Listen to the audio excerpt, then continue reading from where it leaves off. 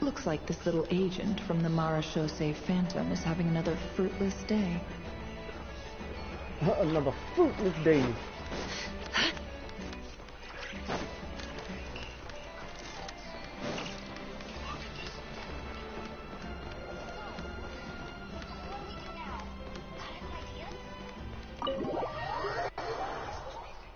Time to continue the story where I left off at, cause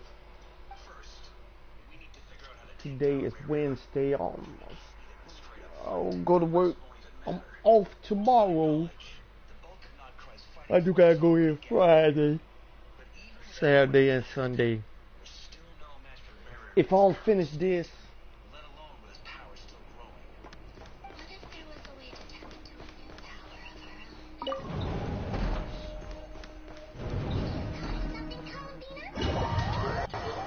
back into the story now.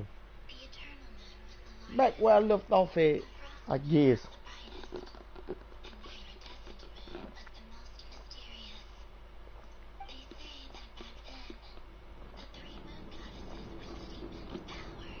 I made it. She made it. I don't recognize this style of architecture. Must be Conrian. Conrian. Simple furnishings, table and chairs. Oh! It's a more ordinary house than I might have expected. Looks like the fearsome Raker of Zulnari came from surprisingly humble beginnings. Unless this passed for luxury in Conria.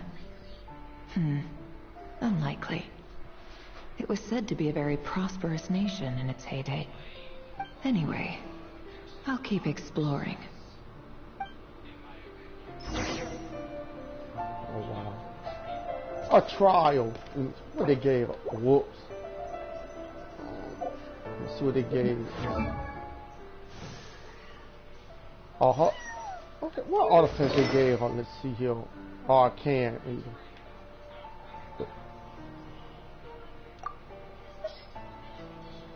New. Wait a minute. I don't like that.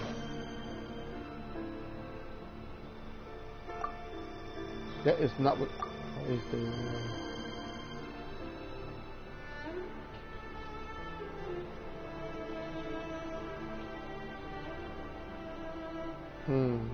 Okay, Night of the Skies unveiling. Okay. Oh, C3.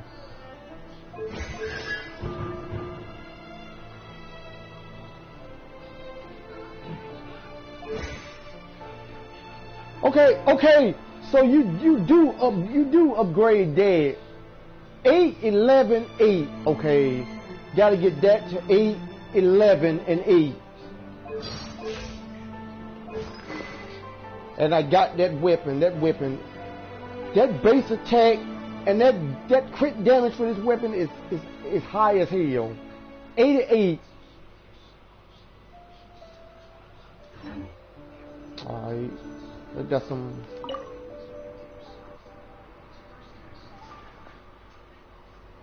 Hi, River. Since you're working extra hours tonight, I thought I'd keep myself busy by checking out that new kebab shop. I've heard good things about their menu. Kebab. I'll test it out, and if it's as good as everyone's saying, let's go back together sometime.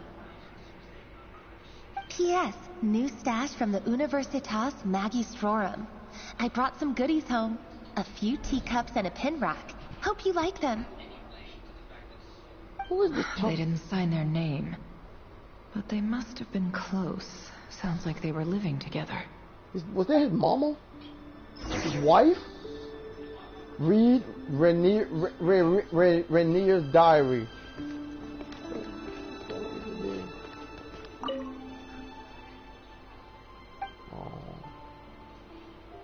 Comfortable life. Journal on the table. The table. I went over to Joseph's for drinks today. They have a fine collection, but I went alone. Felindus was tied up with something and couldn't make it. Joseph asked why I came alone, but I didn't really have an answer. He then went on to ask about other things. If you ask me, someone who asks that many personal questions is too nosy for their own good. But if he invites me again, chances are I'd still go. Felindus. That's the same name Rerir mentioned. Crane imports keep falling. If things don't pick up, we'll soon be back to meat and mushrooms only. Honestly, I'm not a huge fan of that new type of mushroom everyone's been into lately. Didn't it start out as a lab-grown variety? I heard it's even mildly corrosive. Seriously, why would you even eat something like that? I don't care if it's an impressive feat of alchemy. That just isn't the kind of thing I like to eat. Grain has to be imported, and they're eating a diet of mostly meat and mushrooms. Could it be because Conria is underground, so it doesn't get much sunlight? That would explain why they use so much stone in their buildings. They even use alchemically modified strains for food. Seems like the people of Conria don't have many options when it comes to dining. I've just about saved up enough now. Time to buy it and keep it somewhere safe. Making a big purchase. I wonder what it is.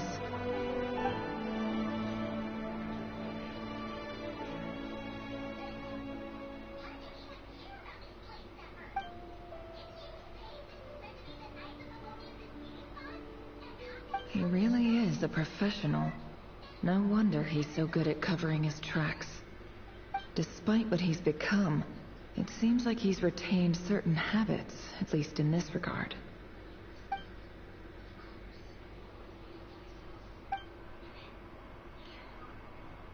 Did Rerir rip it out himself?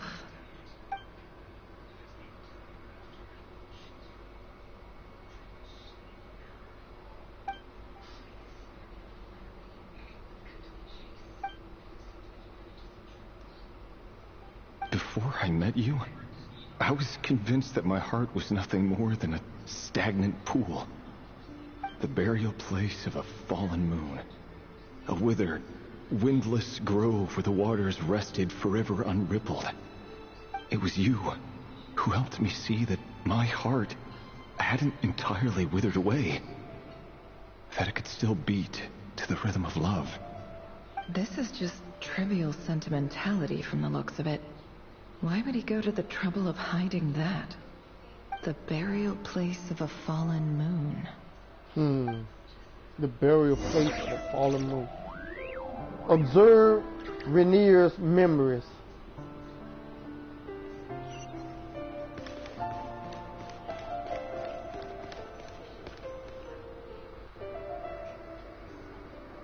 Rerir, over here. Dane's leave. Dane! Oh, and, Vedelson here? What the? What a surprise to see you here, sir. Hello there, Rerir. You need not address me so formally Not gonna outside show of him. court. He doesn't get that much free time, so I invited him over for a drink. Even the court prophet deserves a break every now and then, right? Well, I'm flattered. So, what are we discussing today? Hey, don't look at me. As far as I see it, we don't need an excuse to have a few drinks. Come on, don't give us that. Didn't you say you were about to pop the big question? How's that coming along? Who'd have thought the great Twilight Sword was an even greater gossip? I just didn't expect you to be the first one to settle down and get married, that's all. Yeah. If you told me that a few years ago, I wouldn't have believed you either. So, are you planning to come clean about your job then? I'm guessing you still haven't told her. Sure, I'll have to tell her at some point. But I'll need to pick the right time and place. To be honest, I have no idea how she'll take it. Come on, stop being such a pessimist. For all you know, she could be thrilled. I bet she'll be much more impressed by your actual job than the one she thinks you're doing now. A member of the King's Guard. Quite the cover story. Does the king himself even know? Of course he does. Anyway, enough about me. How have you been? Me? Same old, same old. Nothing much to... Huh? What's up, Ved? It's nothing. Vedifulnir, Daneslif's elder brother. Yep. Renowned throughout the court of Another Conria sinner as of the visionary. Another Said to sinner possess a of wisdom far Conria. beyond the reach of any ordinary man. And yet, despite Along the with gulf you. between us, he seems to have something to say about me. Does he even know me? Does he see me as a friend of his brother, or just another of the Vinster King's blades? Why did he react so strongly? Was it really to do with what we were talking about? I don't know. Brown, curly hair and brooding blue eyes. So this is what Rare looked like back in the day. Perfectly normal. No different from anyone else. Yeah, she As turned to a frightening as demon this monster is in the from present, the abyss. there's something even more unsettling about seeing the human he used to be.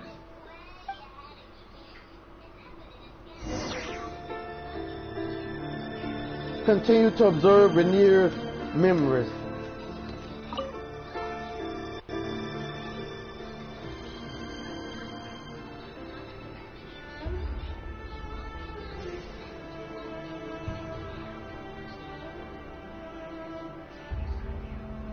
Felindus? You're back early. Our equipment's being serviced today, so I got off earlier than usual. How's your day been? Aw, why the long face? Is something the matter? Has your boss been giving you a hard time again? Went for a drink with Dane and the others after work. Isn't that a good thing?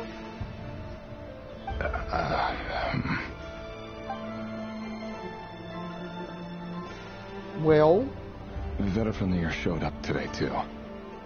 You know, Daneslif's older brother. Ah, Mr. Vedifulnir. Yes, I've heard of him. They say that everything he says ends up coming true. He overheard Daneslif mention that I'd recently proposed, and seemed to have an issue with it. But when I asked what it was, he kept it to himself. So, you're worried? You can be such a child sometimes, Revier. We're nobodies. Why would the visionary be concerned about us? I'm sure someone in his position has much bigger fish to fry. Maybe you're right. You worry too much, Revier. We've been together for ages now, and everything's been going so well, has it not? You've even proposed to me. I knew it. So, you do remember. Tell me then. What's your answer? Like I said, I need some time to decide. Damn. You can't just rush into things like this. We may be nobodies in the grand scheme of things, but if we want things to work out, we've still got to plan ahead. All right. Take your time. Just don't keep me waiting forever. Nobodies. Sounds about right. In the eyes of people like Vedifulnir and Daneslif, what do we matter? Can someone whose gaze is so fixed on a far-flung future even see the present clearly? Besides, the dynasty's fate rests with the king and his inner circle. Whatever I do, it won't make much difference. Meanwhile, every idea they come up with, and every decision they make, it affects everything. These days, the king is lost in his research, and the purge of the Crimson Moon bloodline grows ever more intense. The opposition tried to speak out, but nothing came of it. I'm under no illusions as to why. Because we eliminated them and got rid of their bodies. A man can have 1,000 reasons to carry a sword, but there are few good excuses to use it. Yet the king has never even considered a gentler approach, and he never will. What becomes of someone who kills on another's behalf? A sinner. That's what Find you call true him. peace. Don't tell me he finna do what I think he finna do. Thelindis, I... Don't do it. Don't kill her. It's nothing. You were right. Fate has never smiled upon nobodies like us. But by the same token, it's unlikely to bear a grudge against us either. There's no reason we can't keep living happily together, cherishing the simple joys of each day as they come. See? You just need to stay positive, Revere. Don't you kill her. Feel your warmth, your breath. You're right there, right by my Don't side. kill her. Just seeing you makes me happy in a way I Oh, can't explain. no. And that's something that no one could ever take away from me. So smile, my love. Let go of that frown. You're right, Thelindis. I've just been overthinking things. That's better. Getting caught up about things like this will only ruin our evening. Speaking of which, all set for the ball tonight? I need to go get ready. You go ahead. I just have a few things to take care of, then I'll come join you. Even busier than the big shots, huh? Fine, I'll go get started. But don't be late. If you keep me waiting too long, I won't be a happy bunny. Relax. I'll be there. Seriously, though, you drive a hard bargain. You're really gonna leave my proposal hanging and still expect me to take you to the ball? Well, that goes without saying. I already told everyone I'd be coming with a dance partner. Besides, they're two completely different things. Let's take it one thing at a time, all right? All right. White outfit it is. It seems like Rerir was deliberately hiding his ties to the intelligence services by giving the impression that he was just an ordinary member of the Vinster King's Guard. He clearly doesn't want his would-be fiancée to know about his other life. Then again, that's hardly surprising. People in the intelligence trade rarely do. Who'd have thought we were in the same line of work? Let's dig a little deeper. The same line of work, huh?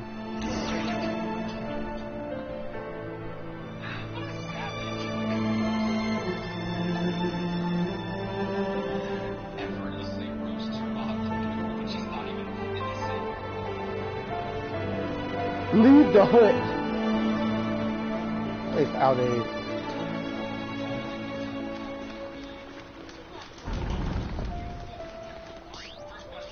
We out. We out of here. We out this Our last sucker. operation was a resounding success, and all thanks to you, Ray here of Solnari. In total, we apprehended 32 dregs of the Crimson Moon, and 67 accomplices. After all these years since the dynasty's fall, so many of them still linger on. Indeed, cannot be denied. Yet it was destiny that the Crimson Moon should be overcome by the eclipse, and that His Majesty, the all-seeing Vinster King, now guides our nation on the path to prosperity. Conria has no further need for a dead moon. But alas, there will always be those who refuse to see the truth, choosing instead to romanticize the past. That's not entirely true. Much about the Crimson Moon era was worthy of remembrance. And that's exactly why they keep trying to see it restored. Many of its secrets remain unsolved to this day. As it happens, that's precisely the field of study my partner is devoted to. You still haven't told her what you really do for a living. Where would I even start? How do you tell someone that you're one of the king's hand-picked executioners? That your hands are steeped in blood? You didn't choose this life, any more than I did. Orphans like us Hey, don't wait a get minute. say. This that darn man. I'll sure as heck be the one to pay for it. Speaking of which, we need to be more rigorous in the way we identify direct descendants of the Crimson Moon. Someone, it seems, has strong opinions about my future plans. Most likely my marriage in particular. I have a feeling that we may soon become targets of the Crimson Moon's retribution. Your concerns are not unfounded. They've taken out many of our colleagues these past few years, and for that very reason. These are no helpless lambs we're leading to the slaughter. They're wolves in sheep's clothing. Take care, Rey here of Solnari. I look forward to toasting you at your wedding. Thanks, Thorkel. You look after yourself, too.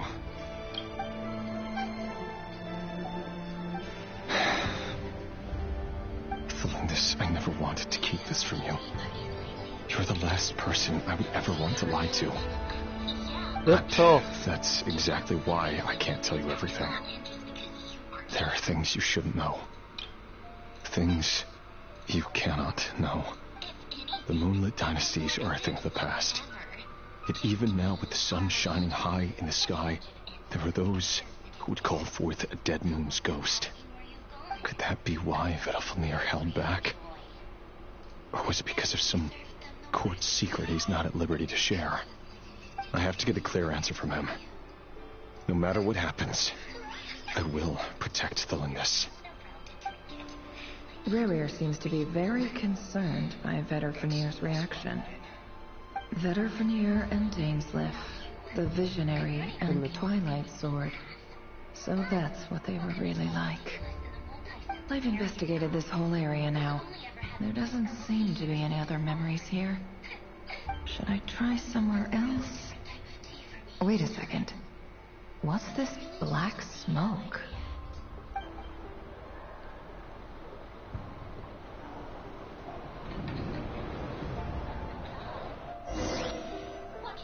Y'all don't... So, he's late after all. Just you wait, Rerir. You're in for it. Big time. Are you waiting for someone, ma'am? Could I tempt you into buying some flowers? Oh, sure. Pick me out a pretty bunch if you would. Thank you. But I'm afraid none of them are as pretty as you. For someone so young, you sure have a way with words, don't you? I'm only telling the truth. Look me in the eyes. You'll see I'm not lying. He got all the Kino eyes. What is this? May we have a word in private? Who are you? And what do you want? It doesn't matter who I am. Too many of our kind have fallen lately, so I decided to take the risk of reaching out. Not long ago, the Rey here of Solnari led an assault on one of our strongholds. We suffered many casualties, and many who came to our aid lost their lives as well. Sorry, I don't know why you're telling me this. And I don't want to get involved. Wait, hear me out.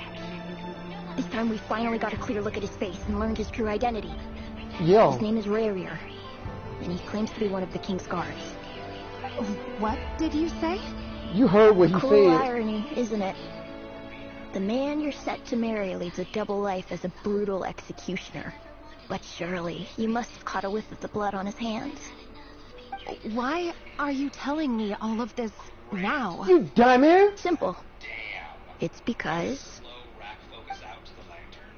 She wants you to kill. He wants you to kill her. Rerir was nowhere to be seen in that memory. It clearly belonged to the Lindis. Rerir couldn't possibly know what happened if he wasn't even there. Why would her memories appear in his fragment? The ceremony won't last much longer. I think it's time to call it a day.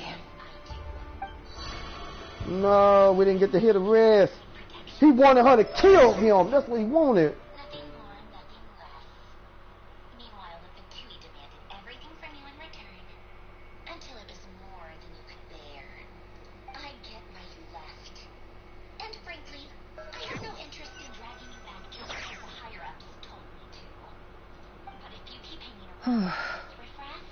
So that was your doing? Did you just pull us inside Rerir's fragment to spy directly on his memories? Any more questions, and I'll have to start charging.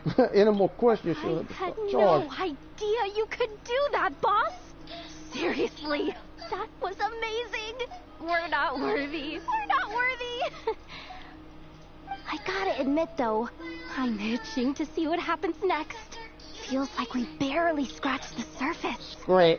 I'm just as curious as you are, but the ceremony only allows for limited time inside. That's all we can see for now. Luckily, we managed to learn quite a lot. So far, so good. I just hope the others are doing okay too. Especially the group with the Traveler. Their mission is a risky one. Let's hope it's all going smoothly. If you're worried about them, go see how they're doing. If I know Boss, she's gonna need some time to write up all the details and make sure it's all coherent. I'll stay behind to lend a hand, but feel free to head back and meet up with the others.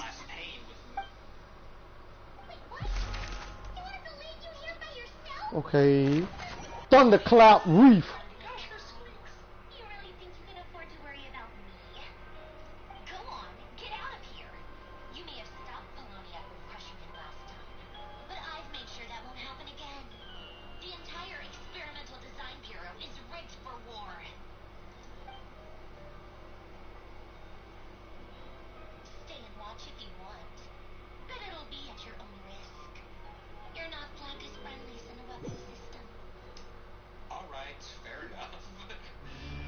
Oh, they've been prowling around for nearly 2 days now.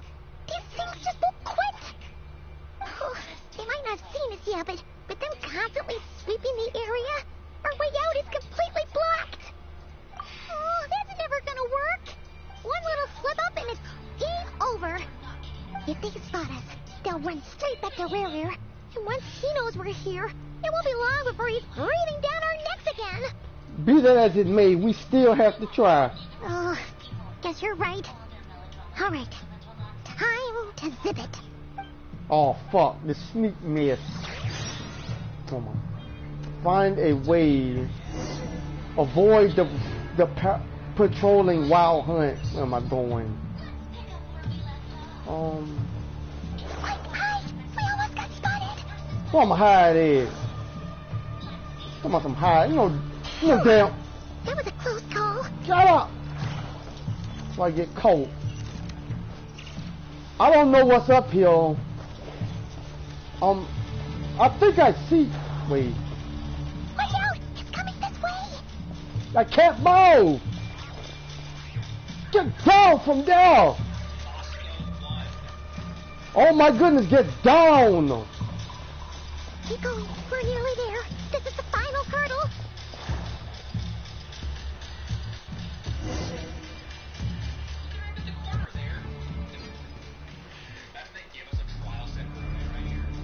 Oh, there's no end to these things.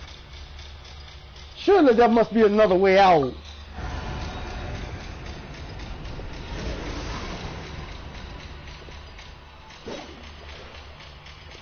Well,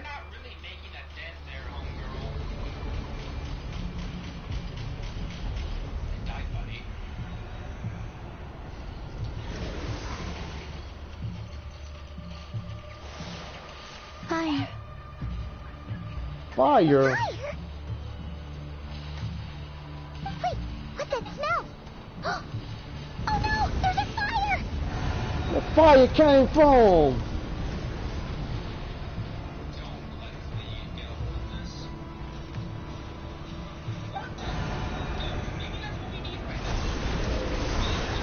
Wow. The wild hunt. What? Arlecchino.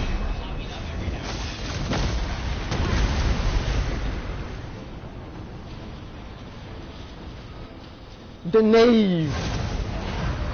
Sandrone was right. You look weak, Columbina. The old you would never have let such lowly creatures bar your way. Word has it that you did something for the Tsaritsa, and that's why you've lost most of your power. Freedom comes at a heavy price, doesn't it? Yeah, it do. It's Arlecchino! You came! Hello again, Columbina. And greetings, guests of the House of the Hearth. It's been a while, Arlecchino. Arlecchino. The knave. Okay. Kavaki Experimental Design Bureau.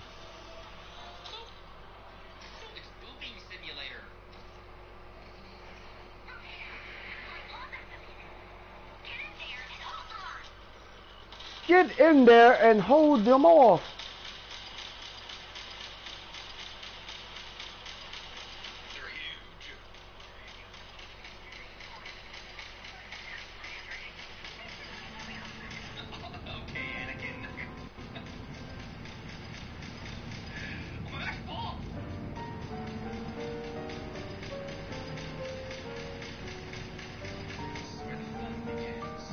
Stupid right here of stupid Solnari.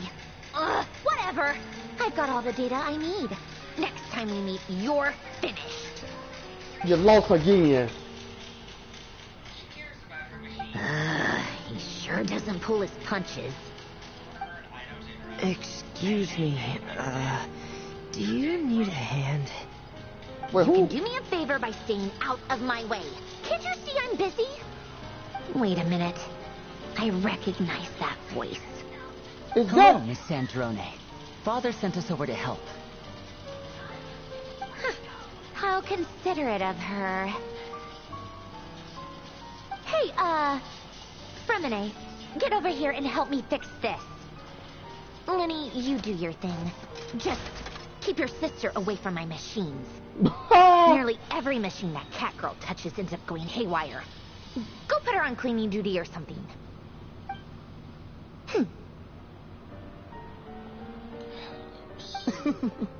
Then let's start downstairs. Fremine, we'll leave this place to you. You've got it. Wait a second. Pretty sure there's still some tea in the cupboard. If you want some, you'll have to make it yourselves. Secret base.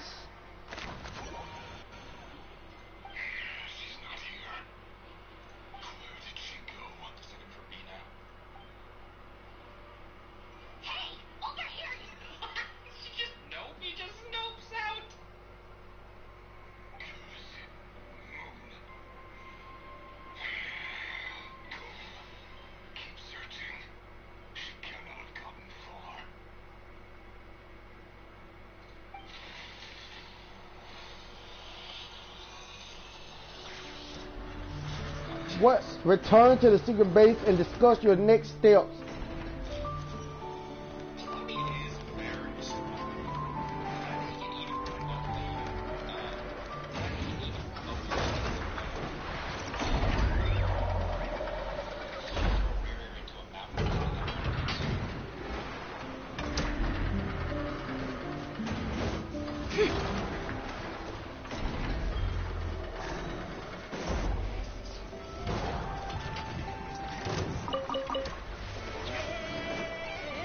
You don't want these problems, son.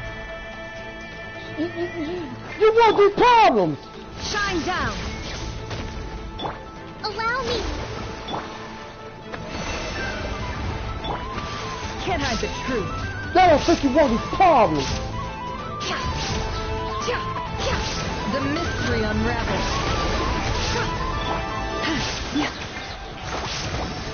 Let's move out.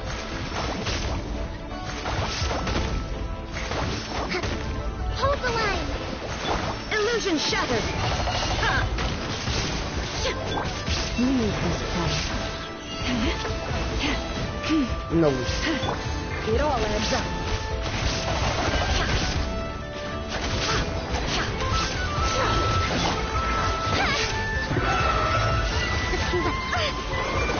Allow me!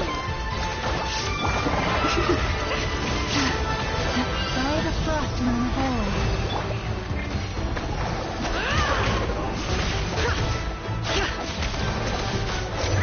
No more lies. The deception ends here. The deception is here. It all adds up. No more lies.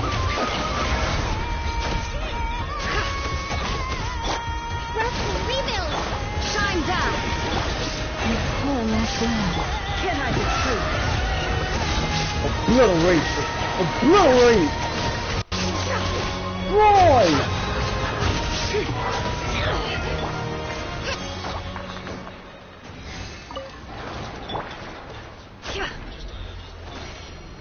Give me that.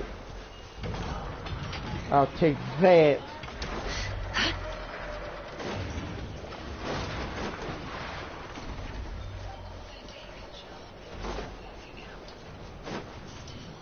I'm pretty sure the cutscene go take away. No man, already gone. It's already gone.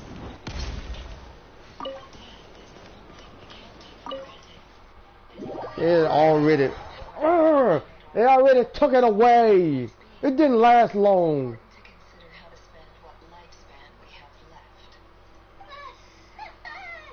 Come on, boss. Damn. Listen up. Quit talking about death. It's bad luck. For once, I agree with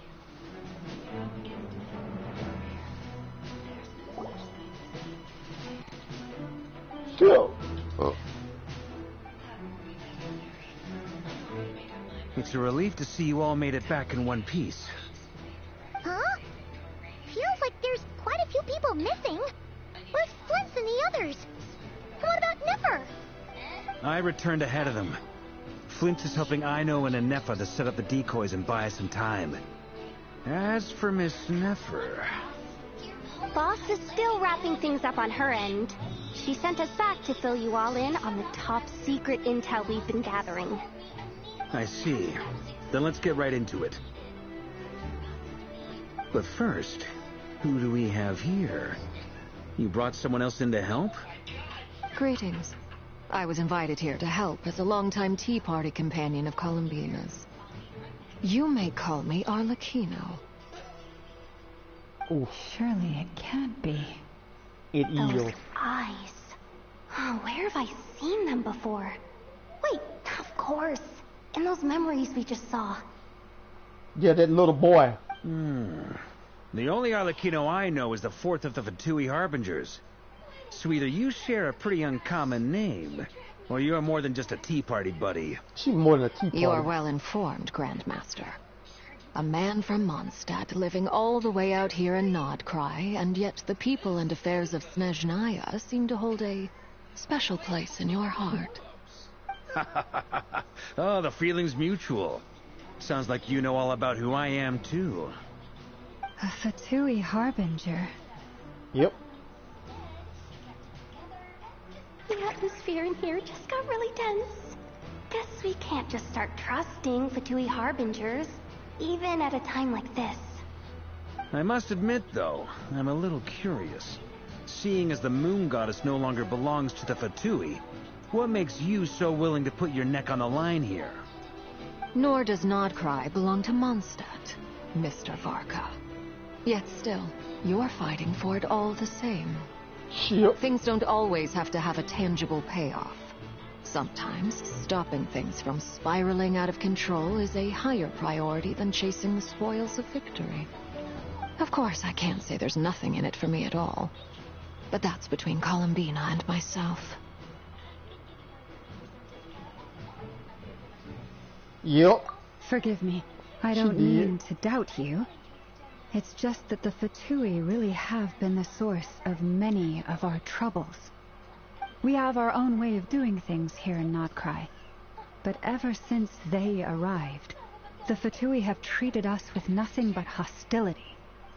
I know there's been a lot of bad blood between us in the past. I've done my utmost to avoid friction whenever I could.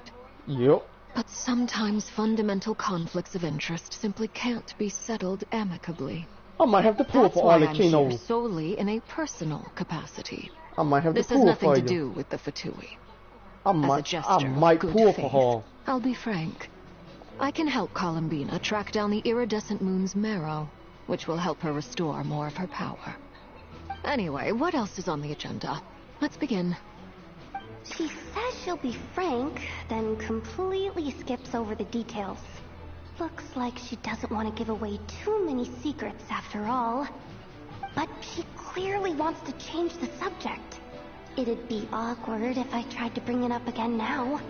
I guess we'll just have to go along with it.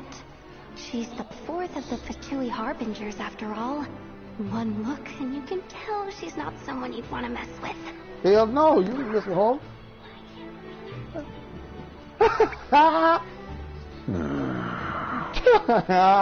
Well, since Miss Arlecchino sounds confident in her ability to handle that, we'll proceed to the next topic. Yehoda, time to share that top-secret intel. Spill the beans. All right, listen up, everyone. First, we now know that Rerir was originally a Conrian secret agent whose primary mission was to hunt down and assassinate the so-called Dregs of the Crimson Moon. Yep. The Dregs of the Crimson Moon? Dregs. In the memories, there was a lot of talk about the Crimson Moon and Eclipse, and a whole bunch of other stuff from the time of Conria.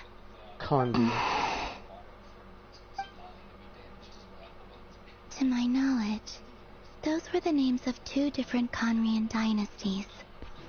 Long, long ago, it is said that the people of Conria worshipped the Crimson Moon, drawing a mysterious power from its reflection. But one day, a coup saw the Crimson Moon eclipsed, hence the name of the new dynasty that replaced it, and how it became the new emblem of Conria. Still, long after the Crimson Moon dynasty had fallen, the last ruler of the Eclipse dynasty, the Vinster King, still coveted the secrets it left behind. So, he sent the Rehir of Solnari to secretly hunt down the Crimson Moon's few remaining followers. In those days, Rerir showed no signs of madness. In fact, he was as normal as any other person. Oh, and he had a fiancé, or at least a would-be fiancé, called Tholindis. Tholindis? What's the matter? Just after Rainier regained his body, he called out that name. Yeah, he did.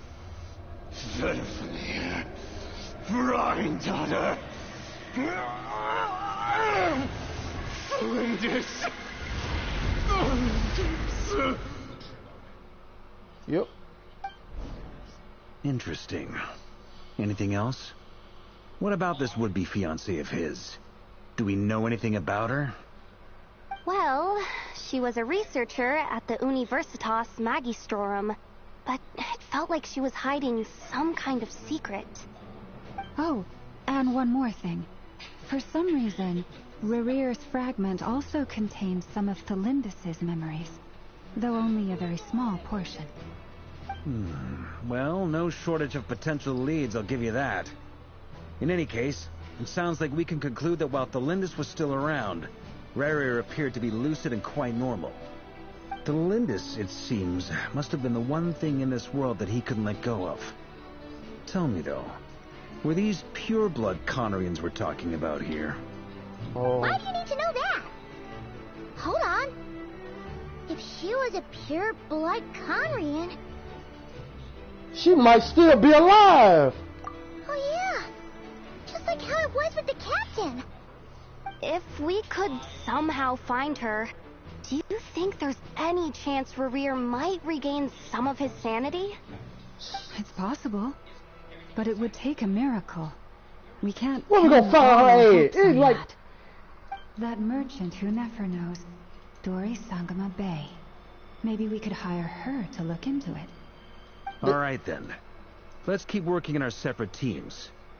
Traveler, Paimon, Kutar, and Miss Arlecchino will go look for the iridescent moon's marrow. Okay. As for the others... On the way over here, I noticed that the wild hunt monsters had grown even more frenzied in their search for Kutar. At this rate, the people living here will be in grave danger too. So I'm thinking of gathering together some of our followers to go wipe them out. Yeah, give them I'll heal. head back to the curatorium and meet up with the boss. Feels good knowing we've all got something to be getting on with. Alright.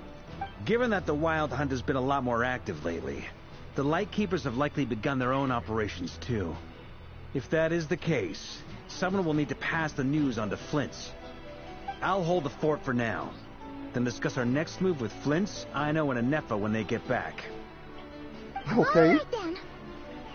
Well, the clock's ticking. If that's everything, we'll be on our way. We'd better get moving too. We'll try to buy you as much time as we can. Relax. Just do your thing. Now, I decided to call in some backup since things are getting so hairy. Our reinforcements should be here any minute now. Who the reinforcement? Stay safe, everyone. Dismissed. Who is the reinforcement? Is it Diluc? Is it Jean? Who is this reinforcement? Oh, it is. We're back. Did we get here a little early? Or a little late? Late. A tad late. The others have already set off. To summarize, our resident moon goddess has found us a new ally, and Boss Nefer has uncovered some promising info. Everything going smoothly on your end? Not great. I don't know how long we can stall them for. The decoys are getting taken out way faster than we imagined. I'm gonna make some more later, but I need a timeout first. I'm so tired right now. Oh, right. Inefa, could you fill in Uncle Varka on what we just discussed with Flint's? Sure. Uncle Varka, you previously told us about how when you went to investigate a source of the Wild Hunt in Amsvartnir, you discovered that it was just a diversion. But according to Flint's intel, several outbreaks of the Wild Hunt had already occurred in Krai in the period leading up to that. That was before Rerir had regained his body, when he was far from regaining his full strength. In other words, in theory at least, he still lacked the means to act in two places at once. Flint's, with everything that's been happening, the Lightkeepers across Krai are rallying to fight back against the Wild Hunt. They're gonna need your help. I know, I'm sure you're capable of coming up with something far more effective than decoys. But for now, you should stay here and get some rest. Inefa and I will head back over to Amsvartnir to see if there's anything I missed. I told you Uncle Varka would say that, didn't I? A deal is a deal. Not a word about my snack intake for the next week. Database updated. Reliability of Aino's predictions increased. What does that mean? They were betting on how you'd respond after hearing their intel. It's the obvious choice, isn't it? That's hardly worth betting on. We already decided that Inefa should go investigate the situation over at Amsvartnir on her own. You might as well stay here and keep watch. Someone needs to hang back and oversee our strategy meetings. And besides, you still haven't fully recovered from ambushing Rerir. So I've ended up with the easiest assignment. Well, I appreciate it, everyone. See you when you get back.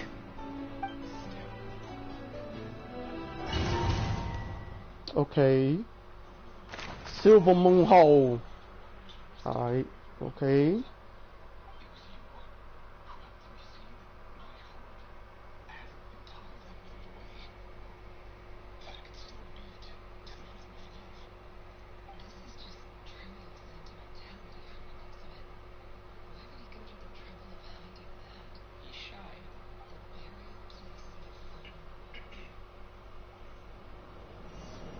Go to the place the knave mentioned.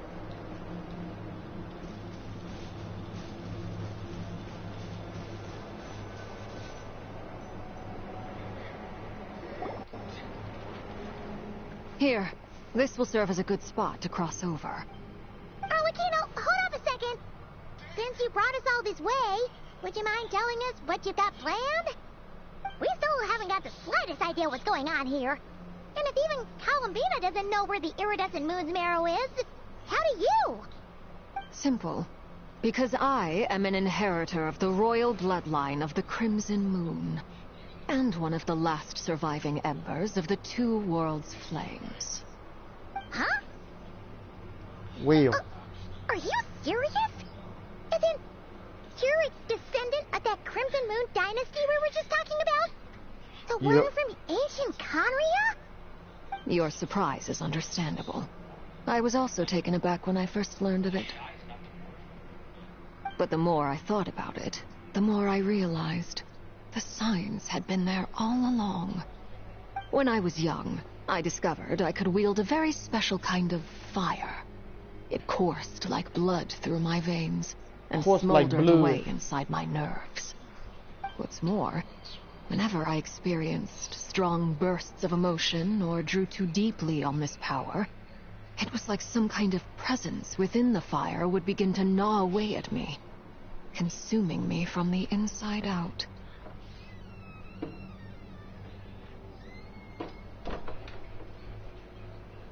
Your hands. Exactly. That is why my hands are like this, too. At first, I saw it only as a curse, but once I became a harbinger, the jester apprised me of the truth. Together with my own investigations, over the past few years, there are several things that I have gradually come to understand. For instance, take the so-called Crimson Moon.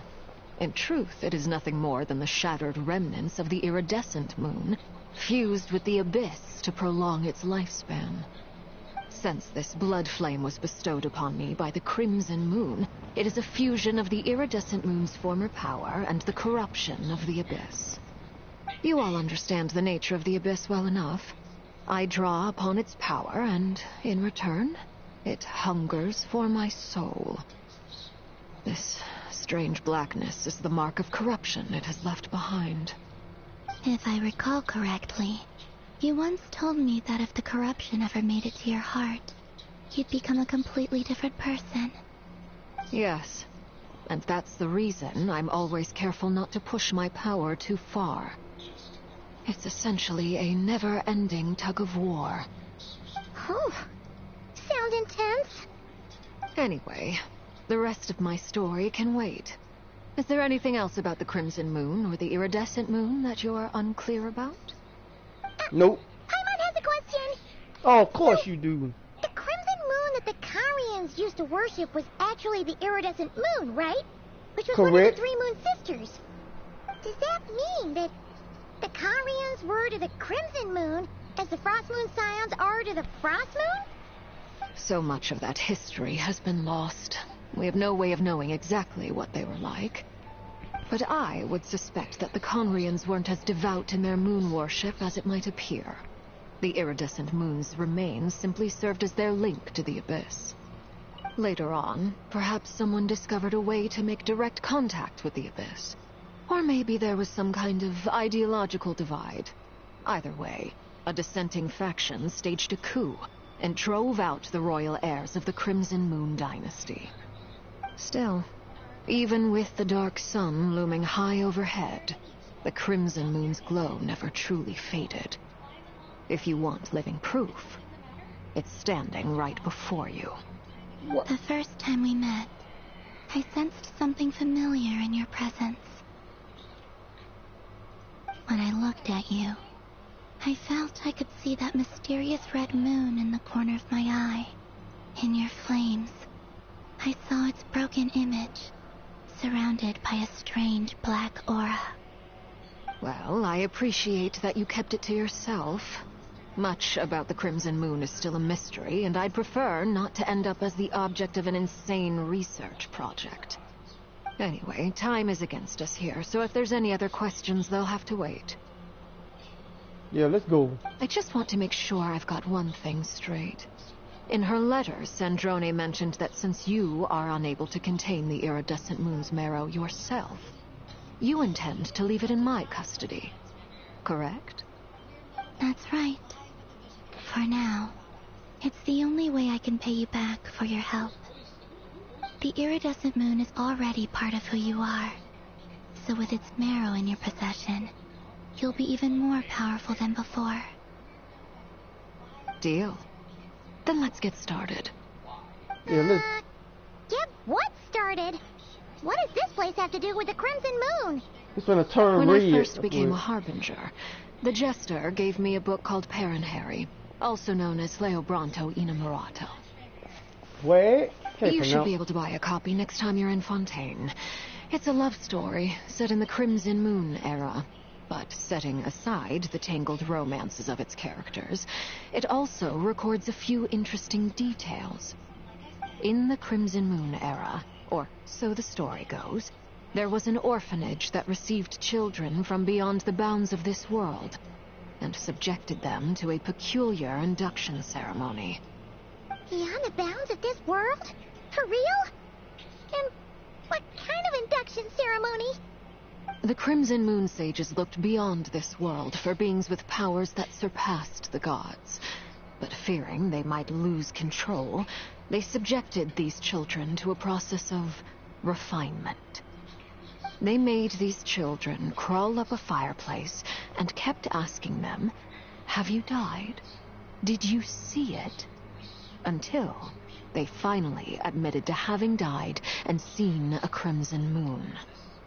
The adults embraced the children who passed the ritual, telling them, "Within the fireplace, you have traversed the flames between two worlds. Here and now, you are born anew."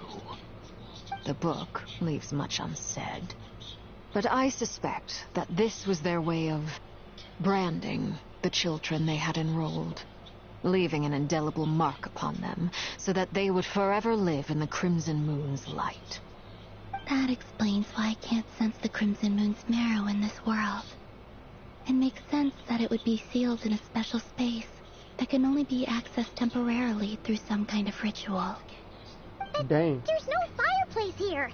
Do you see a chimney anywhere? Oh, are we supposed to build it ourselves? Okay, fine. Paimon will go find some bricks. No. That won't be necessary. The fireplace is purely symbolic. The key to the ritual is crossing the flames between two worlds. In other words, the flames that burn within me. So we gotta go in Burned you. away by such flames leave behind a kind of ghostly afterimage in the world. In the days of Conria, people believed they could be used to bridge the gap between the two worlds of life and death. In short, I can open a passage to that space for you. That's the easy part. The catch is I'll need to stay on this side to keep the passage open, so I won't be able to come with you. Once you're inside, you'll have to find your own way. Understood. Very well. Then I'll open it up. Open that Traveler, motherfucker. spare me a little more moonlight if you would. I may need it.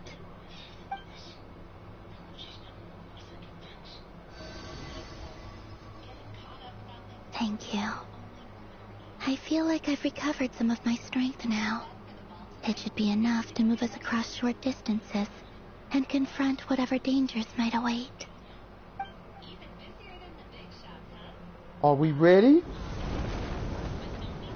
Wait, we already said we was Mistress ready. of the seven hues of ages past, great mother of the present, crimson-clad sovereign of the two realms, by fire severed, by fire renewed, I offer myself now and beseech your descent.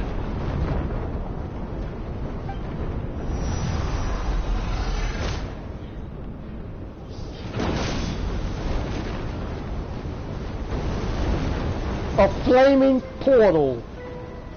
A portal of fire. Oh man, that looks terrible. That look badass. One word of advice. As you're crossing over, no matter what voices you hear, do not answer. Got it. Do not answer. I sense a sinister gloom inside. Sinister But indeed. also the familiar light of the moon. I feel that I am about to meet an old friend who has changed beyond all recognition. An old friend. All right, let's go. What old friend? Is we gotta only. Okay, well.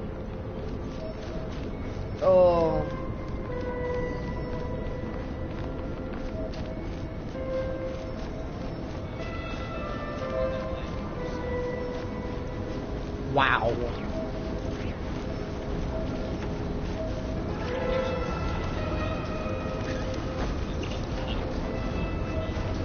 Okay.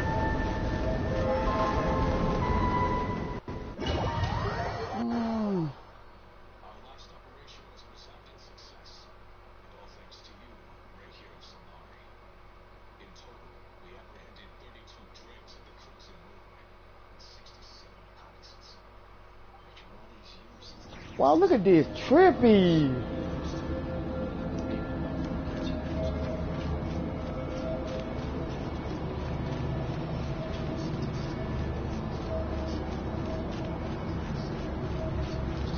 I sense your presence and grant you death and rebirth.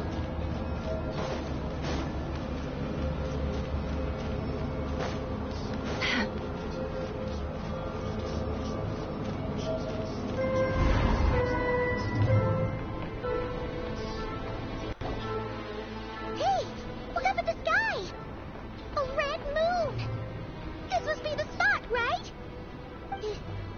Is that the abyss? It's practically filled the entire place. What now? We light their asses up. That's what. What a tragic sight. Fragments of your broken body, seized by the abyss, and hung up aloft like mummified remains. Iridescent moon, was this truly what you wished for? Let's keep going and see what's up ahead. Careful. There's something spooky about this place. Feels like something is lurking in the fog. Look, Haimon's right behind you. Whatever you do, don't run off without her. Oh. By the way, Kalumbina, didn't you tell us that the iridescent moon had shattered into pieces? The moon up there looks pretty whole, Haimon. How is that possible? Oh, party said I don't need to do that. What the hell? What just happened?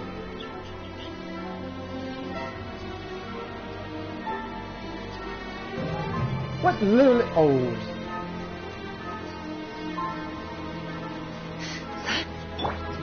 Hold on!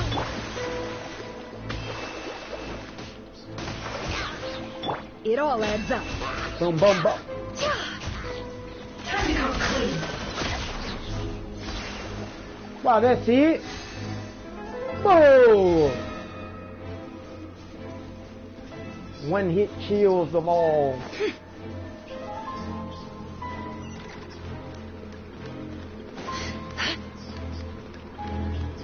Just like I thought. It was only a facade.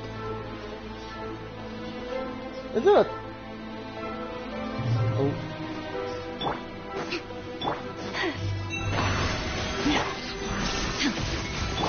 Rusty, leave it! Can't hide the truth. Drop dead.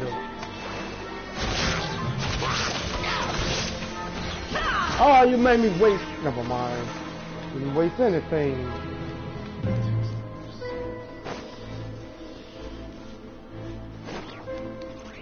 Oh.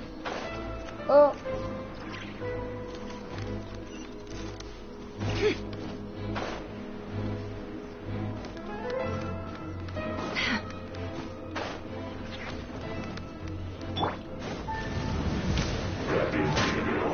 Allow me!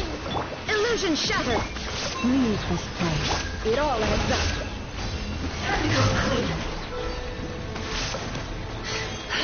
Time to go clean.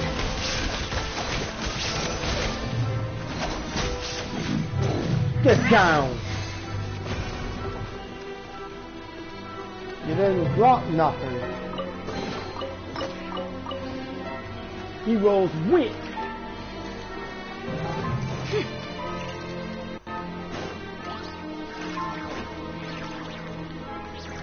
Is there any more treasure chest? What did I use? That is not right. Never mind. I forgot I got that equipped. Huh? So the iridescent moon's marrow is up there in the sky. Huh? For real? That's way too high. There's no way we'll be able to reach it. You had to be able to fly. No. I'm not sensing anything up there. It's coming from under the mountain. Under them. See? Ah! There's some kind of weird shadow over the water. Wait, see that? Looks like a mechanism of some sort. Let's check it out.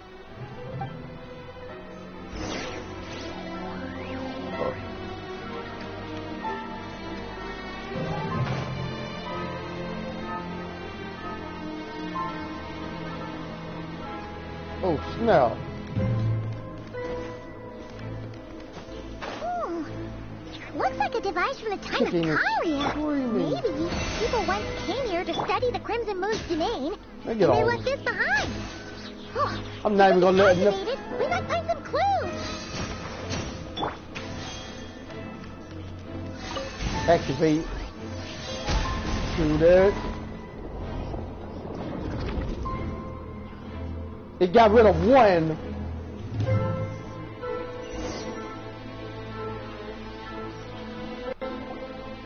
Hey, look at that! Now that the mechanism's running, the shadow in the water looks different. Do you think these mechanisms might be the key to unlocking the secret? Let's try to find more of them! Thalindis, we'll leave the rest of the research in your hands. We'll be heading back now. What? I hope this isn't ruining date night. Say what? Mind your own business. Just leave me some snacks on the table. What the hell? Is that Rear's girlfriend? How come we're hearing her voice here? Oh, yeah. So, do you think she was studying this strange space all along? I don't know what she The was abyss doing. has made this space extremely unstable. Bunch of Maybe liars. that's why some of the things she said and did were preserved here. Like echoes. Or after images. Whenever I see this view, it takes me back to a poem from my childhood. Didn't she tell us not to listen to this? Waning moon, oh lifeless damsel, weeping on the mountain crest. Mourning still in wistful tone, her fragile soul now laid to rest. For me, of all people, to be here investigating the mysteries of the Crimson Moon space. Is it a coincidence or something more?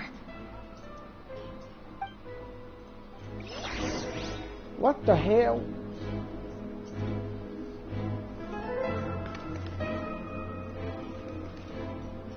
Gotta find. Oh.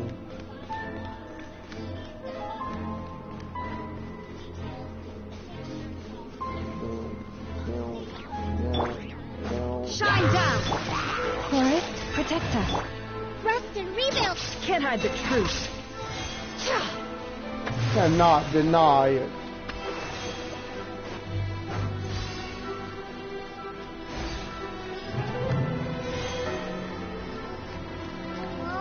Looks like the abyss has messed up this mechanism.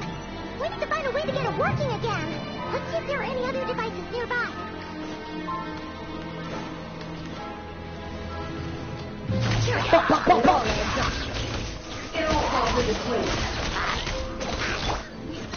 The this. There is no Followed escape. by this. Followed by. Roar.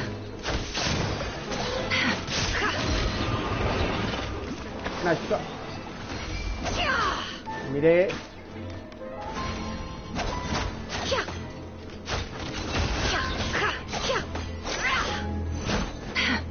There was not a cat run. Illusion shut. Allow me. No, that ass. Leave this place. That ass? What that ass gonna do?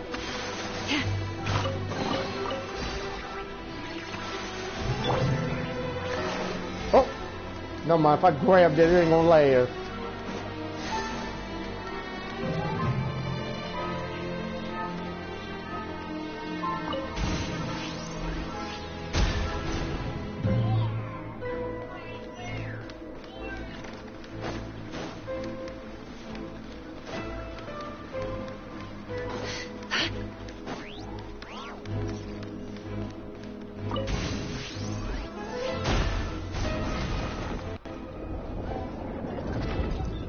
It's still one more.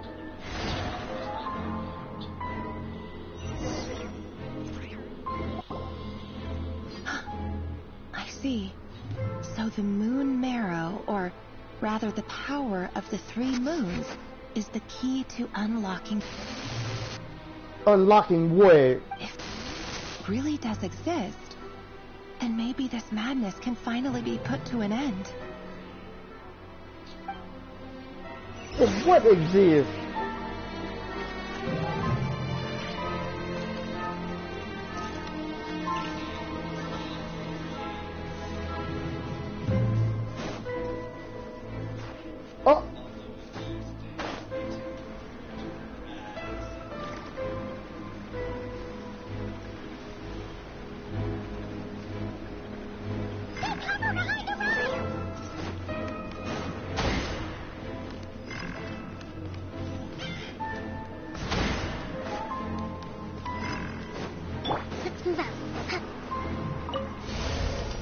purify.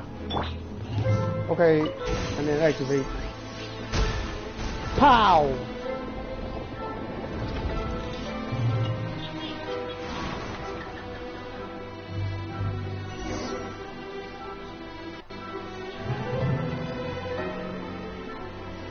With the Abyss inhibitors in place, I should be able to access the chamber with the moon marrow. Oh, Revier, with every step you take, you're drifting further from what you truly desire. But you're not the root of the problem. Ever since that outsider set foot in Conria, the Vinster King has sunken deeper into madness. Outsider? Hey, wait a second, come on, Only I could get my hands on that outsider. Oh. Oh no. Oh, thought you were coming. Hey look! The moon's reflection is back to normal! Lindis's voice mentioned a chamber with the moon marrow. Do you think maybe it's hidden in the moon's reflection? Man, I don't know. It must be. For within it, I sense the fragile aura of a dying soul. A dying soul, There's no time to lose! Let's go!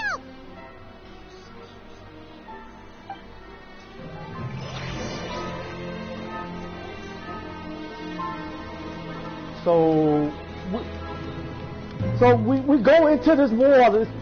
We go into this purple water. No, hell no. I'm gonna use Kokomi too.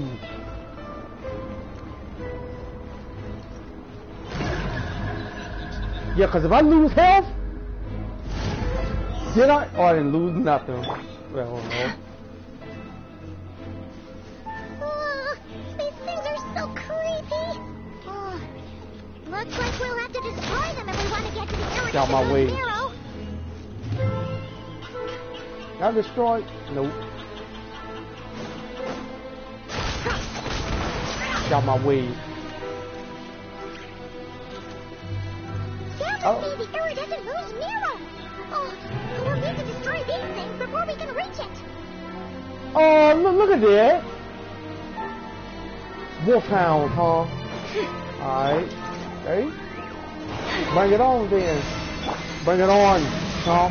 Trust and rebuild. No more lies. Rah! Goodbye. Then you're clear. Can't hide the truth. How will you wait?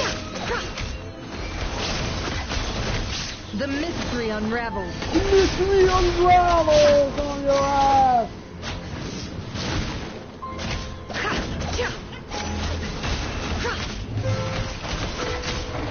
Oh! Hold the line.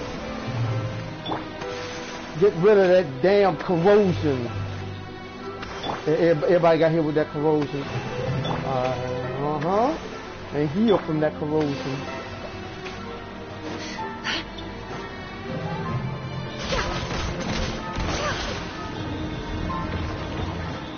Up and up. Wait, can I go? Let me up. I can't climb this.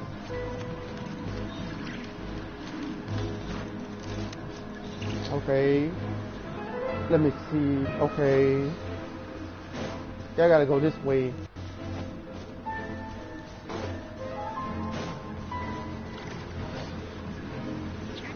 Hey! You poor Lawson. No more lies. Take it out!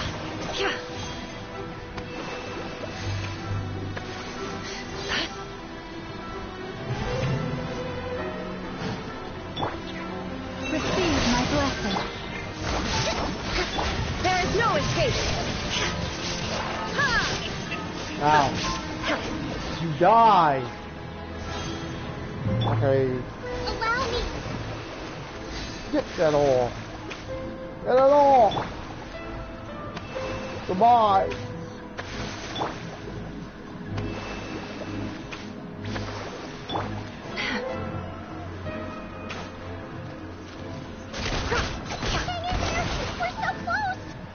Oh, where the last one is?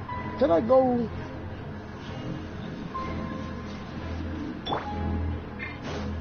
Oh, the really put me on cooldown. Illusion shattered. Forest, protect us. Can't hide the truth. Yeah, yeah. Let's see what you're made of.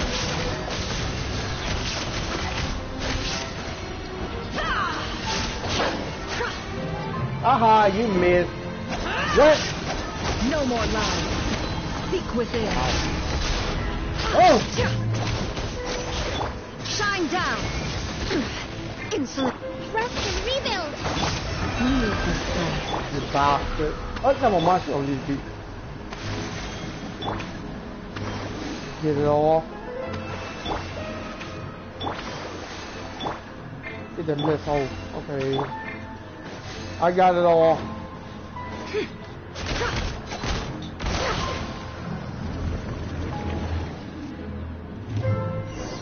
The corrosion can't do anything to me.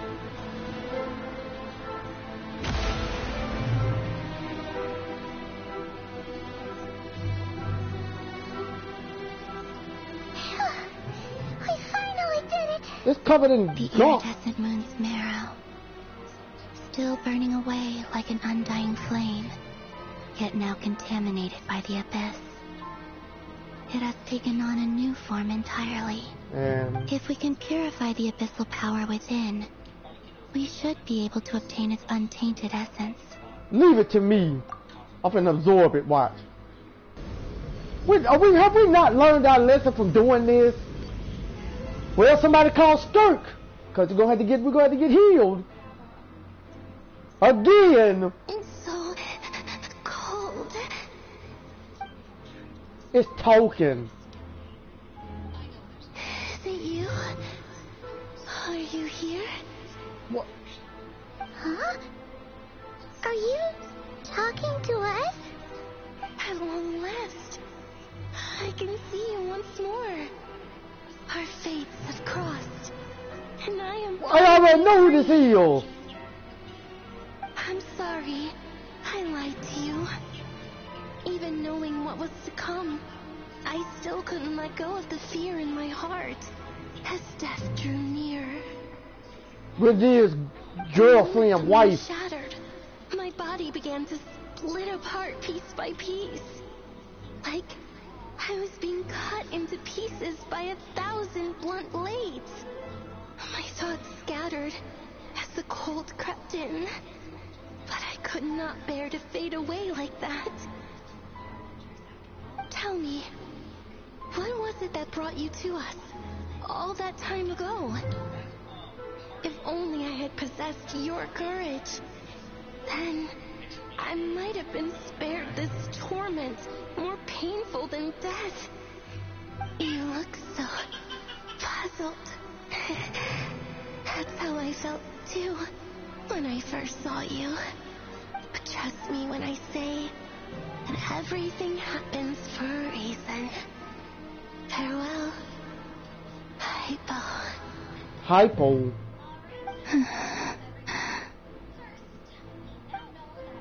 What was that all about? Was that the goddess of the iridescent moon? It sounded like she was speaking to a long-lost friend. But none of us have ever met her before, right? I don't know what the hell going on. She took me for the goddess of the frost moon she once knew. For a fading soul like hers, our auras must be too similar to tell apart. But anyway, we've got the iridescent moon's marrow now. That should help you regain your strength, right? Alright, time to leave this place and meet back up with Arlecchino. Let's go! I don't think it's gonna be that easy. I don't think it's gonna be that easy. I don't think we're gonna leave. I don't think we're just gonna leave. That's odd. This place looks different than when we came in. Waning moon. Huh? Oh, lifeless damsel. Oh. Hurry!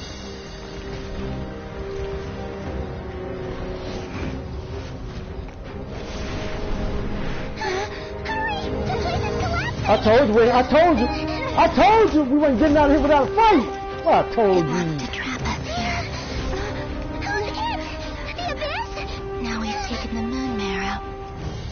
left here is a dark well. It will show us no mercy. Gotta get out of here. Gotta get out!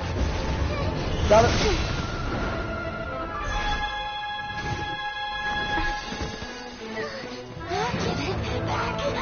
Oh, hell no. Your marrow is my marrow now.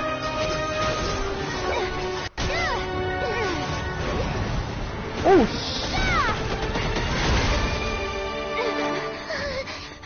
Finally! Huh? Oh no! The exit's blocked! They're back! Now what do we do? This is where you fall. oh, Witness my ride. Obliterate. What are you waiting for? Get out!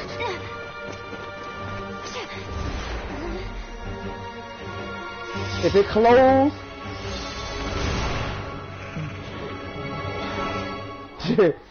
did we make it out, or are we still stuck in here and gotta fight now? I think we got out.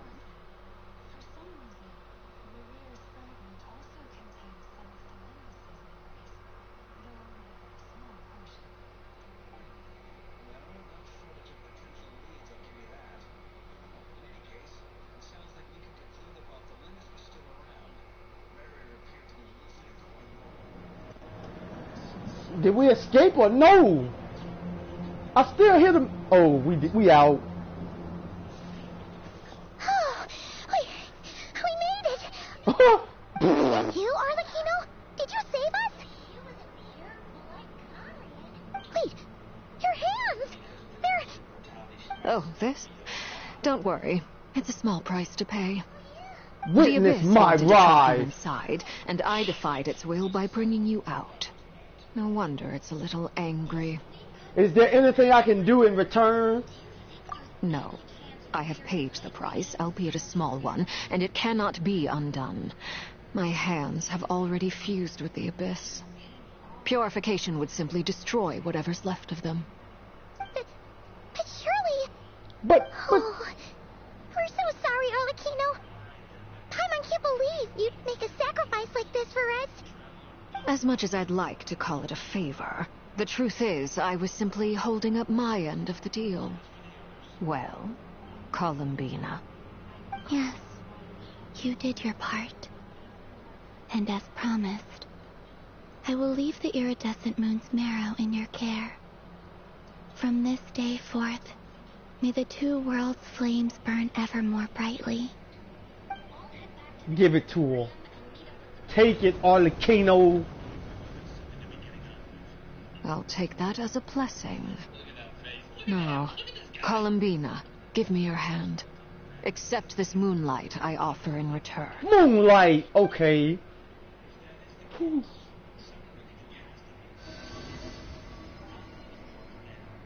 Moonlight.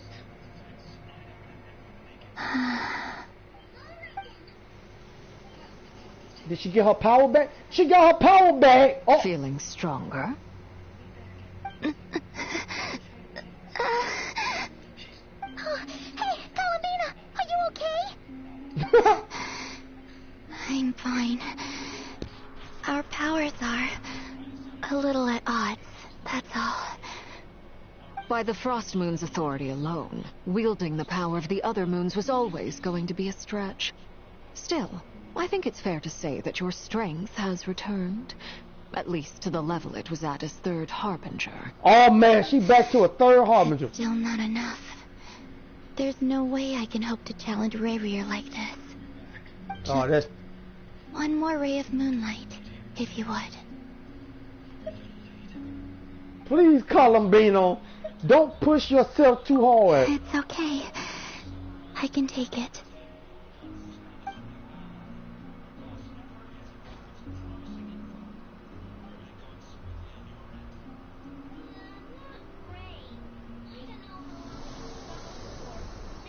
She grows even stronger.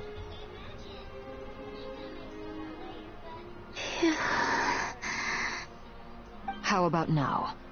Fighting fit? Fighting fit? At the very least, I won't have to stay hidden like before. Uh-oh. I want to see him gone from Not Krai. The Ray here of Solnari and his wild hunt must be sent back where they belong. Yeah, they must. Well, it's good to have something to aim for. You certainly seem more alive now than you did earlier. When I first met you, you didn't strike me as a ray of moonlight. More like a wisp of fog drifting in from who knows where, ready to scatter at the first sign of a breeze. Damn. But now, you're full of vitality. Just like the frost moon, once the brightest of them all. May you keep shining, Columbina. This is who you are. Thank you. Look after yourself too, Arlecchino. I know you have plans of your own, and that's why you're always seeking to grow stronger. But whatever you're after, don't let the Abyss take a hold of you.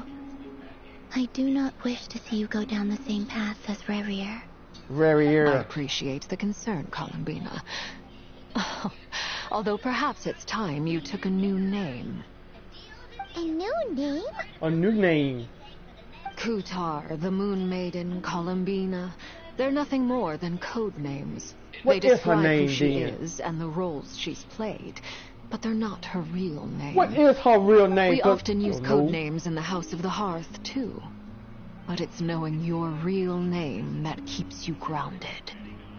Up till now, you've been living a wandering life, so you've probably never really cared. All I'll say is this. Once you've defeated Rerier, give it some thought. All right, that's it from me. I'll get you back safely first, then go meet up with Sandrone. Sandrone. You're the best. We'll be sure to return the favor. I appreciate the gesture. It speaks to your good character. Anyway, let's get going. There are more urgent things to do right now than trade compliments. Trade compliment. Song of the Welkin Moon Part 3 complete.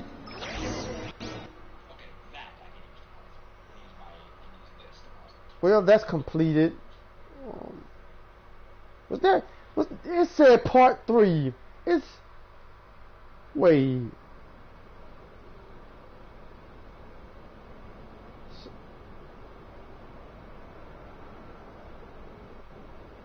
So that was it?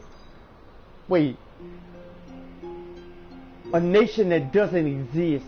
Oh, it's more. All is foretold. Wait a minute.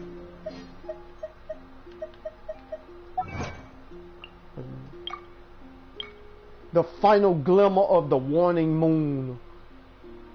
Or the waning moon. Warning. I don't know why I said waning.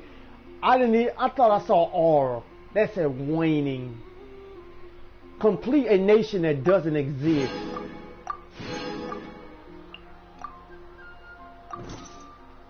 Was that? Hold on. That wasn't the damn thing. Why did I go to this? I was supposed to went to events. Are like a... Let me see some. Hell.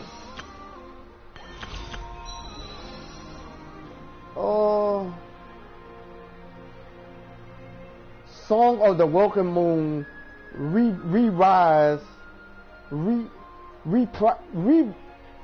Rise now available. Ah, shoot. Go down. I got 40. That thing.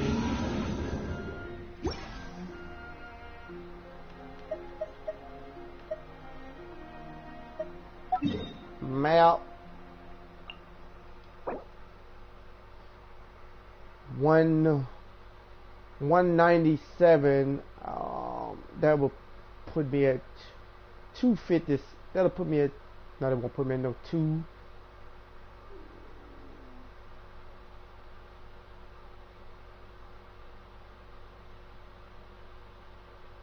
Yes, it will. But that still won't be enough. Should I continue? How long is this? It said, because once again, I don't want to finish the story just yet. When I'm trying to do something. Lost, forgotten, voice line.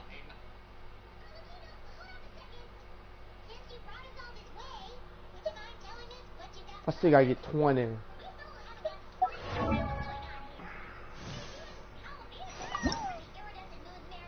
Yeah, I still need 20.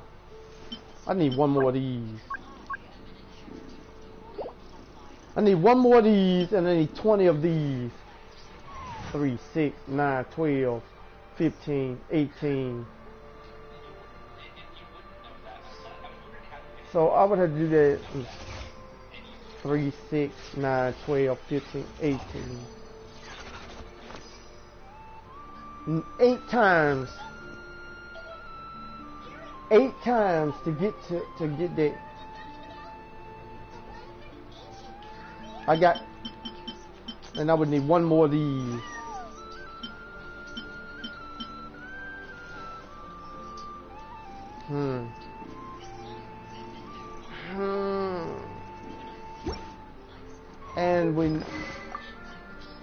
And I gotta do this. I also gotta do this. Wait. Oh, just 2 still.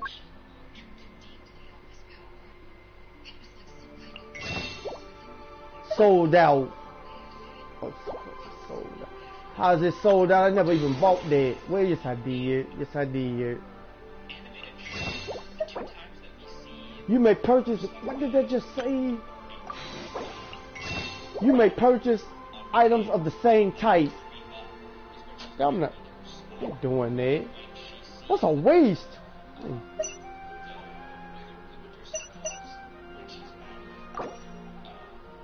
Yeah, I'm not doing that either. I'm not wasting that. I don't want to make a wish. At least I don't know what I'm doing right now. I will not do that.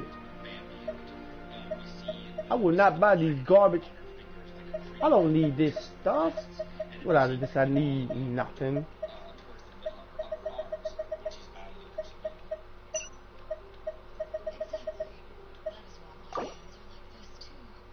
Yeah, I'm not doing that either. Because, yeah, you can only get. I don't need man. I don't need wishes. I need I need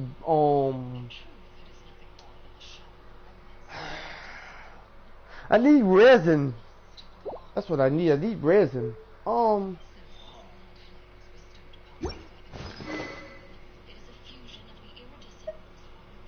Yeah, I would not get her that. I need resin. Resin. I'm gonna have to buy a bunch of stuff. Either I'm gonna have to buy top art, or I'm gonna have to buy the welcome not the welcome pads. I'm gonna have to buy I'm gonna have to buy the Genostic him. I'm gonna have to buy this. This is $20. I'm gonna have to buy these. I'm gonna have to buy both of these. Cause I need 5 of these and 5 of these. But you don't get 5 of these from doing that. I gotta freaking. But if I buy the 100, I can level.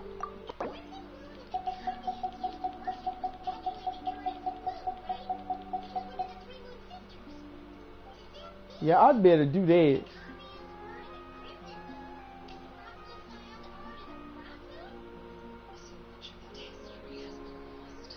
I'll get 36 red books, 42 purple books, 4 resins.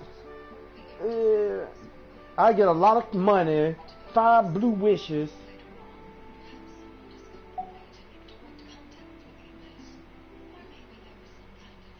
Yo, I would have to buy what's called the first one, because you get more than that.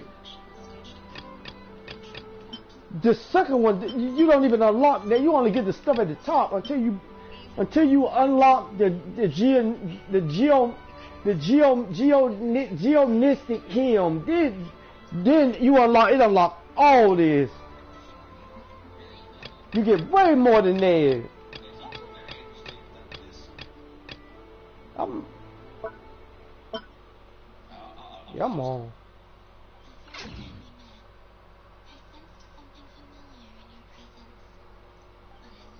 Do you know how much resin I can get if I buy all 10 of them? That's 60 times 10.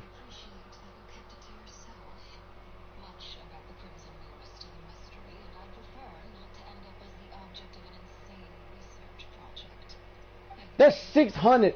That's 600 resin. Bro, if I can't level up a character at 600 resin, then we got a problem.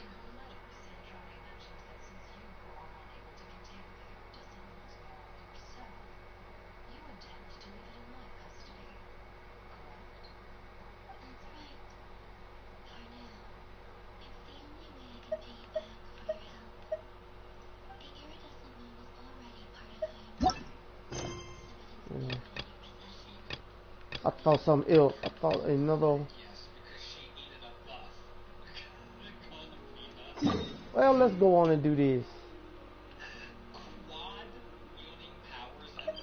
Cause I ain't doing nothing else. I hope this still.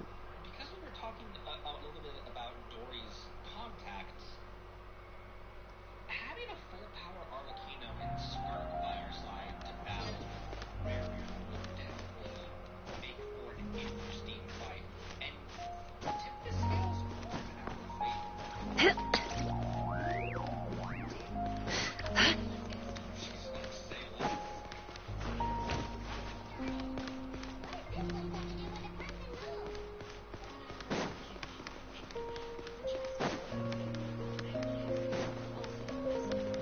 What in the... Bro. Didn't I just... Oh. What we get? No. Well, get 3 books. 1 wish, which is unnecessary. They give it to me. I did not. Okay.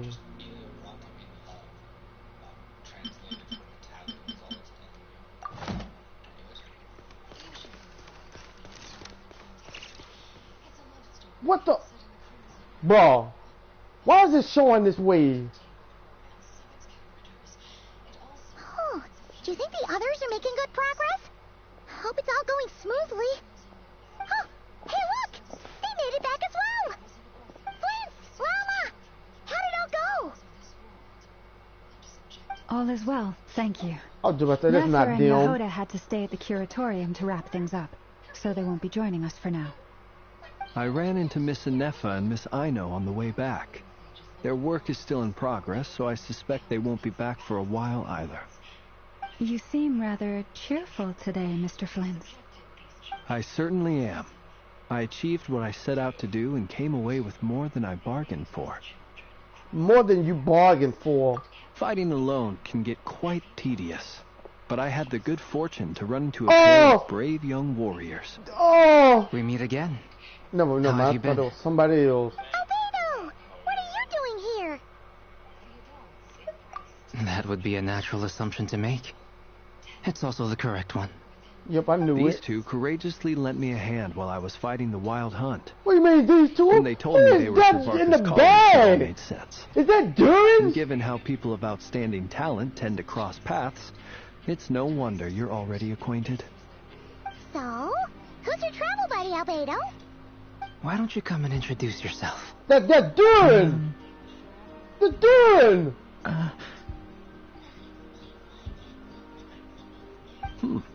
A gentleman of few words, I see, and a rather stern countenance.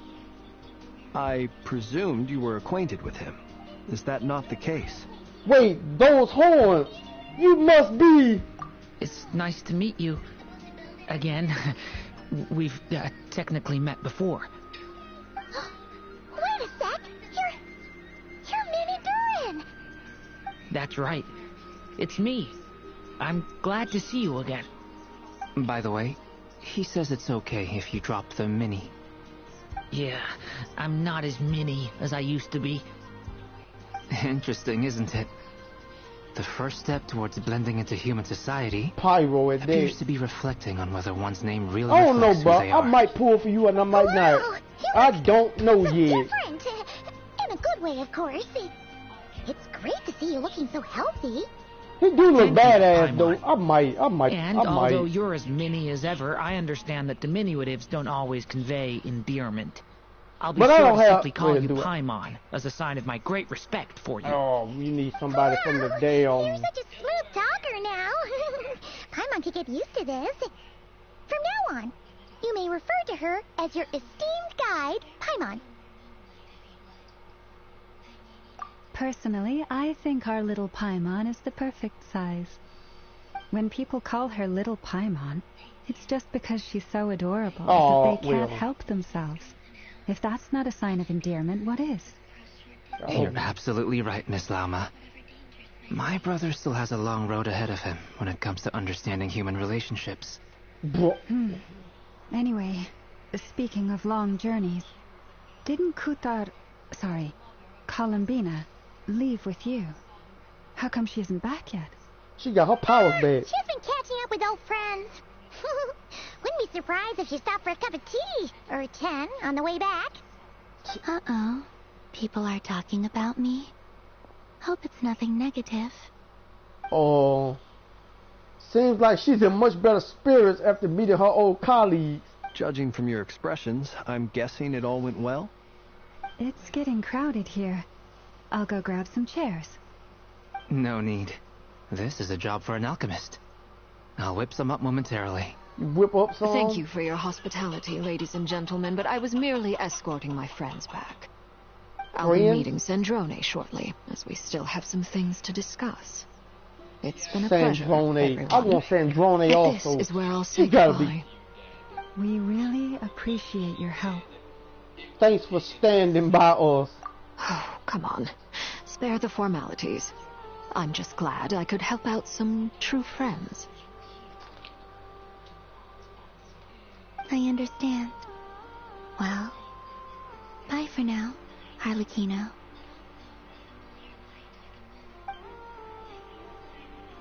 But this thing would. Oh, this place is hopping. It's probably a good thing one of us left. Otherwise, we might not fit all these people in. Are you saying we're about to run out of chairs? As a matter of fact, I am. Come in and see for yourself.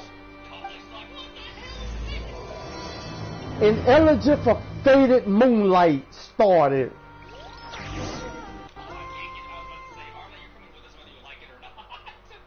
I wonder who all in there.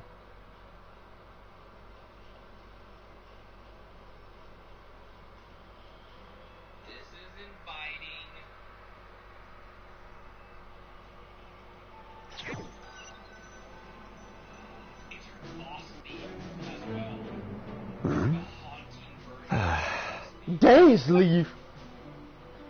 Is he voiced though? I overheard your little chit-chat outside, by the way. With Miss Columbina's colleague gone, we should be back to the original crew plus the other colleagues I brought in. You brought... Though, it looks like we have another new face. Someone else managed to rope in a colleague, too? Frankly, you and Paimon are the only people I know here. Oh, he got his voice back. This here is Deanslip, colleague of Tibet's greatest guide, Paimon, and greatest adventurer, the Traveler. Well, not exactly colleagues, more sort of friends. When someone else jumps in to do the announcing, you know you're speaking to someone important. Let's hear what he has to say. Note to self. Once Paimon knows your name, the rest of the world will soon follow. When he comes looking for us, it's usually something important. Paimon's guessing you've heard about the Wild Hunt, then. From the looks of it, you're about to hold a meeting. If I were to say that the Wild Hunt is our mutual enemy, would that earn me a seat at the table? Yes, it would. As the saying goes, the enemy of my enemy is my friend.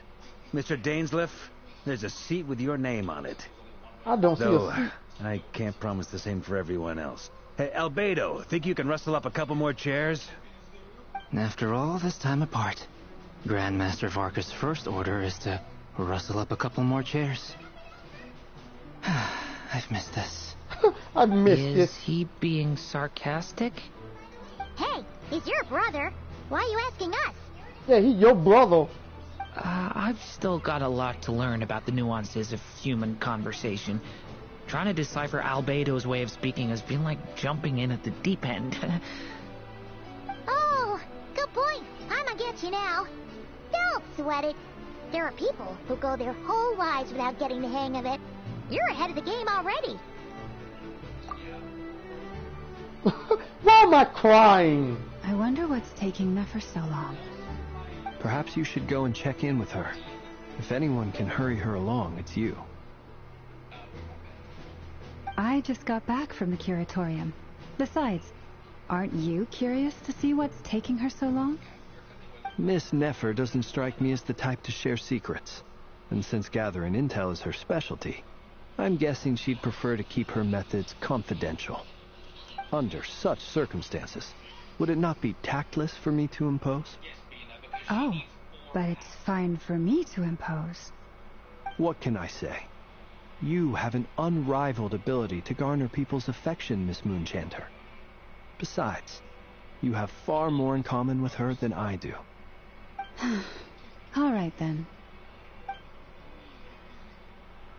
Well... Impressive. She barely fought back at all. I admire your powers of persuasion, my friend.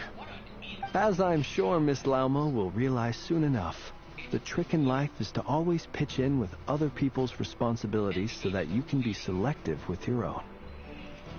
Another trick is to simply hide in the background. Spoken like a true sage. Anyway, looks like we've got some time to kill before the meeting. Let's take a little breather, folks. And feel free to chat amongst yourselves. We'll get down to business once the other two arrive. Who are the other two? Chat with everyone while you're waiting. You're both awfully quiet. Why don't I start us off with an icebreaker? Much obliged. Have either of you ever had your portrait painted? If not, I'd be glad to help. That sounds like a lovely idea. You know how to paint, then? I dabble occasionally. Dabble. He's an excellent painter. Tables, chairs, people, dragons, you name it. He'll paint it for you. I'm flattered. I ain't gonna say nothing. If I ever get the chance, I'd like to give it a try myself. I'll bear that in mind.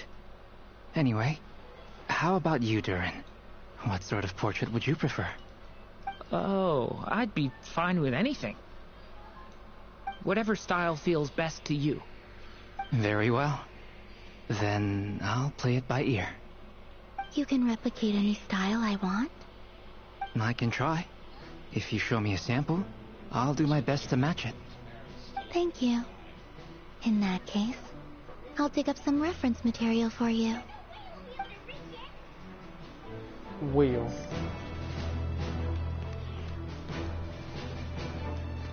Is there something you'd like to say to me? Yeah. For starters, why'd you just show up here without even giving us a heads up? He did the same thing in Night Court, meaning If you think back to our previous interactions, you may recall that that's hardly a character for me. You do have a point there. Oh yeah, you'll need to find somewhere to stay the night too, right? Want to tag along with us? You never know. We might get a group discount. Sure, let's do that. Great! Paimon will handle it. And in return, we can get Dainsleif to be our very own personal bodyguard. Paimon, you're thinking out loud again. If that's what you had in mind, you should have said so sooner. I'd be happy to help. Oh, only kidding, but... Kidding? Are you... Anyway, since we're all here together, we might as well watch each other's backs. That's just what friends do, right? Indeed. Thank you.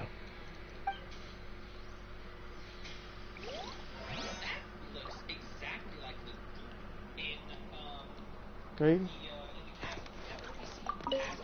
Truth be told, I can't remember the last time I was in a meeting with so many people. You're not alone there, my friend. The Lightkeepers also struggle to bring everyone together for a serious discussion. I don't doubt that. I've only ever met two Ratniki, one being you, and the other being that young guy, Itlua. Itlua is a good apple. I'll give him that. He's kind, honest, and regularly delivers supplies to my lighthouse. A true Ratnik to the core. In that sense, he puts me to shame. So you're what? A fake Ratnik? That's what it sounds like you're saying. But I get the feeling that's not quite what you meant.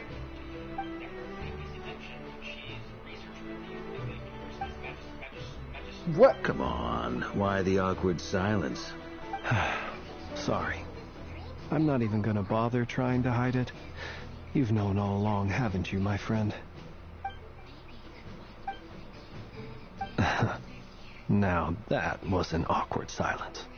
Let's just keep this between ourselves. Probably best if Itlua doesn't know, huh? That goes without saying. Gotta be careful what you share with youngsters, after all. Anyone else in the know? Let me guess. The Traveler and Paimon? It's dangerous being too sharp for one's own good, you know. Then, in the name of the Animo Archon Barbados himself, I swear, your secret's safe with me. When we went for drinks, you said that you and Barbados were practically best buds. In the light of that claim, do you really expect me to take your oath seriously? Of course. Just as long as you don't go spreading around the fact that I'm close with Barbados, all right? Fair enough, then. Nothing like a bit of mutual leverage to seal the bonds of friendship. Well, that was crazy. Not long after.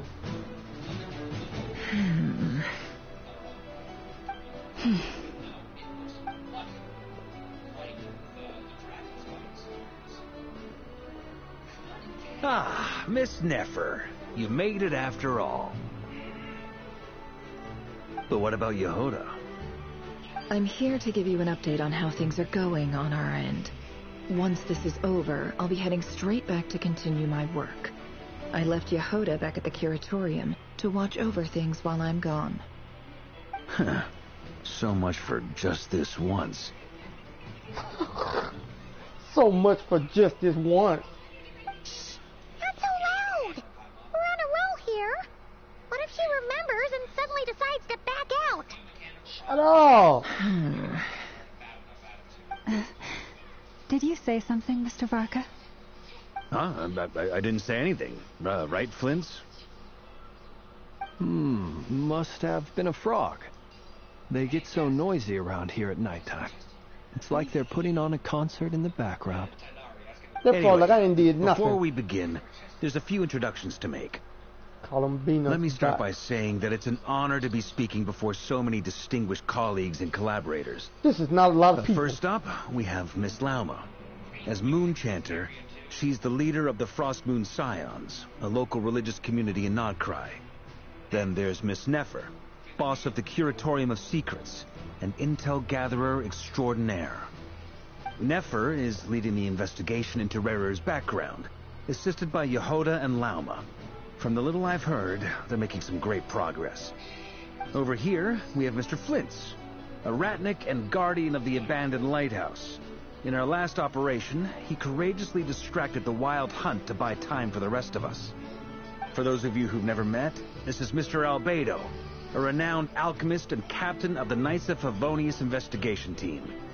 By his side is a new face for us all, myself included, Mr. Durin, who has come to lend his aid. Next up, we have the Moon Maiden and former Fatui Harbinger, Miss Columbina. Then we have the Traveler, who's earned more titles than I could possibly hope to list out, so I'll spare you the rundown. And Paimon, the ultimate travel companion and quite possibly the best guide in all of Teyvat. I wouldn't go. Oh, that's a lot of people. Great turnout. That's not a lot of people. Nefer, it looks like you might have another job coming your way. Where in the hell is congratulations on the Skirt? booming business, I guess. You think I haven't got enough on my hands as it is? Who's looking for me now? That would be me, Miss Nefer. James, leave. I have a commission for you. And you are? Who I am doesn't matter right now. What does matter is that I'd like you to gather more intelligence about the Recher of Solnari. The Reaper. Well, it's not as if we never take on anonymous commissions. But in your case, I'll have to decline. I'm gonna take a wild guess and say your job's probably more hassle than it's worth. Something about you seems like bad news. It's my eyes, isn't it? Conrian, I assume. And what's with the mask? Are you trying to hide your identity? Yeah, In any case, the fact that you're even still alive raises an awful lot of questions for me. My name is Dainsleif. And yes, I am from Conria. As I'm sure you're aware, the Recher of Solnari's real name is Rerir.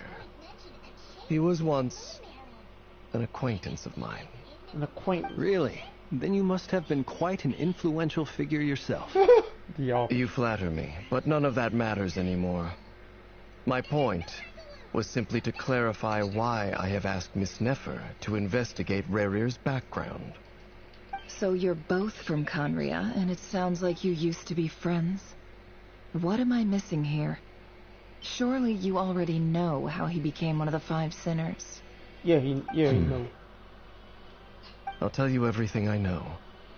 The history of Conria, the names and identities of the Five Sinners.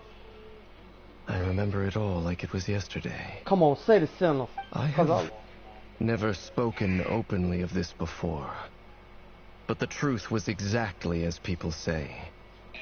The Five Sinners were each driven by their own desires, and it was by playing upon these that the Abyss tempted them to their fall, tearing Conria apart in the process. The visionary, Vedifenir, who wished to foretell the future. The wise, Haroptatir, who sought limitless knowledge. Your brother. Gold, Rhindaughter, Yep. who desired to create life. The foul, Sertologi, who pursued supreme strength. And last, but not least, Recher of Solnari, Rerir, Ravager of the Moon. Of the five, Rerir is the only one who remains a mystery to me. He never harbored grand ambitions. So what changed in the space of a single night? How did he come to fall like the others? In other words, you're saying that his change came as a shock to you, and you have no idea what actually happened? No, he don't. That's right. You mentioned how the Abyss tempted them, which led to their fall. But what did that look like in practice?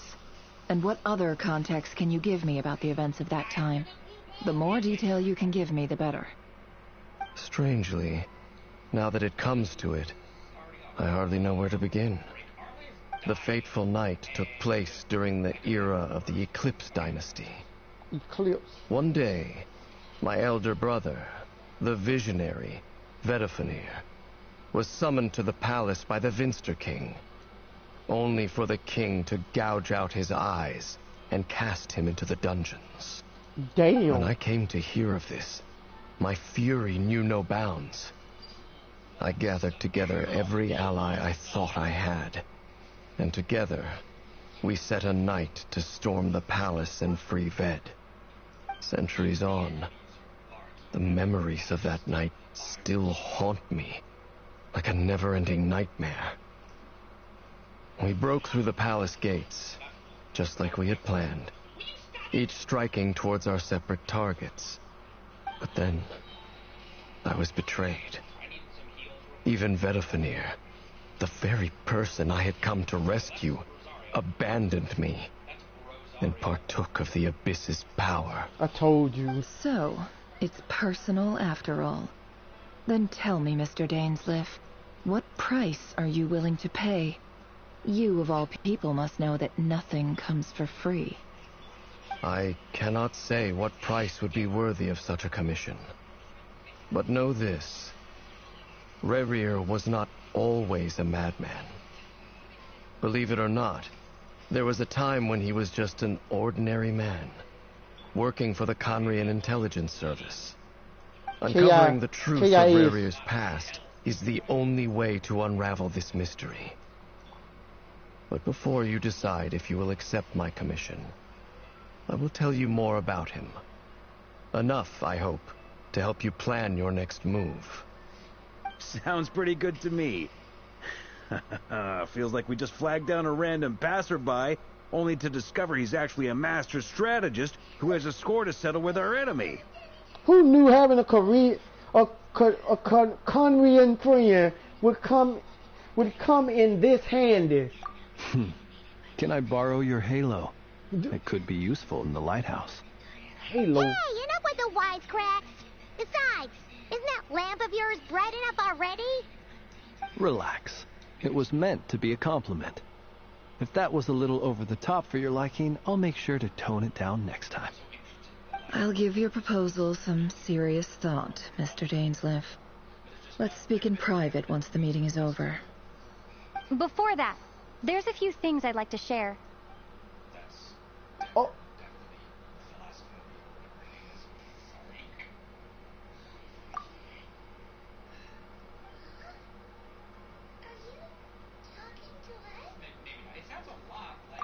Now that we've united the hearts of the three moons, your power should be greatly enhanced. But it seems like that hasn't happened yet. I believe it will take a little longer. You've done so much for me, so I want to be completely honest with you all. Even though I'm doing a lot better now, the truth is, my recovery will likely be an ongoing process. From the moment I was born, my power has been slowly ebbing away. That is because Teyvat has never accepted me. Even with the moons united as one, it seems my rejection cannot be undone. So far, I have yet to find a solution. It may turn out to be a problem that will plague me until the day I finally leave this place behind. Even so, I will do everything in my power to help you drive out the Ray here of Solnari. As Arlecchino put it, this is not about chasing the spoils of victory. It's just a gesture of heartfelt gratitude. Don't kill Columbina, you motherfucking game.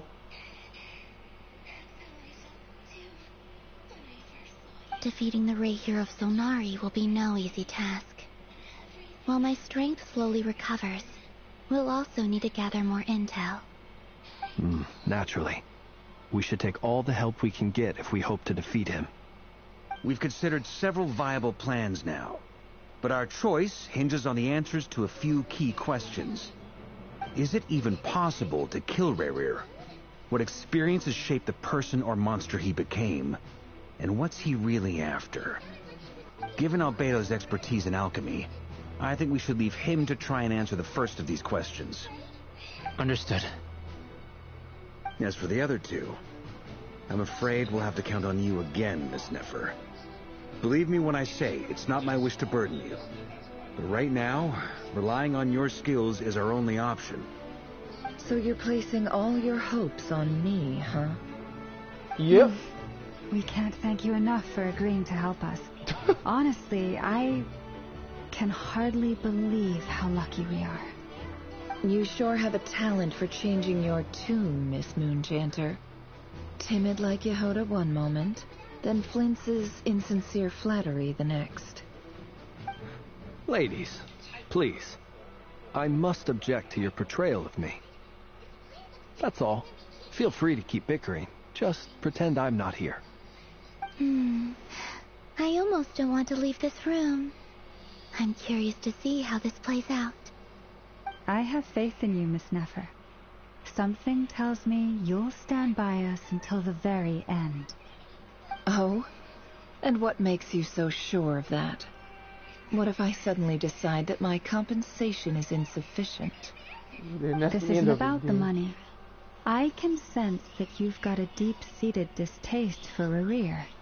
And knowing you, that alone is motive enough. Look at them getting along so well. Like two peas in a pod. And I'm the one they accuse of insincere flattery. There is no justice. Miss Lauma, you have to understand something.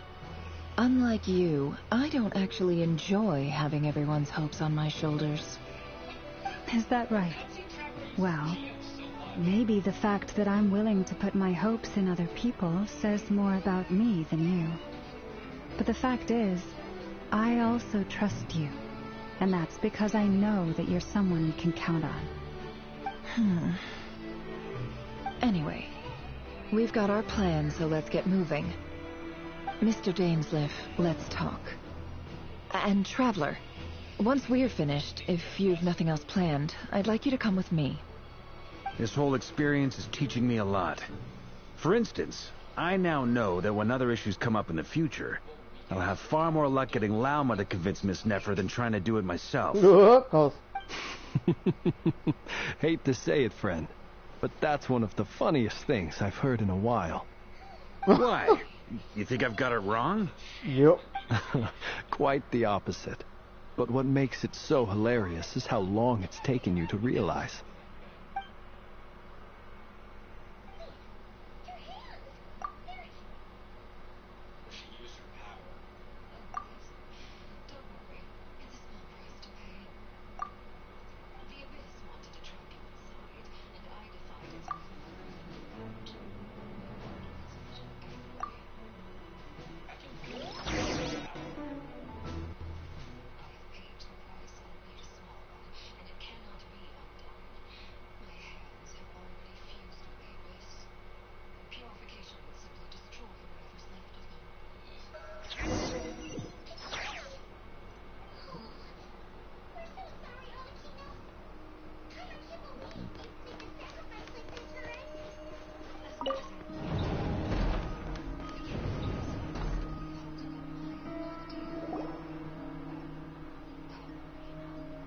Thank you for waiting.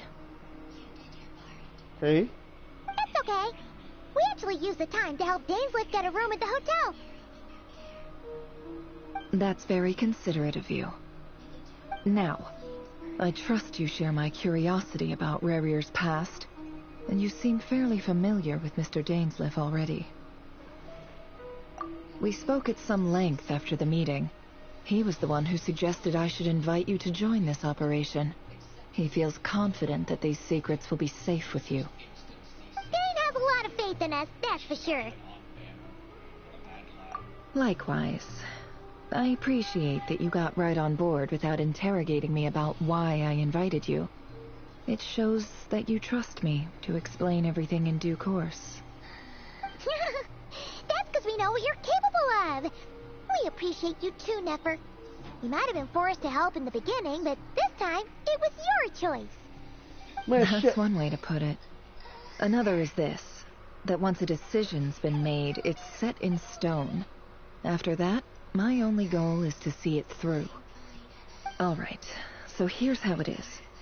I'm going to access Rerir's thoughts again using my confidential method.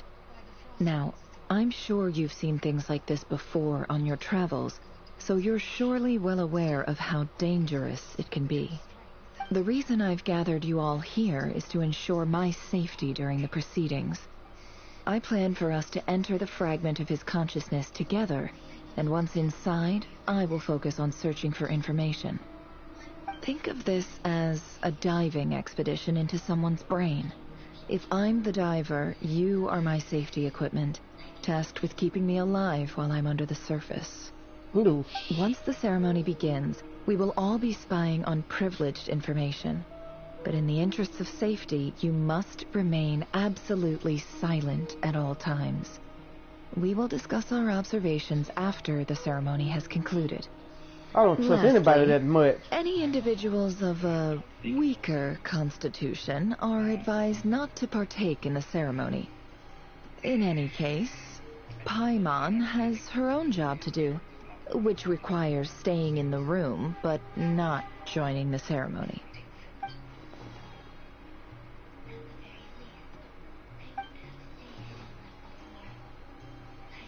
Well, good luck, everyone. Sounds like all Paimon can do is cross her fingers and root for you guys. There's a little more to it than that. I was being serious when I said you have a job to do. While the rest of us are inside Rarir's mind, it's imperative that we have a team member on the outside. In the event that something goes wrong, you will be our first responder. I don't anticipate any issues, but the extra level of safety will be greatly appreciated. I second that. This is a dangerous operation here, and you're our whole rescue team. That's pretty much the most important job in the crew. So, Paimon's like the lifeguard? Oh no. That makes sense. Oh no, we're gonna die. We're going to die. Please, take a seat. We'll get started momentarily. No. I don't want to do this with Paimon. I don't want to die. No, I don't trust Paimon. So, I don't trust her with my life. No. He told me that he believes Rarir kept some big secrets in his life. He's not sure that they were the cause of his eventual downfall, but he's asked me to uncover what those secrets were all the same. But surely you're not planning to go through with this, no matter the cost. If you think that, you'd be overestimating me. I'm a businesswoman, not a mercenary. But I do have my own professional reasons for taking this job. You think I'd turn down the opportunity to get a first-hand glimpse into Conrian history? No chance. Well, as long as you don't let morbid curiosity get in the way of safety concerns, we're good. We'll do whatever we can to help you. You're such a killjoy.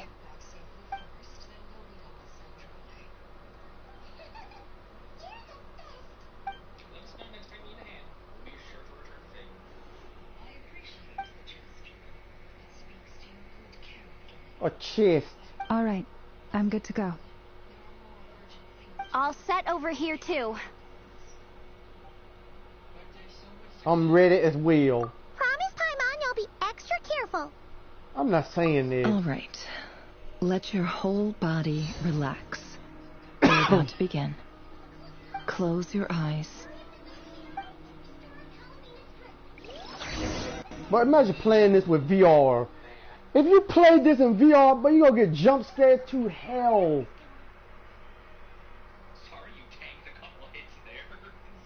Especially when you go underwater. But hell no. If they ever made this game in VR. Phew. Could this be his office? Pretty standard setup. Bookshelves, paperwork, files. According to Dainsliff, Rarir used to be an intelligence operative. Chances are there's plenty of top-secret intel stashed away in this room. Is this where you keep your secrets, Rarir? Can't say I'm not looking forward to this.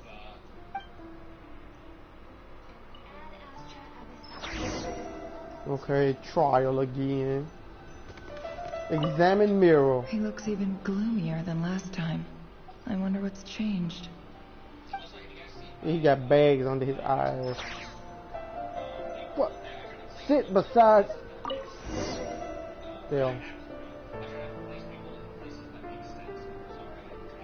Today's files are in. Time to wade through them, just like usual. Just... What? What am I... Oh, what am I looking at?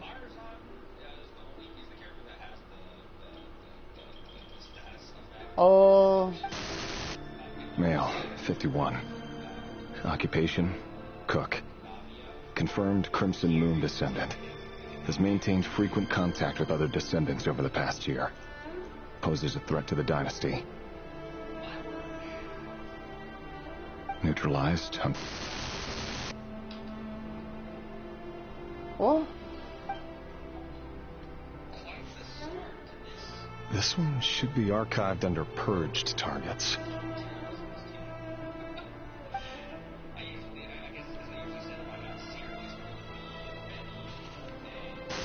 Female, 23.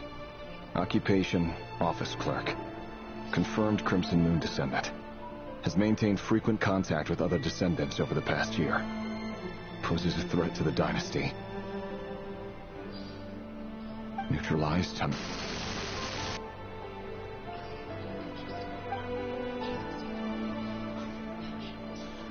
Another one for purged targets. Oh. Sounds like she was that other man's daughter. What? Never mind. What's it got to do with me? Okay. Male, 40. Occupation, teacher. Confirmed Crimson Moon descendant.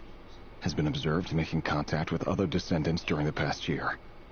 Poses a threat to the dynasty. Neutralized on...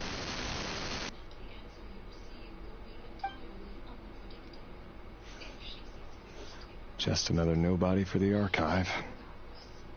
Come to think of it, I remember surveilling this man. A case like his never would have been considered a priority in the past. Huh. He barely even interacted with other Crimson Moon descendants.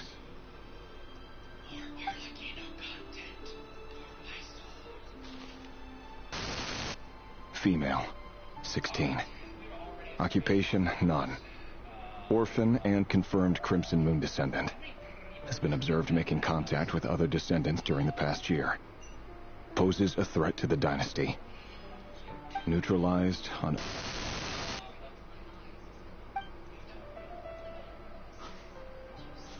Filed. I have no recollection of this girl. None whatsoever. She doesn't seem to be anyone important, but then again, how many of them really are?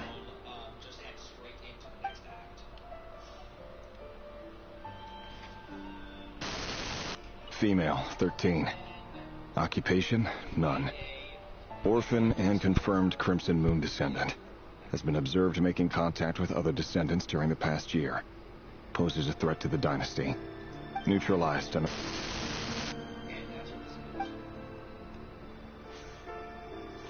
Filed.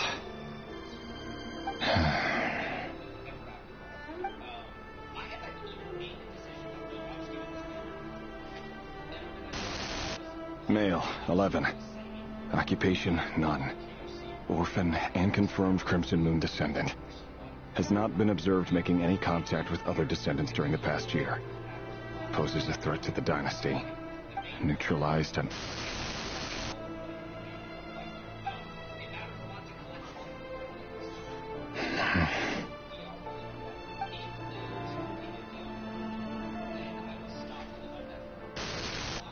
Male, 6. Occupation, none. Orphan and confirmed Crimson Moon descendant. Poses a threat to the dynasty.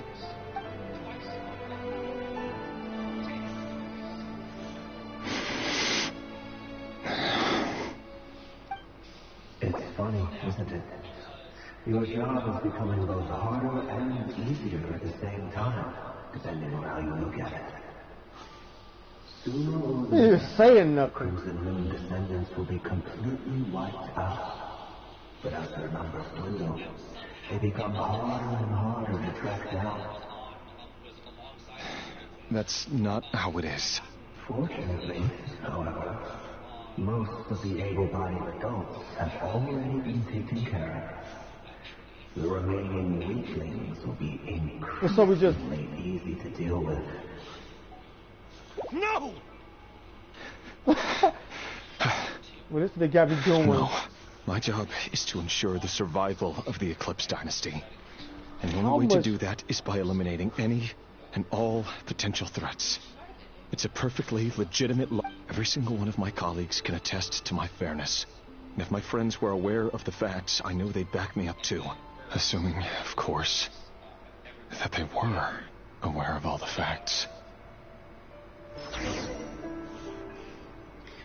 Look for Wait a minute. Wait. I cannot go that way.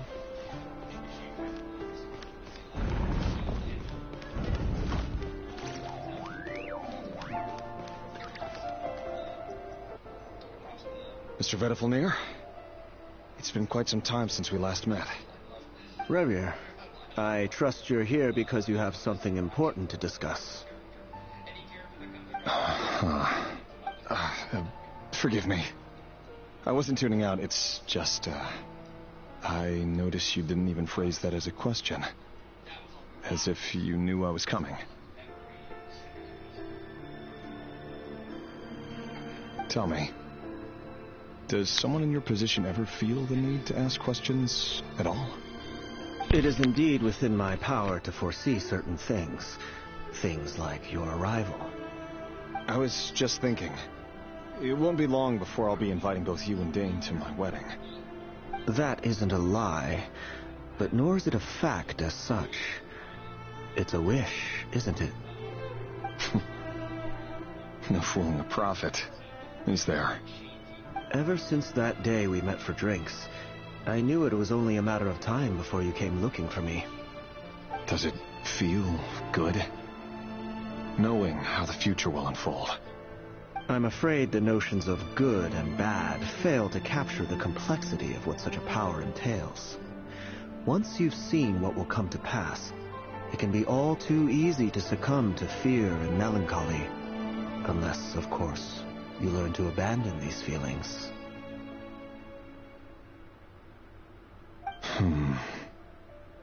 You fear my silence, and long to hear the words I left unspoken that day. That's right. You must have noticed my reluctance to broach the subject, and the reason is simple. Because the truth could never have lived up to your hopes. For both our sakes, such words are better left unsaid. The burden of prophecy was never meant for your shoulders. So who exactly do you deem worthy to hear your prophecies? None but our exalted king? Or rather, our king as he once was. You're closer to his majesty than I am. You must know better than anyone how much he's changed. You say that as though it is to my benefit. Yet precisely because of that, I dare not speak rashly. A king can turn out to be the most virtuous of rulers, or a tyrant more terrible than the most vicious of dragons. You are so wise and far-sighted, yet still you would have me live in fear of the unknown? You make a fair point. Especially given my silence alone was all it took to send you spiraling downwards. Very well then. Let me offer you some advice. And I say this not as a prophet or a visionary, but simply as the brother of your friend. For many reasons, there is very little chance of your marriage ending in happiness. If happiness is what you seek, you should find another fiancé.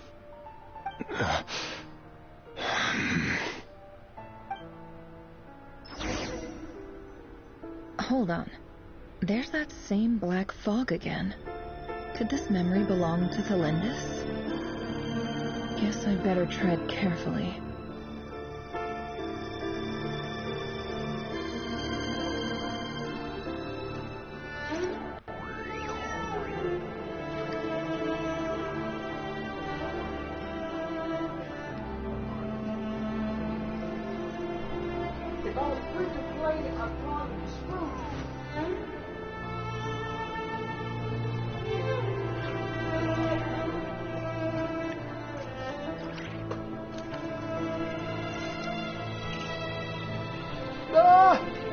Don't trust your eyes uncritically. People only see what they want to, so don't be your own fool.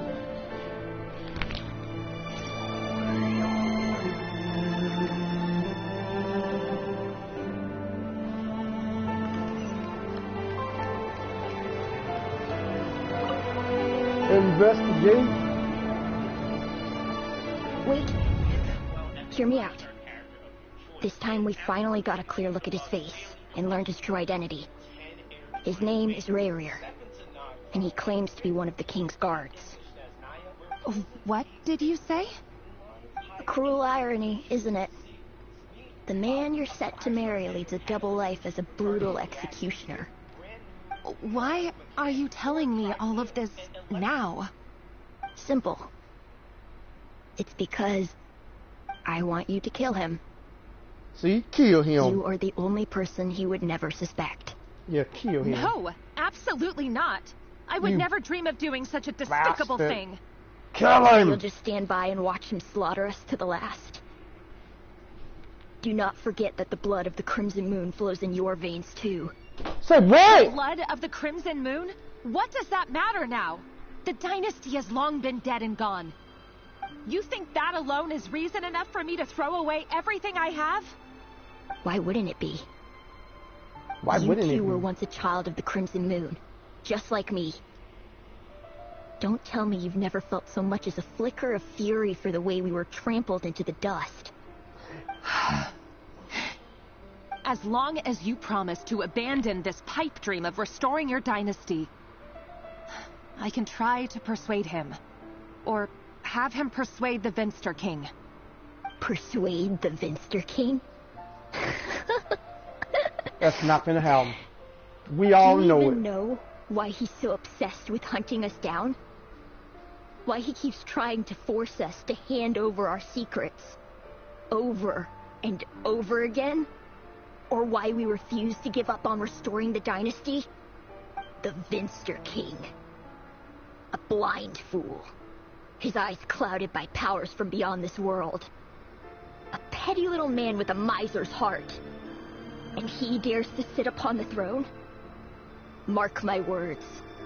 Sooner or later, Conria will fall. And it will be his doing. If you can't bring yourself to do it, so be it. Just you watch. It won't be long before calamity descends upon us all. The Rayhir of Solnari. That really is quite a secret you've been keeping from me, Rarier. That's tough. Who am I to talk? Am I really any better? No. I've kept my own past a secret this whole time, too. Yeah, you did. Love should be built on honesty. But ours was born from lies. Yeah, I knew. Is it really so wrong to hide things that would only make life harder? If we don't cover up the parts that no one else should see, how can we go on pretending to be normal? Vedifulnir must have known all this. And that's why he made his prophecy. In the end, nothing stays hidden forever. Nope, nothing. Everything comes out in the light, in the end. But I won't just sit by and watch this disaster unfold. I'll do everything in my power to protect what I cannot afford to lose. No matter who I have to face. Uh-oh. Uh-oh. Return to the office. Huh? Was that Rarier who just walked past the window? Doesn't it give you the chills that he still takes the same road to work every day? As if nothing ever happened. Those people at the deli. Enough already. They're clearly pretty taken by their own disguises, so just smile and play along. Pull the rug How come from that under light didn't go beasts out? like that. Another You'll light risk goes out. having your throat torn out. Deli. Oh. They're talking about those people from the opposition. Right. I've almost forgotten they used to run a deli. People of no consequence always vanish so easily. And no one even remembers them. Okay. But surely you can see he's not the man he pretends to be. So many have died already, and they say that the king's madness grows with each passing day. We're not going to survive this, are we? But why does it have to be this way? Do we really deserve to die just because of the blood that runs through our veins? Felindis, are you even listening? Sorry, Freether. My mind was off wandering. Of course it was. I heard you, though. You're talking about what Rerir said. He's just following the king's orders. He's a secret agent, and it's his job to hunt down rebels and dissidents. By the time you first met him, he'd already taken lives. Maybe he was using you from the very beginning. Yep. No. Rerir has no idea I have anything to do with the Crimson Moon.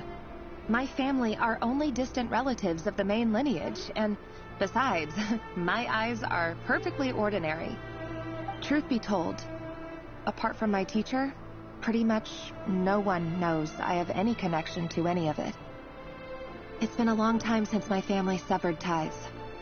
But as Orlog said, who could possibly talk sense into that raving lunatic of a king? No one. I'll work something out. Trust me, I'm with you all. But for now, you need to keep yourselves hidden. Don't let anyone find you, anyone at all. Don't forget that Rerir is an Eclipse operative. You need to be extra careful when he's around. And when I am too. For now, don't come looking for me. And if anything happens to me, just act like we've never met. If even you can't escape this, what hope do the rest of us have? But after all this time together, surely he wouldn't lay a hand on you. I won't speak in his defense, nor can I give you a clear answer to that question. But I'll do everything I can to put an end to this. Here, hold on to this. If an opportunity to escape presents itself, take it. You'll be glad you took some spare change. Change? You called that change?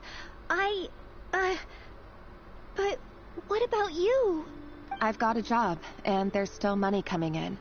But you can't go anywhere right now. Please think about yourself for once.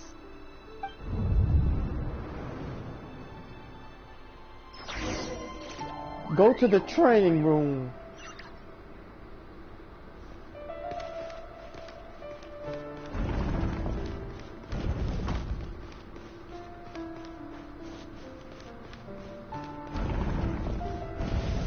Another day, another round of assassination training. Training ground is just beyond this hidden passageway. When you kill a person, doesn't it bother you when you end up covered in blood? Why would it? Aren't we all just walking blood bags? But not everyone is accustomed to hunting down others like prey. You've been a hunter for so long now, you seem to have forgotten that most people don't just go around killing one another. Leave me alone.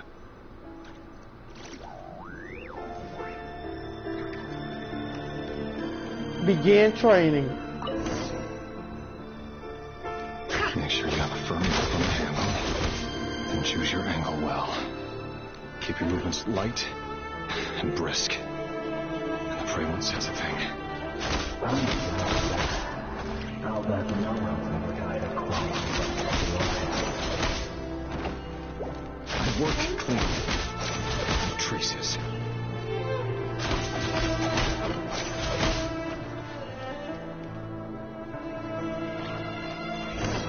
But that doesn't make it open like blood, though. The king is happening now.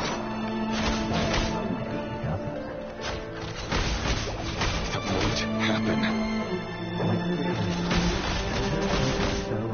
That won't happen.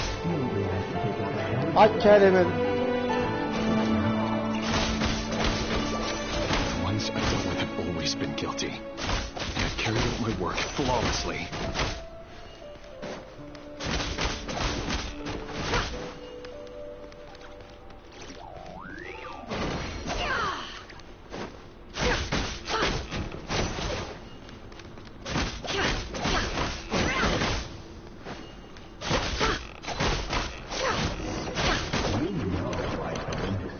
What the hell?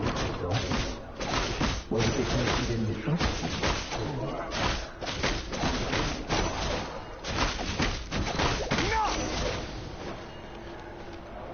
You say what? I know damn well I just didn't beat up children. No! Did I just kick? Did he just?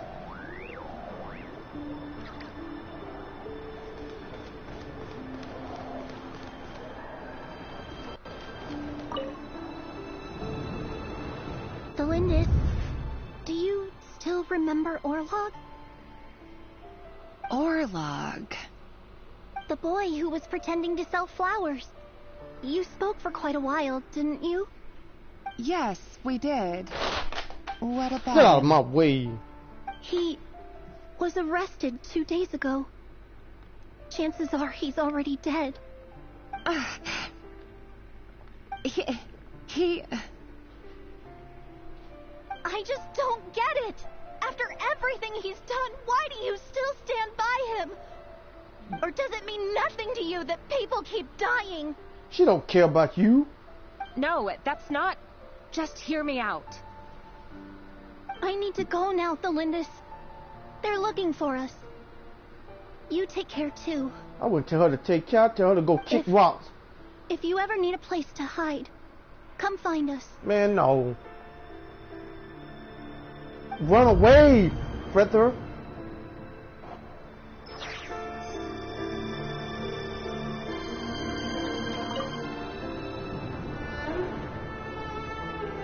Author, Delindis. Over the course of this week, the research object was subjected to interference for a total of 47 hours for experimental purposes. The results are as follows. All subjects of observation that were sent inside have now... The situation within is proving more problematic than anticipated. No progress whatsoever. What now? Won't you give me even a glimmer of hope? Things are getting worse by the day. I have to find a way or we'll all be in danger.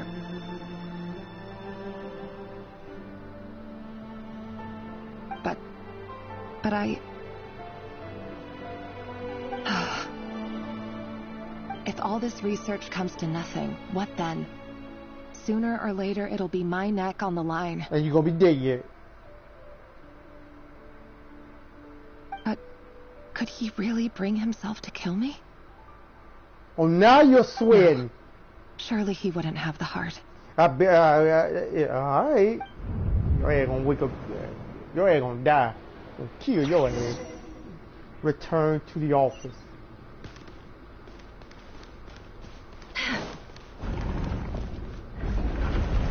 What the hell?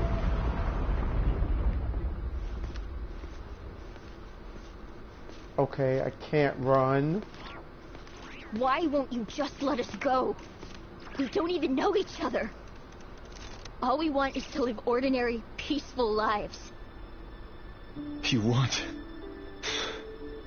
to live?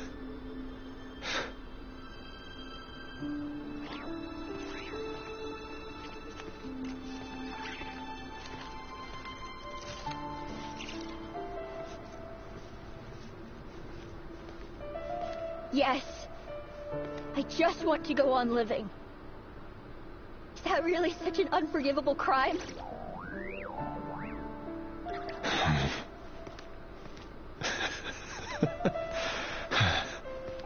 You want to go on living. I want to keep living too. To keep living forever. That's why I have no choice but to continue on the path I'm on. If only some savior would suddenly swoop down and change the way the world is. Too bad that's not going to happen. Imagine that. What the hell? If there really were such a person, you and I wouldn't be standing here like this, would we? What? Bro.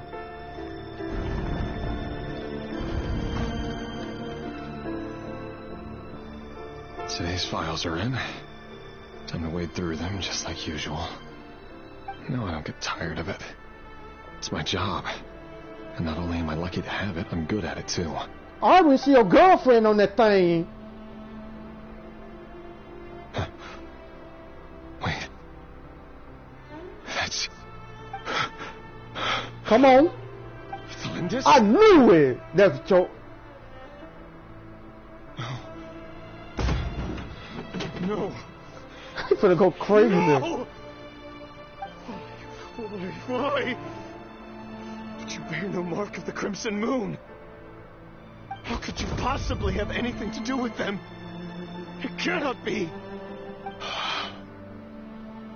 A diluted bloodline. Carefully concealed. I see it now. You've been living in the shadows just like me. Yep. What a fool I've been. Numbing myself with talk of justice. Even imagining my friends would back me up. But in the end, Irminsul. Finster King! How far are you going to take this? From the direct bloodline to secondary offshoots? And then what? Today it's the descendants of the Crimson Moon. Who will it be tomorrow? Will you not rest until everyone down here is dead? You just said they can't, they died. This cannot go on. So now you wanna... This is where it ends. Just makes no...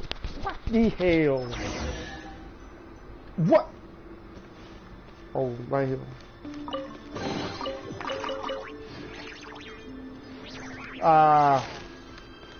Head well? Head?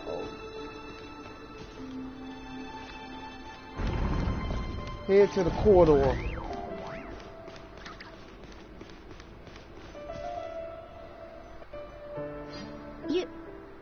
You're really letting me go? I am.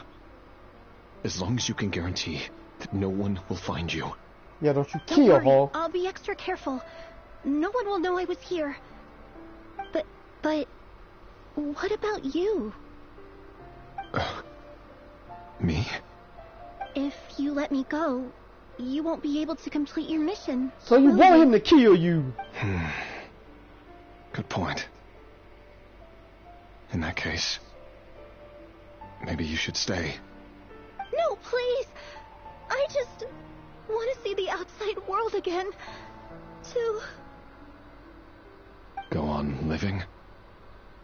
Yep. Yes.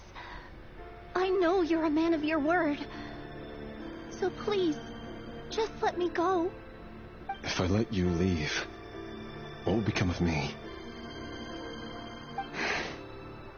Just kidding. Go, now. But remember, don't let anyone know you were caught. We'll be seeing each other again very soon if you do.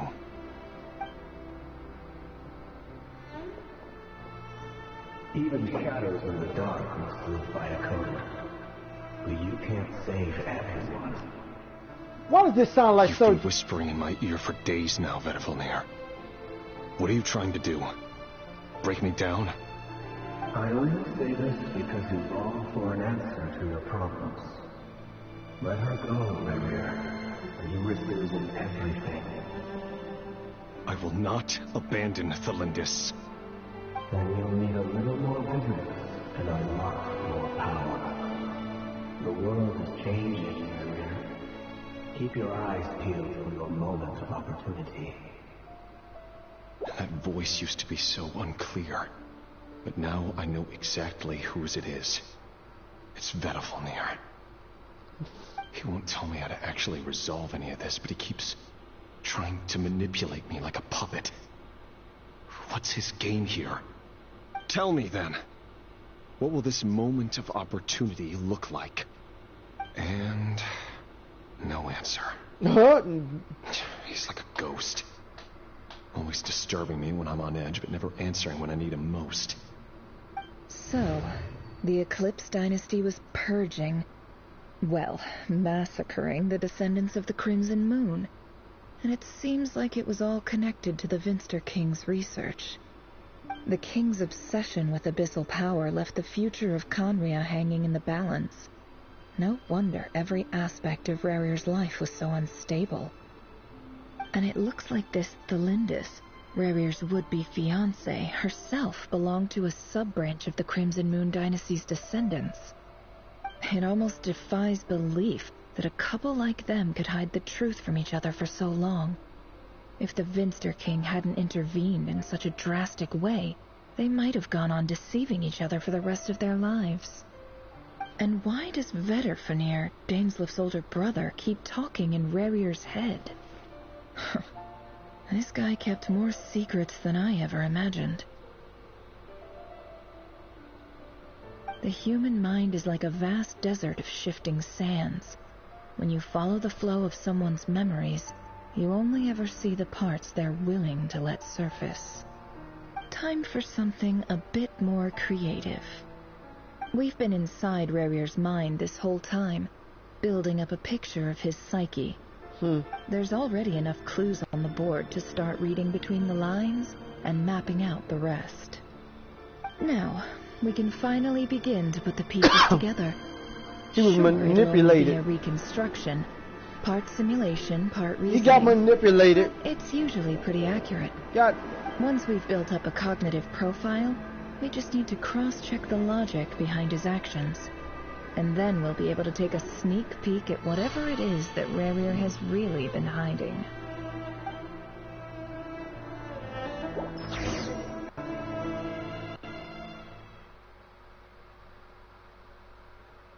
Yeah, what has he been hiding? What are you hiding, bro?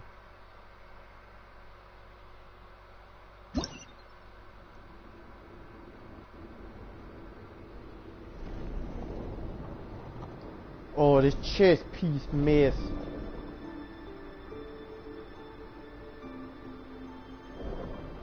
Rerir, are you there? Moving pieces consumes action points. When all your action points are used up, you'll be returned to the previous save point. When a piece moves to a square with this marking, you'll gain a corresponding number of action points. This square will also become the latest save point. Okay, so I got 3 moves.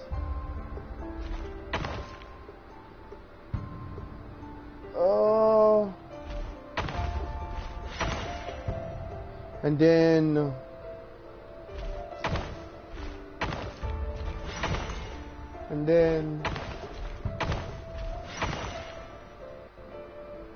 Hey, Rerir! Like come out, it's urgent. Dane? What's wrong? Quick, come with me. I'll explain everything once we've met up with the others. Okay, I'll come. But the Lindis is still over at the Universitas. I'll need to leave her a note. All right then, but make it quick. I've never seen Dane so worked up before.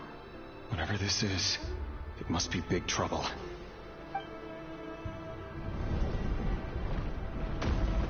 Okay, what the... Oh, this looks intimidating. Make use of movement squares to move pieces in the marked direction. Moving this way does not consume action points.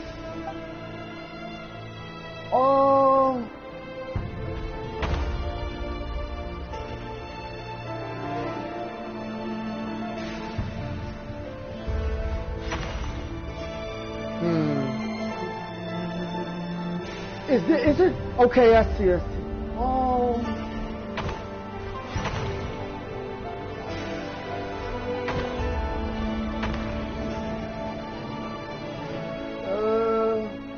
Ah, hell.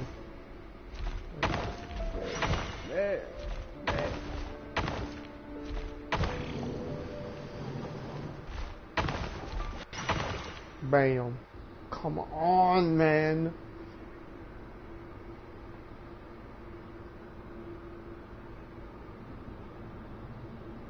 Well, this is a nice change, meeting you all at this hour.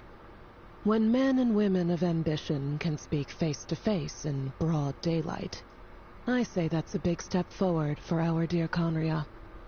Don't be ridiculous. Such a We low do not fear the day. Why would we seek refuge in the night?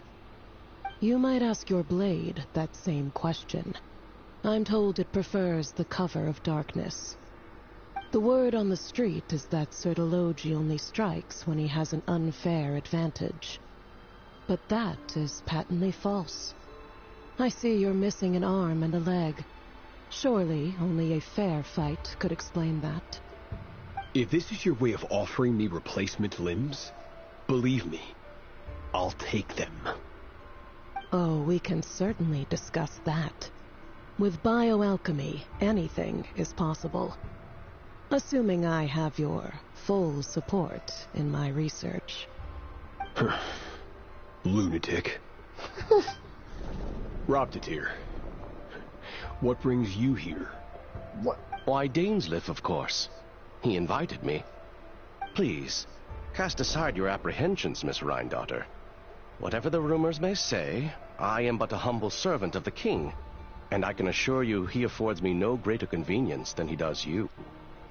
Well, the Universitas Magistrorum won't stop fawning over you, so at least some of the rumors must be true.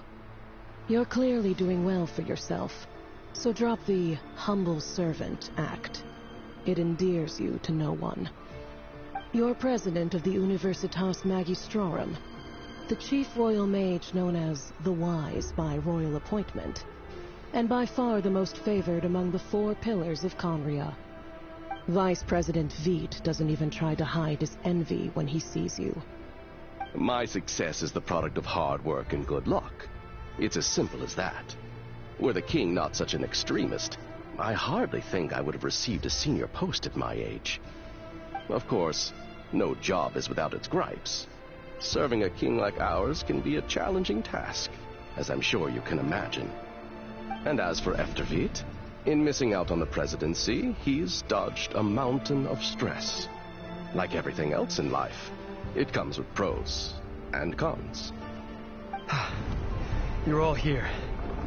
I apologize for the short notice, but it was an emergency.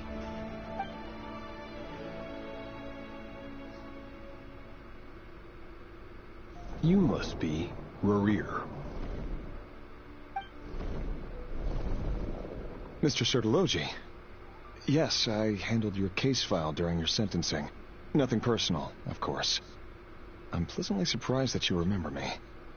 You're clearly a person of substance if you've been invited here.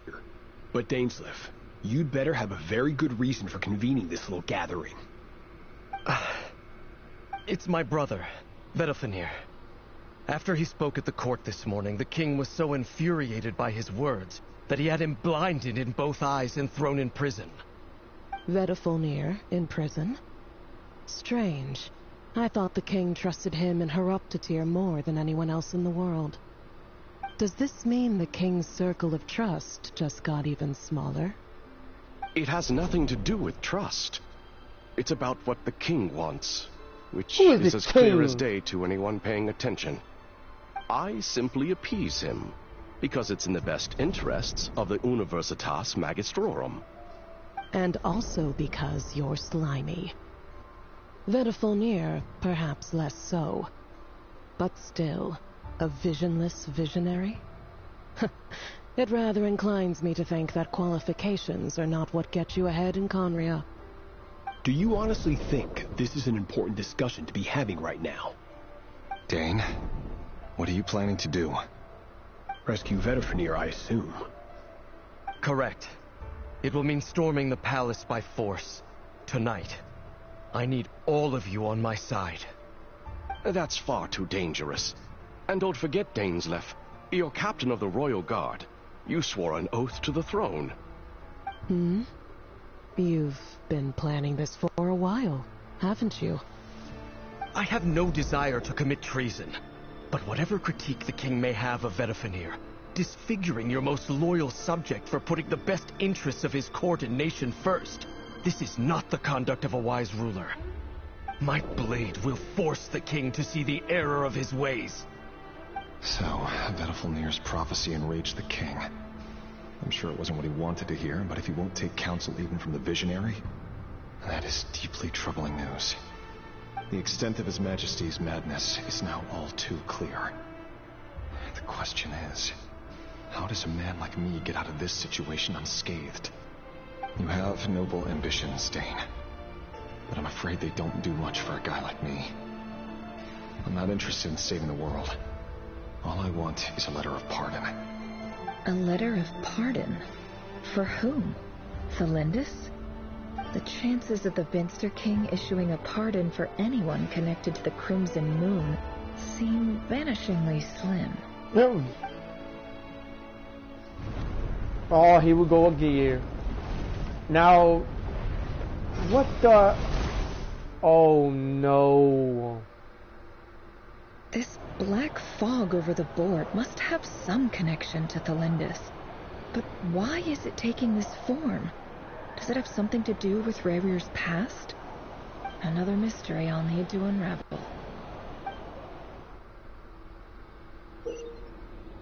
Consume the marked number of action points to defeat your opponent's pieces. Your pieces will only attack when they have more action points than needed to defeat your opponent's piece.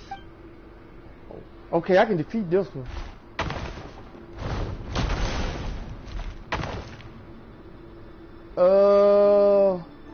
Let me see, 4 and then 6. 4 and then 6. Oh my. No, this is bad. This is so bad, bro.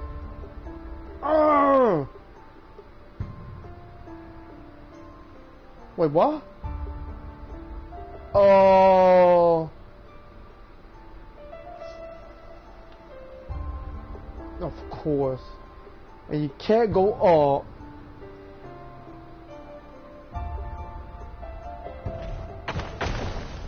Yeah.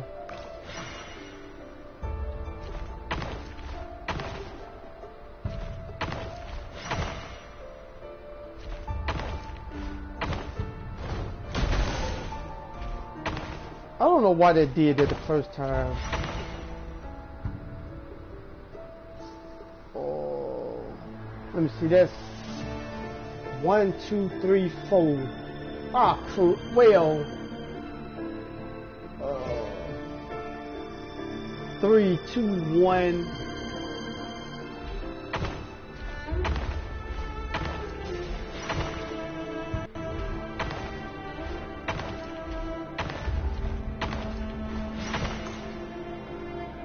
I gotta go over there.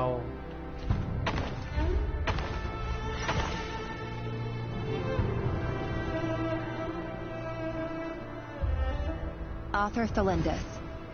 Over the course of this week, the research object was subjected to interference for a total of 60 hours for experimental purposes. The results are as follows. Research dating back to the Crimson Moon Dynasty has established 2 points regarding moon marrow. Firstly, its origins have something to do with a god's power. Secondly, it serves as a portal to an as-yet indeterminate location. Moon marrow can thus be defined as a spatial gateway. However, there are a number of hurdles to overcome before we can answer the question of where it leads to. To start with, opening the gateway requires a specific power source, which the relevant literature indicates. An enormous amount of power is then required to keep the gate open. Currently, the total power output of our instruments remains in the single digits. To make matters worse, I am now the only staff member remaining in the Moon Marrow lab. The Universitas Magistrorum recently decided to move most of its personnel into abyssal energy research, which has stymied all Crimson Moon-related projects. This is not a wise move. I have always maintained that placing all our hopes in a single source of power is risky, especially one as poorly understood as this. As well as making ourselves overly reliant on a single resource, we are neglecting other promising technologies. I apologize if this comes across as disrespectful, but as a Moon Marrow researcher, I desperately want to see the world beyond the gateway. If we really made it there one day, what would we find? And how would we go about taming the unknown? My imagination is endlessly fueled by questions such as these.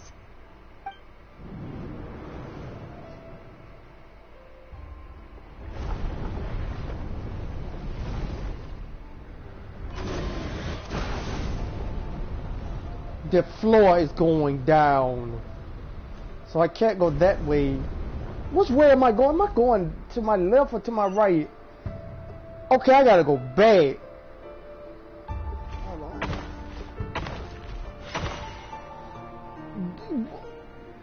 Wait a minute, bro. Okay.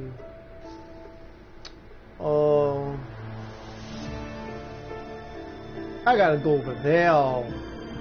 3, 1, 2.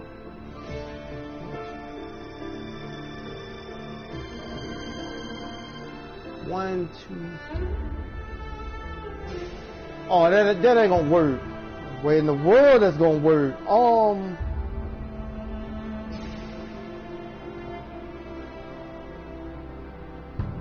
I gotta go this way.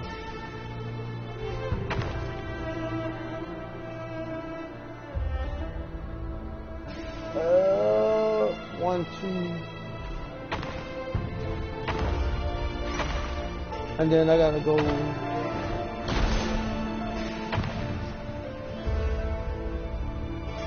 Oh man, no.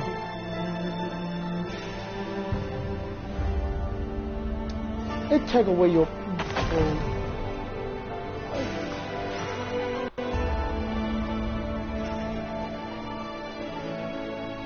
Okay, if it take away your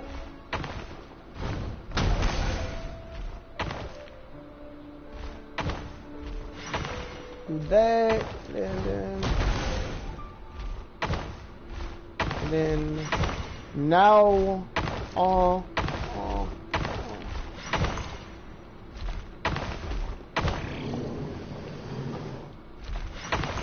I like that. This is for you. I heard you're gonna leave the city with your parents. The Lindis, did you hear about what happened? I've heard nothing. Rerir got back very late last Friday, and he was acting a little unusual, but he slept pretty well, so I'm guessing whatever he did was a good deed. You never saw him, and I don't know what he did. And this conversation never happened. You understand?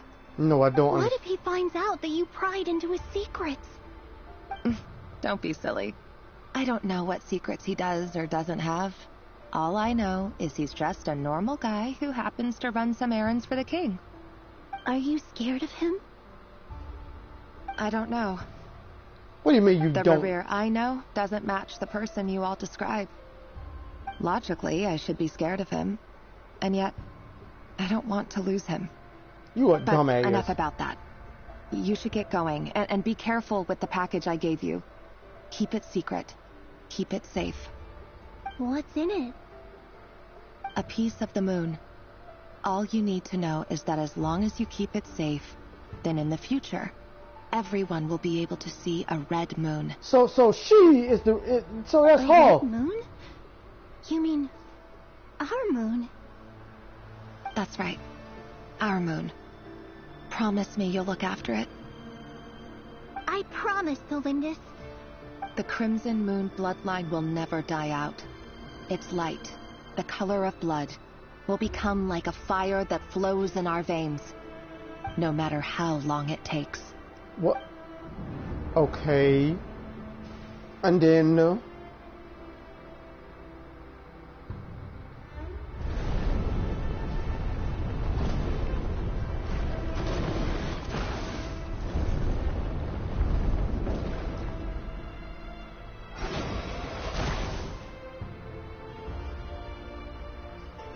Okay. How many? 5 and 6.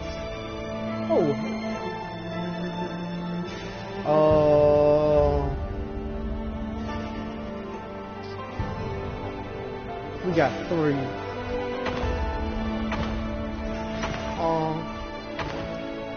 Oh, come on.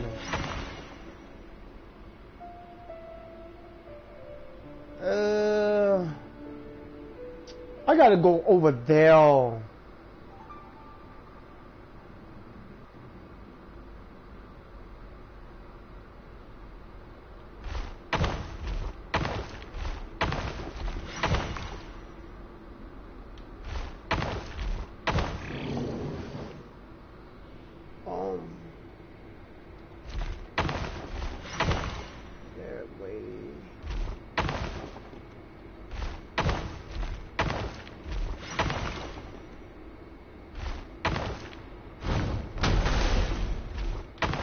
Ow.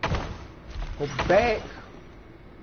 Then 1, 2, no, 4, 3. That ain't gonna work. I'm gonna have to go past this thing. 4. And then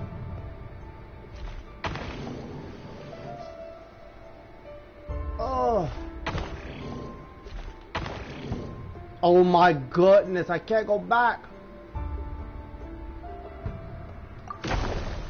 Take me back.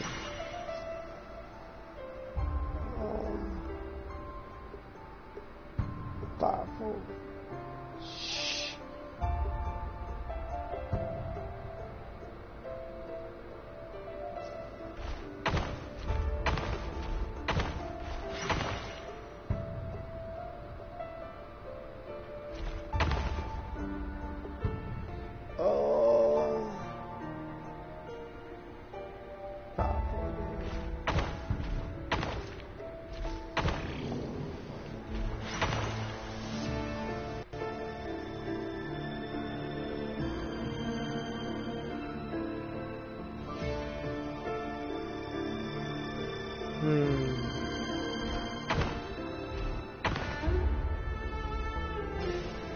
Of course it's not.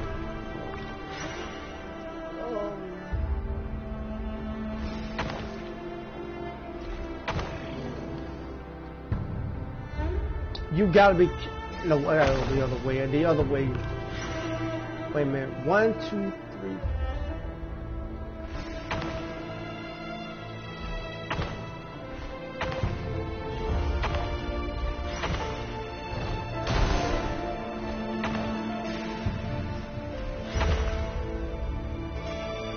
Okay, then. Let's see. 1, 2.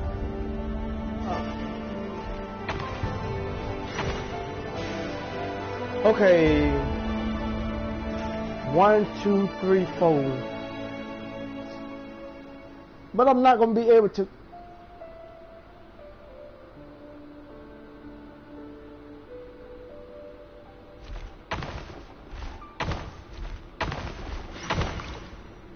Oh, I thought I would have to. Hurry, everyone, and stick to the plan. Sir Dainsleif, what are you? Is this treason? I'm about to say, I gotta go know through what happens this. to those who betray the throne. Please, don't do this. It is the king himself who has betrayed the throne. He has betrayed all of Conria.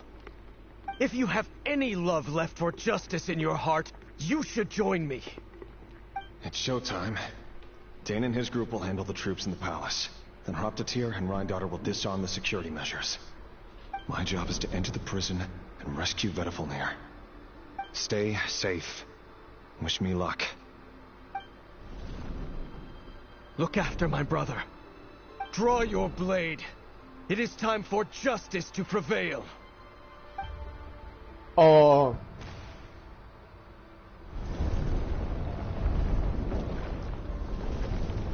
Okay, what the?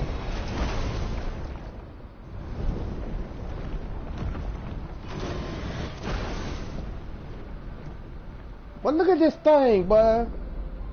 Good grief. Okay, I can't say. I'm going this way. I thought I'm going.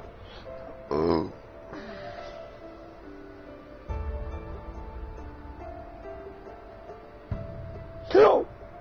I got 5 pieces. Trying to think here. Go back. That's 4.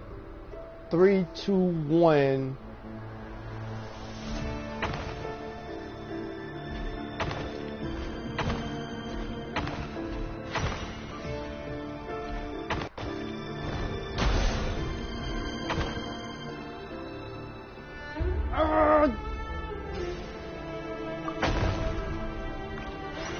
Okay. Now.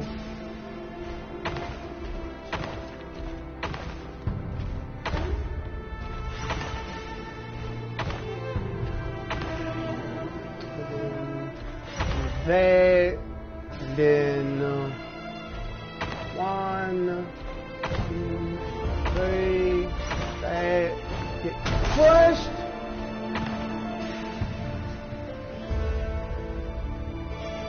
Oh.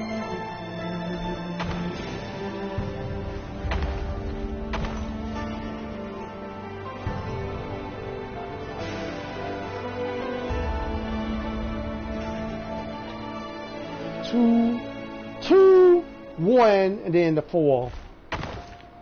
Well, no, I can't do that. Give me that back. Let me see if I get this. No, I ain't gonna be able to do that.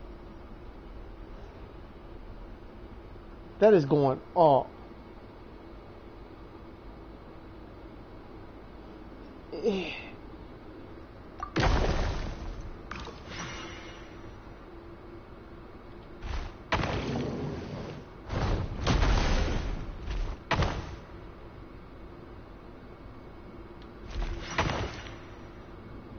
Oh, that's still not going to work. I'm gonna have to think of for some reason they don't stack. They don't stack, man. Wait.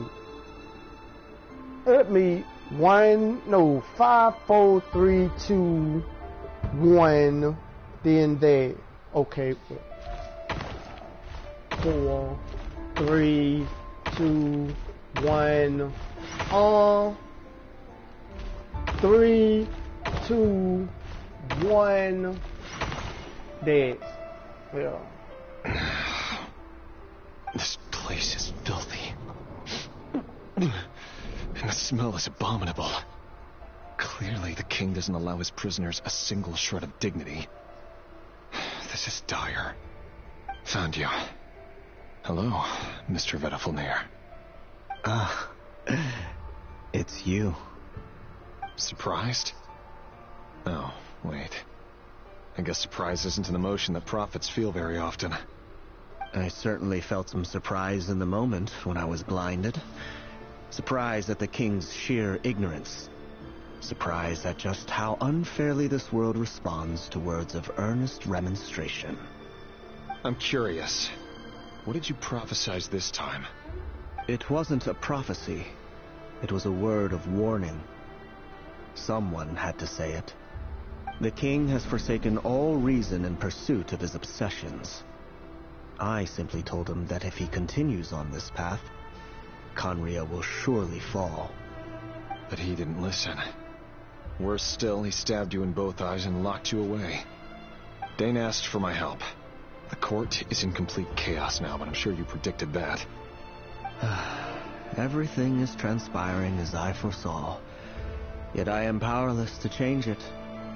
Fate is an immutable force. I can but lament as the inevitable unfolds. I do wonder whether giving a man the power to see the future does nothing more for him than slowly crush his spirits. Forgive my curtness, Vedafulnir, but the king did not suddenly turn on you today. His suspicions have been brewing for a long time.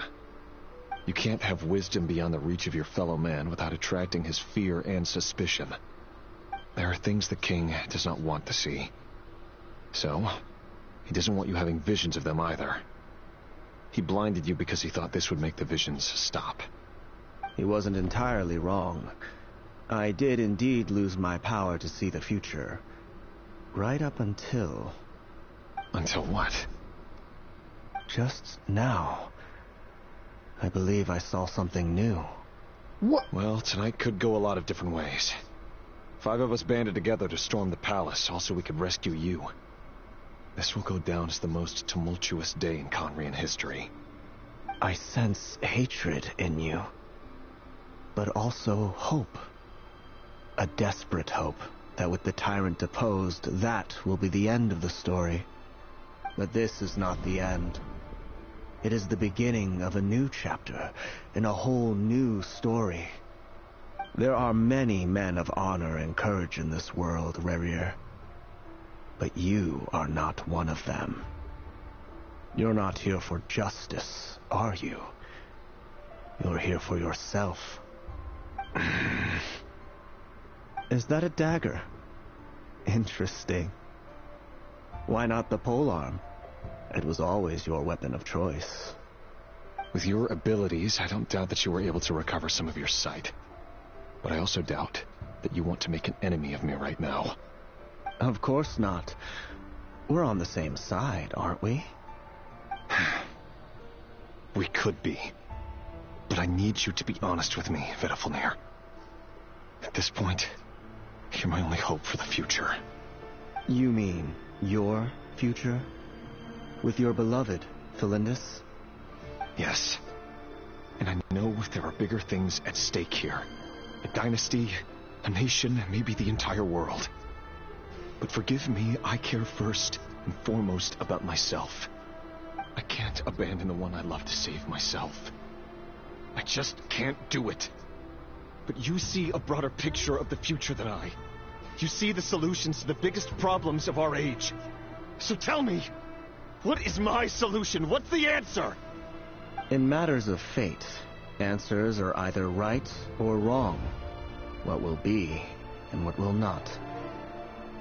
Maybe you are willing to pay a certain price in the pursuit of happiness, but unfortunately, fate does not negotiate. That is the cruelest thing about fate.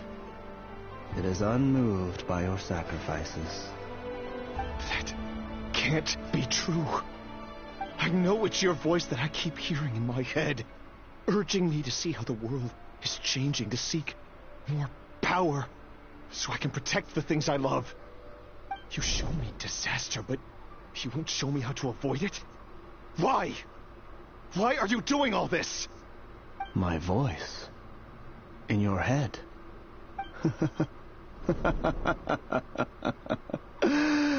So, you hear it too. The voice that steals your mind, gains your trust, and drives you crazy. It turns out that we are not so different, you and I. Vedafalnir just broke into the strangest smile I've ever seen in my life, as if he'd discovered some monumental secret. But then he suddenly switched to looking extremely weary. Very well then. My advice to you is as follows. You must persevere. Whatever trials and tribulations you may face, be steadfast in the belief that they are your path to the future. For as long as you live, your story with Thalindis shall not come to an end. That is the only chance you have of fighting back against fate. It is up to you whether you believe my words. Regardless, that is all I will say on the matter. I have no right to intervene any further. I will hold you to your word. Thank you for setting me free. In return, I will tell you one more thing that you cannot afford to ignore. Just then, a strange wave of energy rippled through the city. We had no idea what it could mean. If I were you, I would head to the Universitas Magistrorum. The Universitas? Oh no! I'm sure we'll be seeing each other again very soon, Rerir. Whatever Vedafalnir said, I didn't catch it. I didn't even help him out of the prison. There was no time to lose. Oh.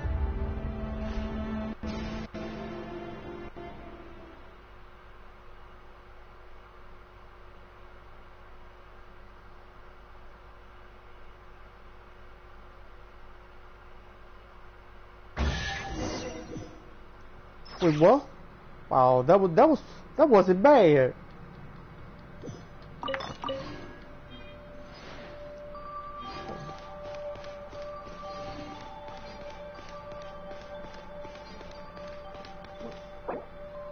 Oh my goodness.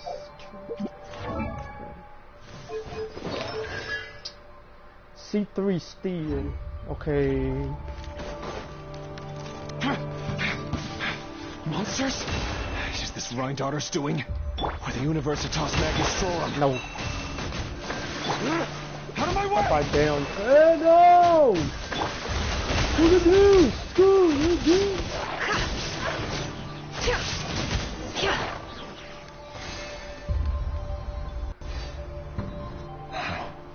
Universitas. That reminds me of a rumor I once heard. Allegedly, the king installed secret mechanisms in the palace and around the city. No one knows where they are or what kind of power they hold. But if they were ever going to activate, it would probably be on a night like tonight. Help! Help! Hold on! Don't let them anywhere near you! Save me! I can't!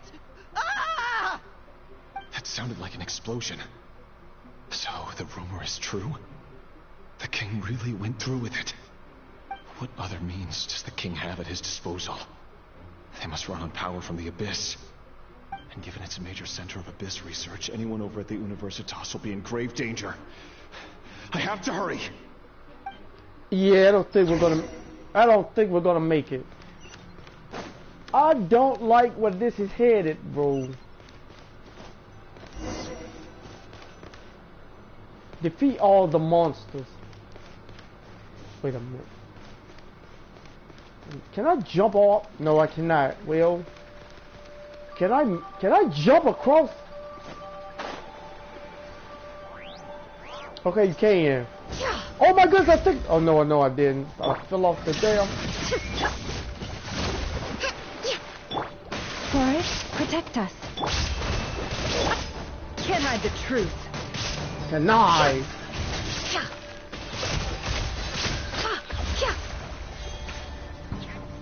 Fuck!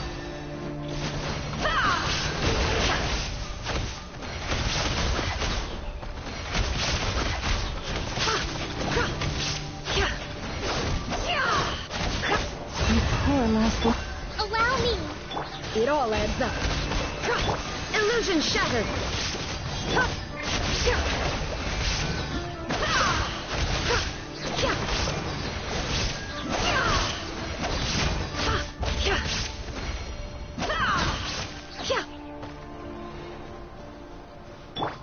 There is no escape. Forrest, protect us. Hold the line.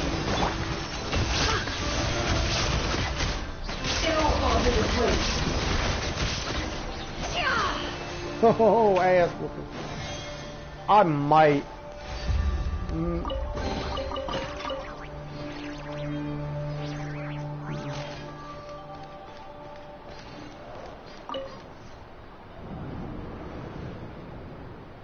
I don't know. Monsters at the Universitas Magistrorum? Why now? Oh no, they're coming. It's no use. The table won't hold out much longer. The weapons. Where are the weapons? Of course. All the lab equipment was upgraded after the inspection last week, but the new weapons haven't been allocated yet. Oh, damn. Is anyone there? I need help! Ah! Stay back! Please stay back! Please!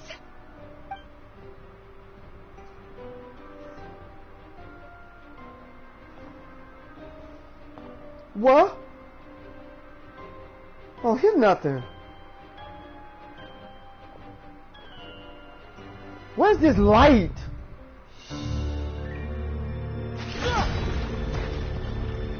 Also, what is this music? Rear. So the rumors about your work are true. What? No! Listen, something happened at the palace tonight. We have to leave! You don't need to lie to me anymore. What do you mean? I know why you're worried, and I will respect the decision you've made. Well, but it's okay, because I found a solution. She gonna jump. I know how to end all this. You can have it back. The normal life you so desire. But until then, I'm afraid our wedding will have to wait. This? No, don't do it! She did it anyway. I told you gonna fall in there.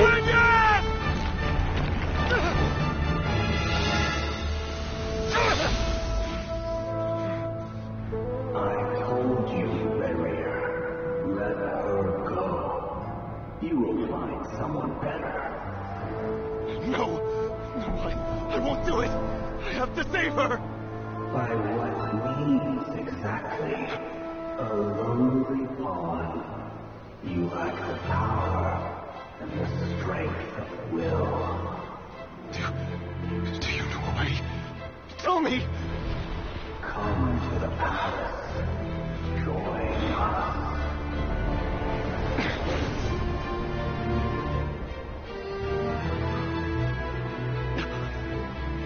Rary, thank goodness we... Step forth and take your share. You made it. Not you too. Yep, him too. Hatred for grief, despair, desire. We all have our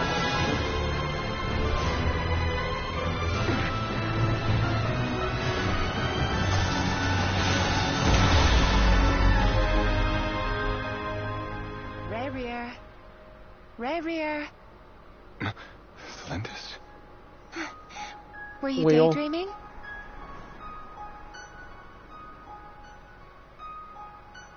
You still remember, Rarier? That question you asked me a couple of weeks ago? Oh. You mean the proposal? Oh. Yeah. I'm wondering, where do you think would be a good place to discuss it? Maybe in the garden? Or were you thinking a fancy restaurant? It's your choice. Yeah. The Abyss says no. The Abyss says to hell with your love, and that's garbage. Well,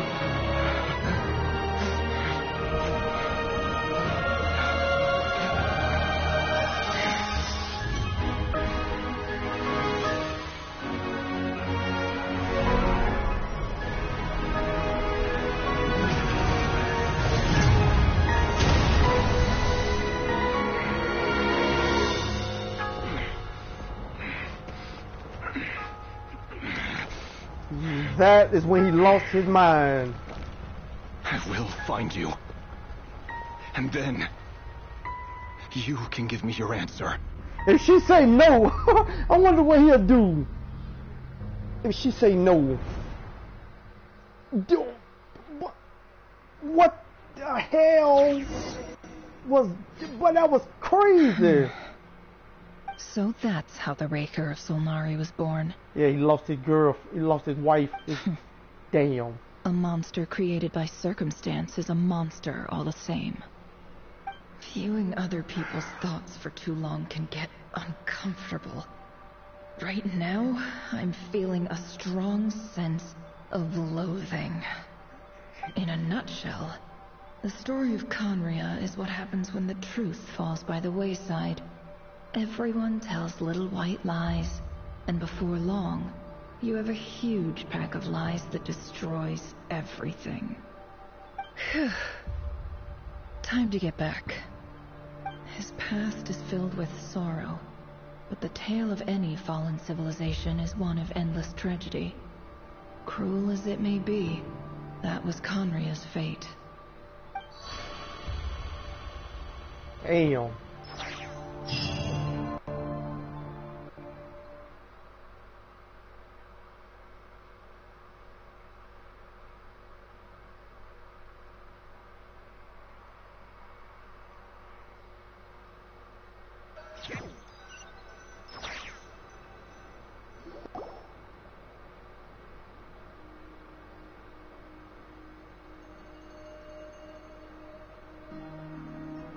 Everyone, I'm back. Can I get a standing ovation? Oh. How are you holding up? Feeling okay? She's fine. Boss is a pro. Yes, I'm fine. You will have seen the events of Rarier's life through my thoughts. It's now clear that he is just a regular nobody, driven by personal tragedy, as he said himself. Yeah? I mostly agree. There's only so much we can know about him from his memories alone, but they did give us a clear glimpse into his life in Conria. His life, however, completely I would damn... not consider Rerir to be a nobody. He was deeply involved in the events of that era. Yet, when the catastrophe of a generation strikes, nobody is safe. Sounds to me like you're speaking in riddles again. Is this you urging me not to abandon the people of Nod Krai in their hour of need? Yeah, you're gonna end up like him. That's not what I meant. That... Although I do hope you choose to remain a part of the plan. Without you, the mission ahead will be all but impossible. Then try to remember that I respond better to the carrot than the stick. And I don't appreciate being bossed around. Now, as for you, Missy, you were excellent. You stuck to the rules of the ceremony and kept your mouth shut the entire time. Bravo. She's talking to me. Cool. So, can you fill me in on the deets now? Most of what I saw went right over my head. Patience. You'll hear the whole story, don't you worry. But let's meet up with the others first. It will save me narrating it twice. 2 times. Yehoda? Yes, boss. Let me get that door for ya. That's more like it. For a moment there, I was worried you'd forgotten about the first clause of your employment contract. Forgive my curiosity, but what does the first clause say? It says I gotta do the annoying stuff that boss is too lazy to do for herself. Like opening the door, pouring the tea, yada yada. Yada is that yada. Right. If something is in the contract, it's because she willingly agreed to it. Rest assured that the curatorium abides by the very strictest of labor policies. You don't seriously think I'm cruel enough to treat her like my slave? In any case, I've hardly shied away from my share of the work today. Hope I don't catch Flintz and Varka lounging about in their chairs, enjoying a leisurely cup of tea. Man. There's nothing I dislike more than other people enjoying themselves while I'm hard at work. God dang.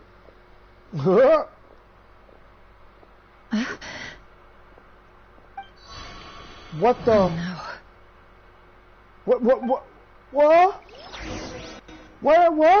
What just happened?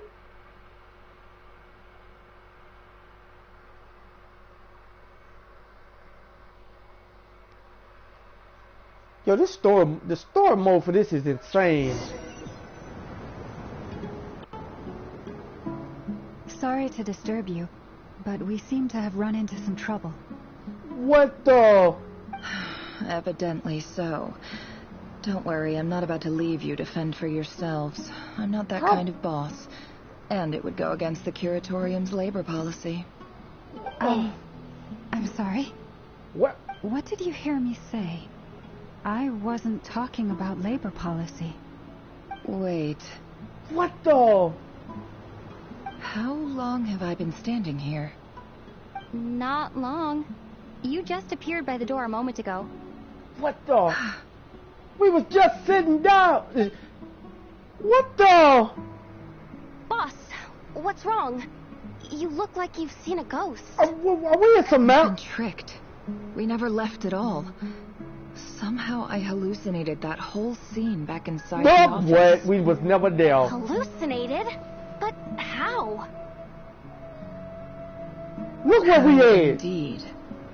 This place should heed my will alone. All thoughts and actions that occur in here are just a result of pawns moving across the chessboard in a carefully calculated manner. And nobody has access to this chess set but me. So you control everything in here? More or less. But yes, it's a special technique of mine. What is going on here? Has anything like this ever happened before? No. Only once. It was the first time I used the chess set. Is there any similarity between what happened then and what's happening now?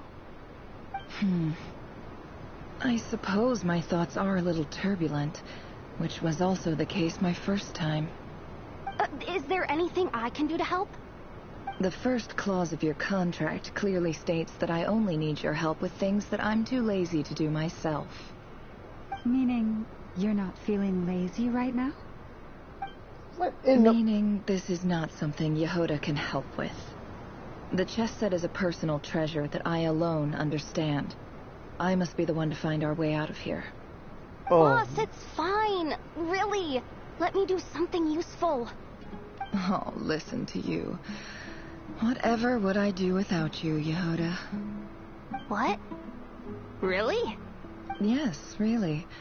Where would I ever find another employee as obedient and servile as you? God forbid anything ever happens to you. Okay. Well, anyway, I was thinking of fetching some water. There's gotta be a source around here somewhere. I suggest everyone finds someplace comfortable to take a rest. We gotta conserve our energy. Even though all this chess malarkey doesn't exist in a physical sense, mentally speaking, it's all real. And so is our tiredness and fatigue. You don't want to dismiss mental fatigue. Just because it isn't physical doesn't mean it's any less serious. But anyway, I got your backs, so don't worry about a thing. Don't I have the best employees? Jealous much? Nah. If we can find a suitable time, I'd love to borrow Yehoda for a day to help out at the Frost Moon Scions. Would you be amenable to that, Boss Nefer? Oh, Lauma. Have I ever told you just how pretty you are? Beauty runs from the tips of your antlers to the depths of your imagination. Time to rally, everyone. Follow me. Yeah, no time for no rest. As we continue our journey, the same rules will apply. That means stay focused and no talking no matter what we encounter. And don't disturb the chess pieces. You have my word that I will get us all out of here. Nah, I don't know. Moonless night. Continue exploring. Oh, it's windy. I don't have my full team.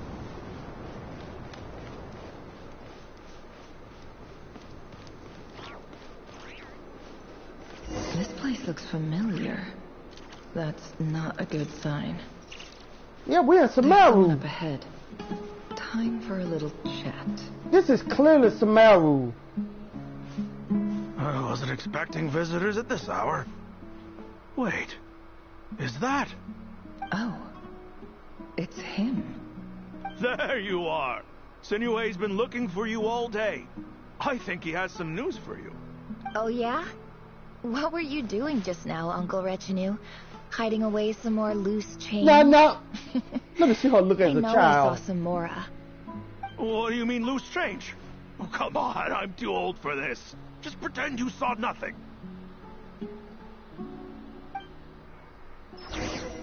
Oh, his damn hand. Oh, talk to what? Talk to, oh, over there. This is not Hyle.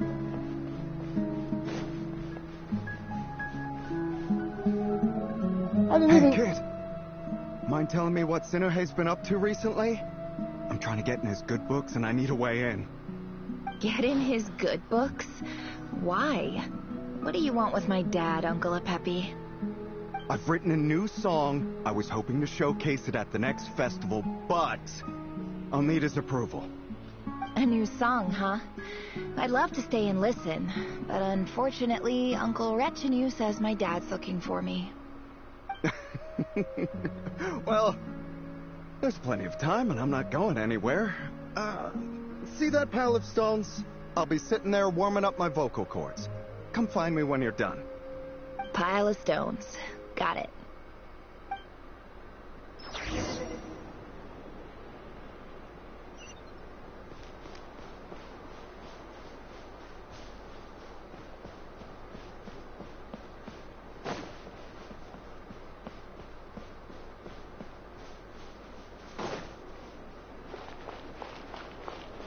Hi, Dad. Uncle Retinue said you were looking for me.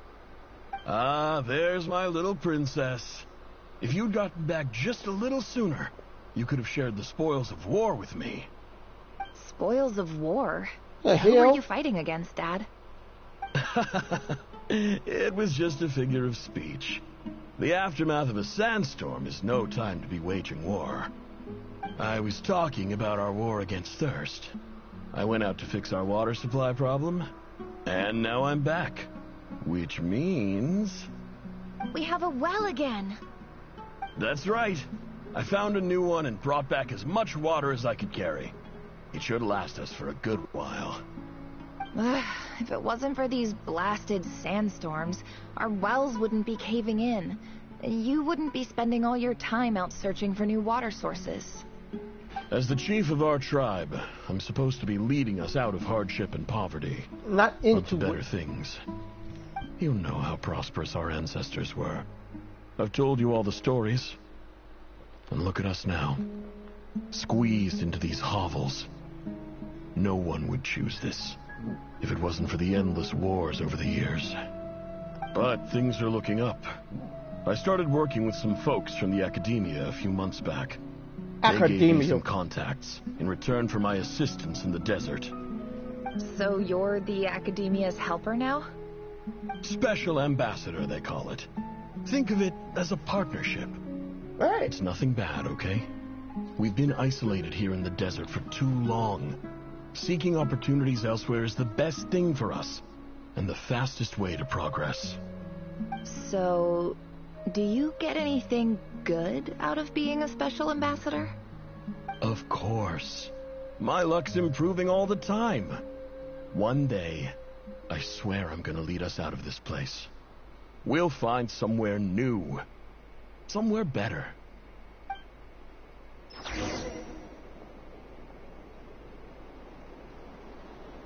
Okay, continue exploring. Almost fell off. Where would have fell off?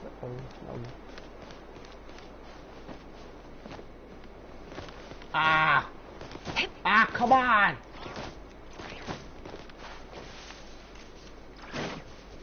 Darn desert.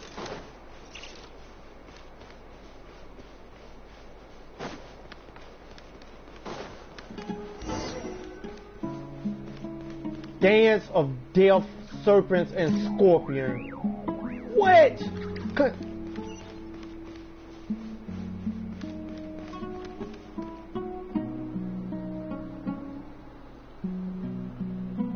That's our well, and you know it. You stole from us. Well, you've gone from chief to thief, and now you have to face the consequences. Angry Did you really uprousal. think you could take our angry water without permission uproar. and get away with it? You're either brave, stupid, or both. And that special ambassador act? Yeah, nice try. We spoke to the academia. They said it was all news to them. You're a liar and a cheat. Who just got hit?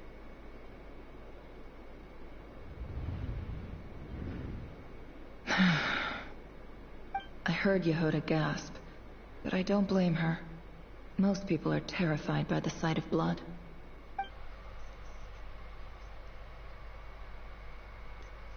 Scimitars and daggers. The desert dwellers' weapons of choice. There's a handwritten note on the ground. Let's see what it says. Halil. Oh, the this damn is Sinuhe, chief of the PS4 Shinji is tribe. hot. What the? Surely you remember me. No I was fucking the one who way. helped you and your colleagues avoid the quicksand in the desert. Wait This a is my minute, second time writing to you. PS4 is hot. I assume my last letter must have gotten lost in the mail, as I didn't receive a reply. Shit. I hope this one makes it to you safely. Turn. I'm writing to you because I need some help. That sandstorm the other day completely blocked up our well, forcing me to look for another water source in Iab and Unut territory. It was a matter of survival. Praise the gods. The well of the Iab tribe was intact. It was my last resort. I drew what water I could and left, but not without being spotted. I fear they will retaliate. You told me to write to you if I ever needed help. You said you'd be my ally in the academia. I'm gonna have to stop. I urgently need PS4 you is hot. to It's formally too hot. recognize my title of Special Ambassador and send some of your people to assist me for a few days. It's the only way I can convince them that this was the Academia's decision and prevent them from retaliating. This is an emergency. Please send help as soon as possible. I hope this Looks mission like this ends letter soon. never got sent. The writer died a grisly death, and the letter was trampled into the ground. It's badly defaced. Some parts are barely legible. What a ridiculous lie the surviving Shimti tell. Their whole village was butchered over a sip of water. Bro, if this don't end, bro, this quest need to end, cause I need to turn this off.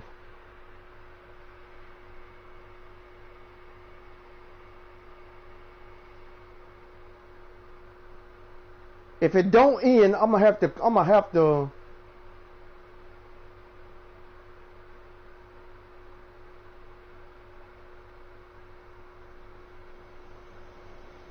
Ah, officer, welcome.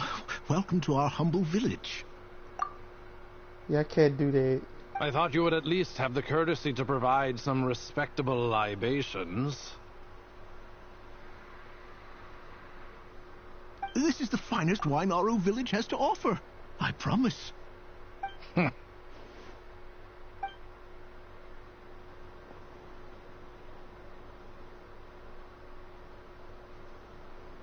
The Academia has agreed to reserve a single space for a candidate from your village. But I remain skeptical of this entire endeavor. I highly doubt anyone in this desert possesses serious academic potential. Please, have faith. If not in us, then in our God. The child we found shows great promise. I beg you, take her away from this place. Give her a chance. Don't let her talent go to waste. I don't recognize her. New arrival? She showed up here a few days ago and we took her in. She's a really bright kid. Please help. I'm begging you. So, where are you from? Nowhere special. Just a sand dune. Man, come on now. We already know who this What about is. the rest of your family? It's Nefer. How many of you are there? Just the one. It's only you? Correct. So, no brothers, no sisters, no mother or father? Any who have slept on a bed of sand, I call my brothers and my sisters. Apart from that, I have no family. All right. Get over here. Sign your name on the form. I ain't signing nothing on this damn form. Sign my foot up your ass. Never? You're rather fair-skinned for a desert dweller.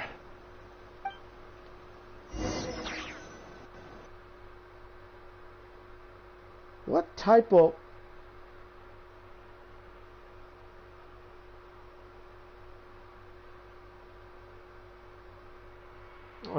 Will?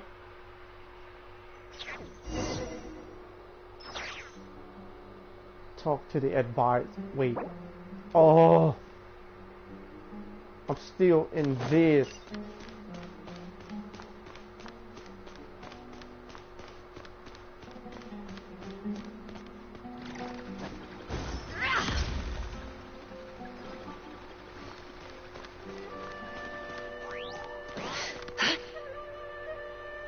I'm gonna have to skip past this and just this try to term's hurry assignments up. have been issued already. Please read through the materials thoroughly, conduct your own additional research, and then write an essay on the topic. Yes, Professor, I'm aware. I just had a couple more questions I wanted to get your perspective on. Oh? Please, ask away. Well, I saw the other students' problem sheets, and I couldn't help but notice that my assignment is much easier than theirs. Do you really think I'm a weak student? A weak student? Goodness, no. Quite the opposite. You have a sharp mind. Almost too sharp. How can somebody's mind be I think too sharp? what you're saying is a weak student wouldn't have noticed the discrepancy. And if they did, they certainly wouldn't complain about the lighter workload. You see, sharp as they come. You see things the way they are, and I'm sure you know why they're like that. Because of where I come from. Because I'm different. I'm sorry, Nefer. I don't like it any more than you do. It's just... Anyway, you said you had a couple of questions. What's the other one? I wanted to check. If someone sent me a letter to the academia, where do I go to collect it? Ah, your family wrote to you.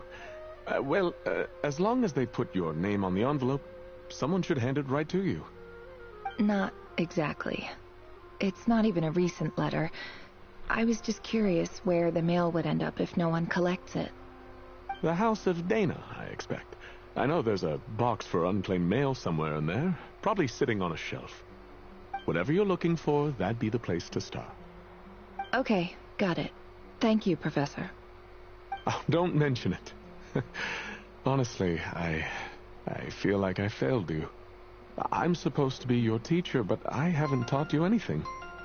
Hey, don't say that. You're a great teacher, and you do your best for all your students. But the rules are the rules.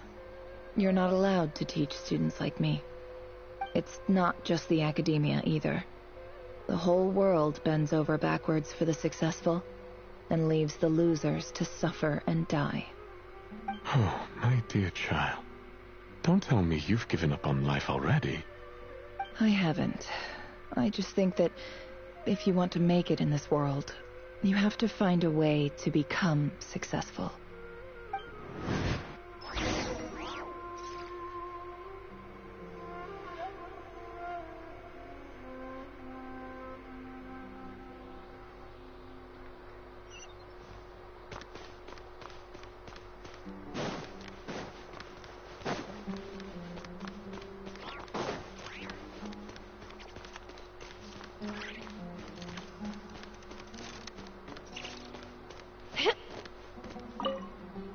This must be it. A big cardboard box full of unclaimed mail. And probably some letters that ended up here by mistake, too. Let's take a look.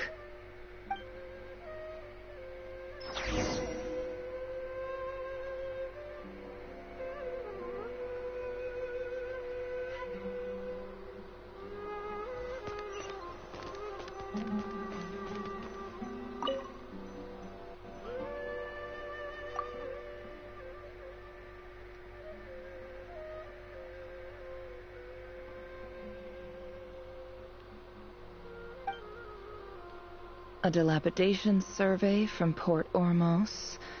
Looks like it's from a Core of 30 representative. What a strange thought. A bunch of mercs losing sleep over rundown buildings. This one was never even opened. I guess the recipient didn't care what the Core of 30 had to say about anything. Who was it addressed to? I don't recognize the name, but it must have been a Kasharawar professor.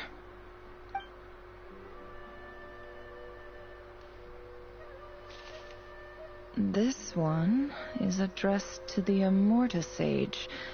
The title is Changes Observed in Satyavada Life Symptoms. Why do all these letters read like full-blown dissertations? Guided by the incense, we became lost somewhere in the forest. All the barriers between levels of consciousness disappeared as our minds soared around in circles, looking for a branch to seek refuge on.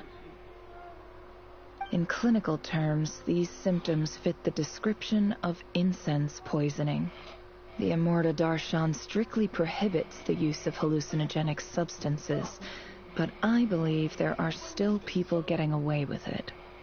For example, my neighbor who always breaks out into song and dance after using incense.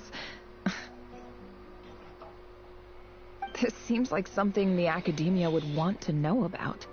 Why wasn't it collected? Wait, what's this written on the back? It's so small. The note says, "The sender authored this letter while under the influence of mushrooms.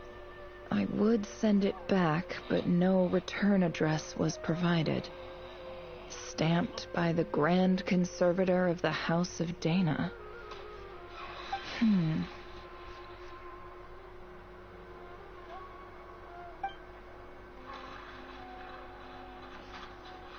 This next one is addressed to Grand Sage Azar.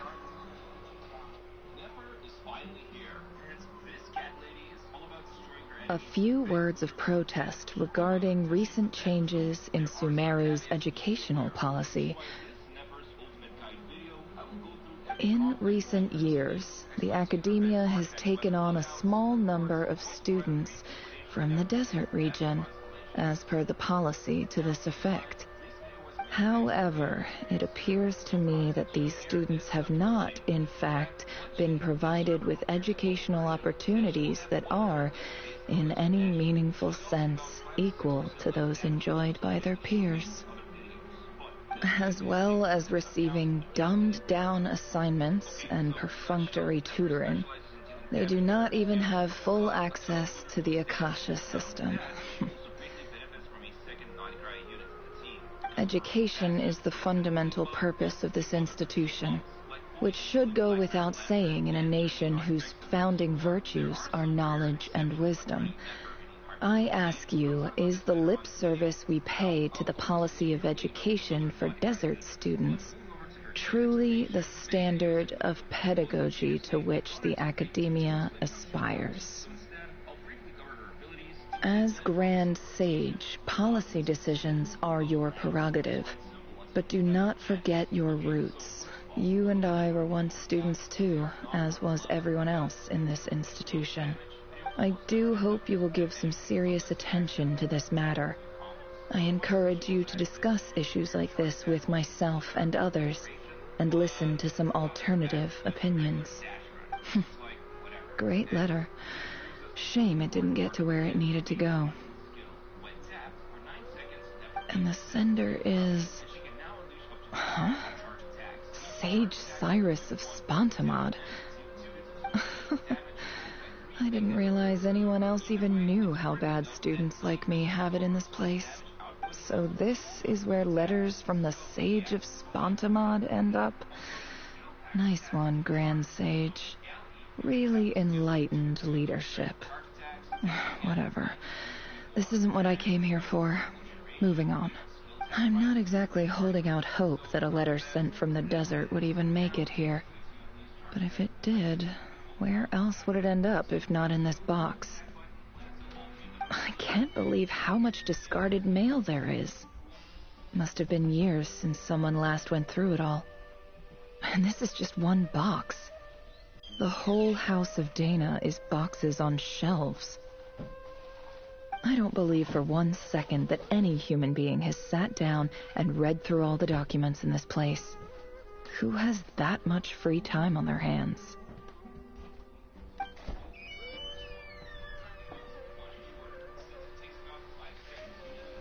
Wait, could this be it?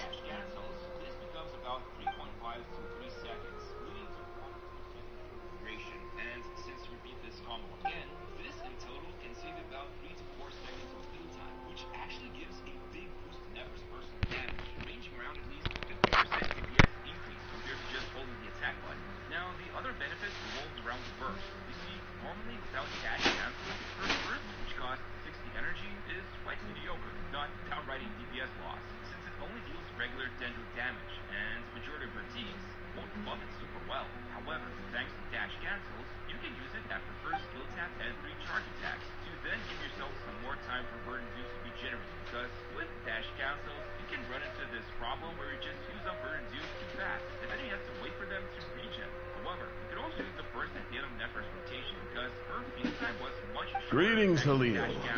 My name is Sinuhe, chief of the Shinti tribe. I was the one who came to you and your colleague Zaid when you ran into trouble in the Great Red Sand. I don't know how well you remember it now, but I brought you to safety and gave you some water and other supplies. You seemed very pleased and told me your name. In my tribe, learning a person's true name is serious business, and I therefore see you all as friends. You were kind enough to leave your contact details so we could stay in touch.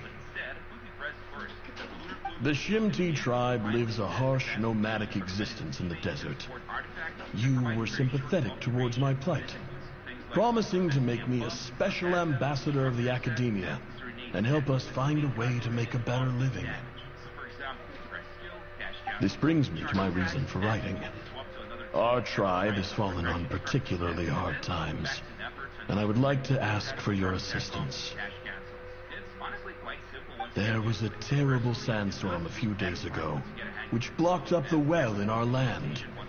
To ensure my people's survival, I had no choice but to venture into Eob and Unut. The Eob and Unut are descended from the Thamudians, while we trace our ancestry to Tulatala. We worship the Lord of Flowers and have had relatively good relations with our fellow tribes up until now. I found a well belonging to the Eob tribe. They declined to help us, but I really had no other option. So I took some water to keep me and my tribe alive. My actions are certain to incur their wrath. When we met, you assured me that you would be my ally in the Academia. I would like to take you up on that offer, because I really need your help. I wonder if you could send an Academia representative to meet with me. That aside, the last time you were here, you mentioned that the Academia had started accepting students from the desert, and I told you a little about my daughter, Nefer. We have next to no resources here in the desert, and my power and influence are limited. Would you consider enrolling my daughter at the Academia? She is a smart girl. I know she won't disappoint you. From the outset, the Academia never took you seriously. Those things they promised were just empty words. I doubt they even remember the name Sinue. And you were so emphatic that your luck had finally changed for the better. You swore you'd lead us to a better place one day. You spoke with such conviction, like you were the most powerful chief in the whole desert. You liar. You lied about everything. You promised the world and delivered on none of it. And who fell for it? Just me, by the looks of it. Which makes you a pathetic liar. You weren't even any good at it. I think I'll take over from here. Let me show you how it's done.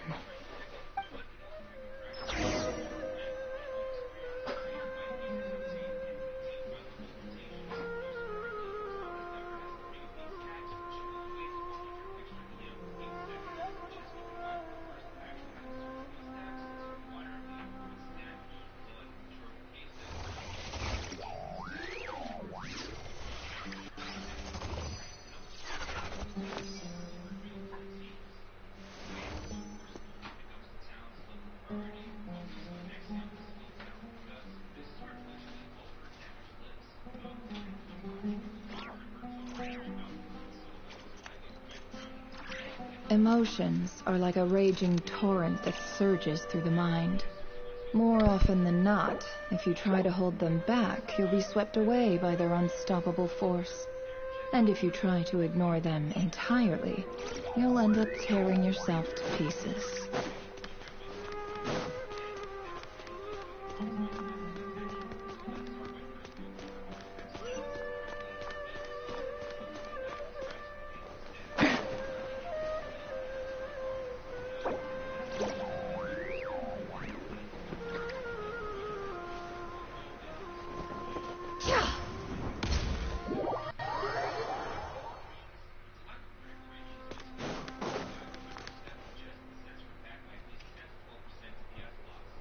I just came to say goodbye. Thanks for everything you've done for me in my time here. Nefer? You packed your bags. Where are you going? I'm quitting. Something's come up in my hometown. Gonna head back and deal with it. Huh? But this was a hard-won opportunity for you. You know that better than I do. It was. But it doesn't matter. I have more important things to deal with, and they can't wait. Oh, and I didn't want to overfill my bags, so I left some incense on your desk.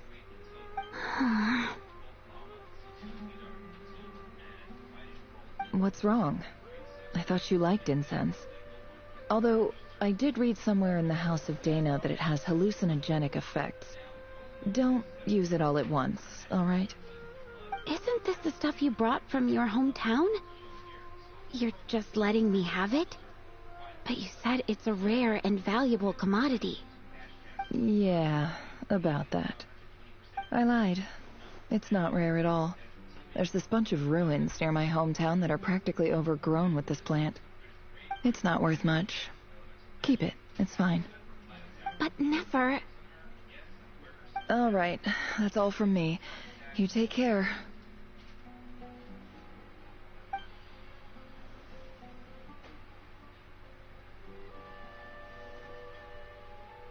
Don't forget me, okay?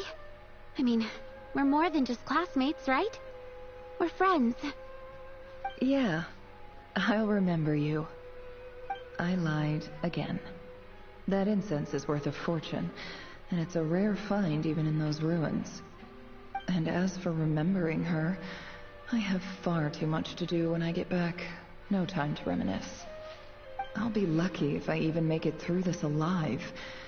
But either way, I expect I'll forget you pretty quickly.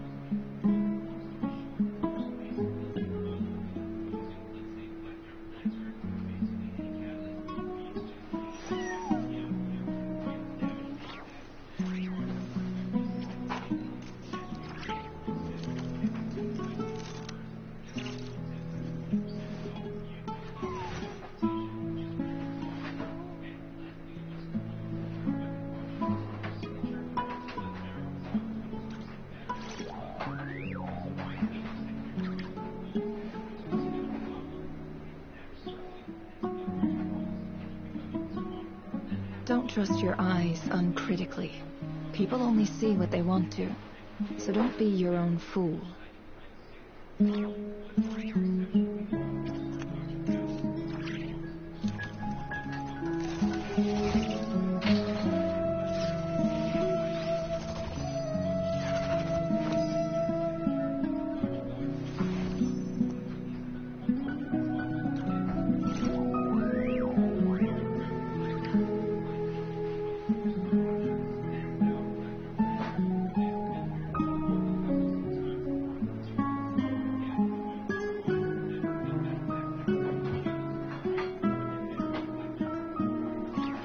Emotions are like a raging torrent that surges through the mind. More often than not, if you try to hold them back, you'll be swept away by their unstoppable force.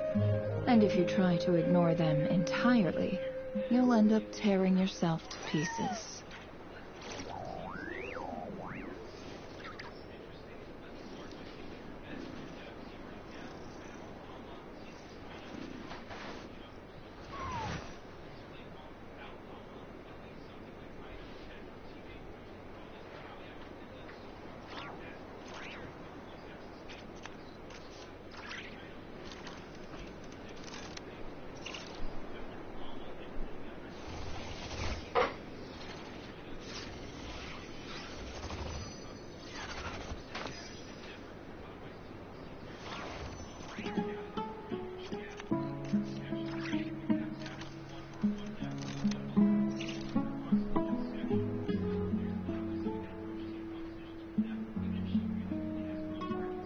Don't trust your eyes uncritically. People only see what they want to, so don't be your own fool.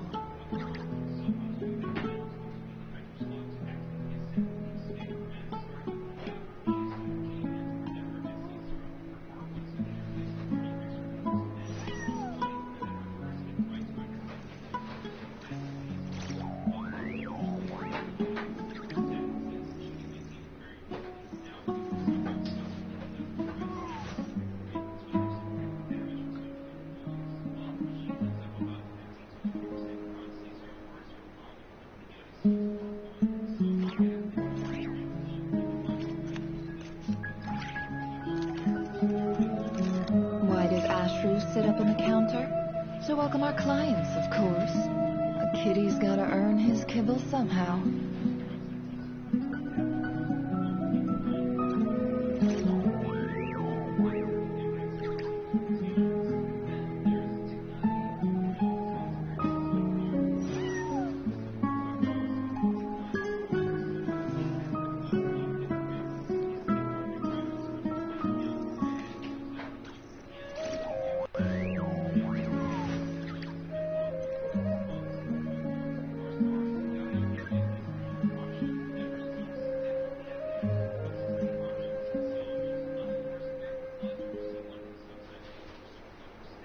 Emotions are like a raging torrent that surges through the mind. More often than not, if you try to hold them back, you'll be swept away by their unstoppable force. And if you try to ignore them entirely, you'll end up tearing yourself to pieces.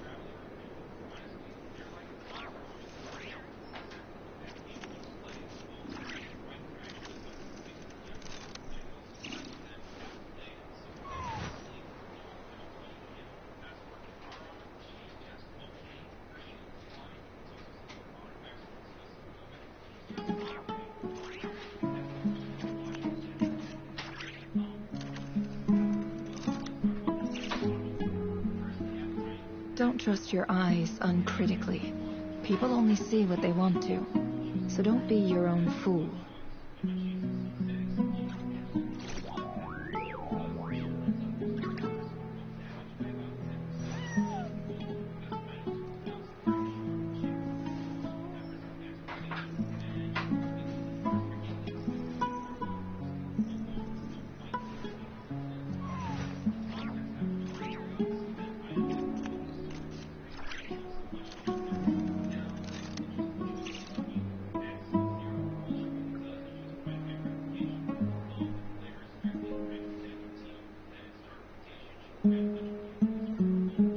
Why does Ashru sit up on the counter? To welcome our clients, of course. A kitty's gotta earn his kibble somehow.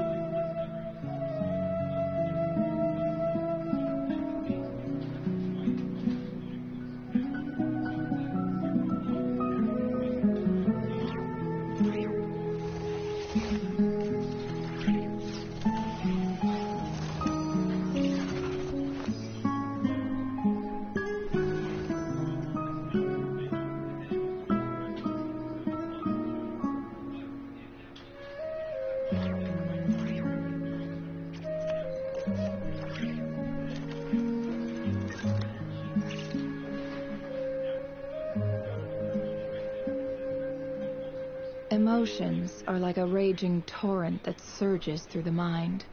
More often than not, if you try to hold them back, you'll be swept away by their unstoppable force. And if you try to ignore them entirely, you'll end up tearing yourself to pieces.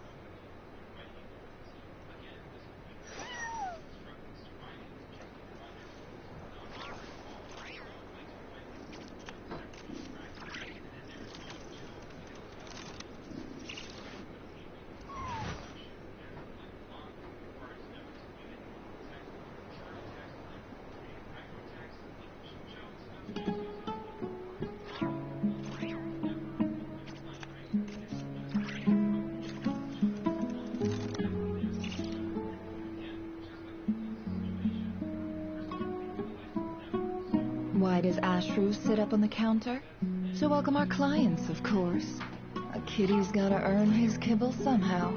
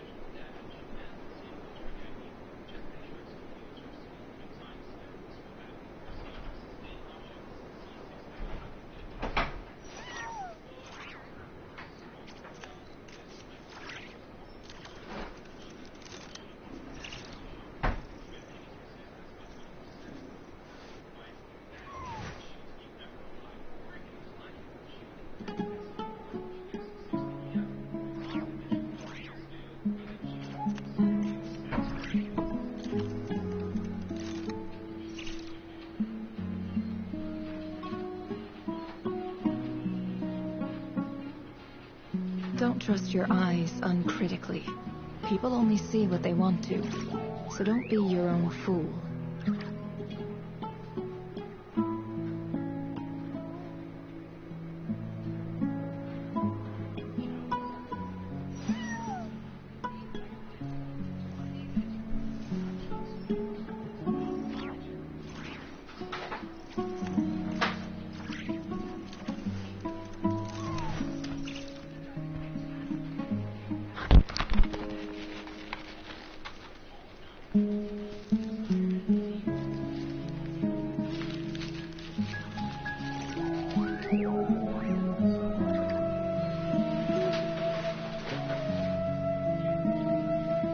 Emotions are like a raging torrent that surges through the mind. More often than not, if you try to hold them back, you'll be swept away by their unstoppable force. And if you try to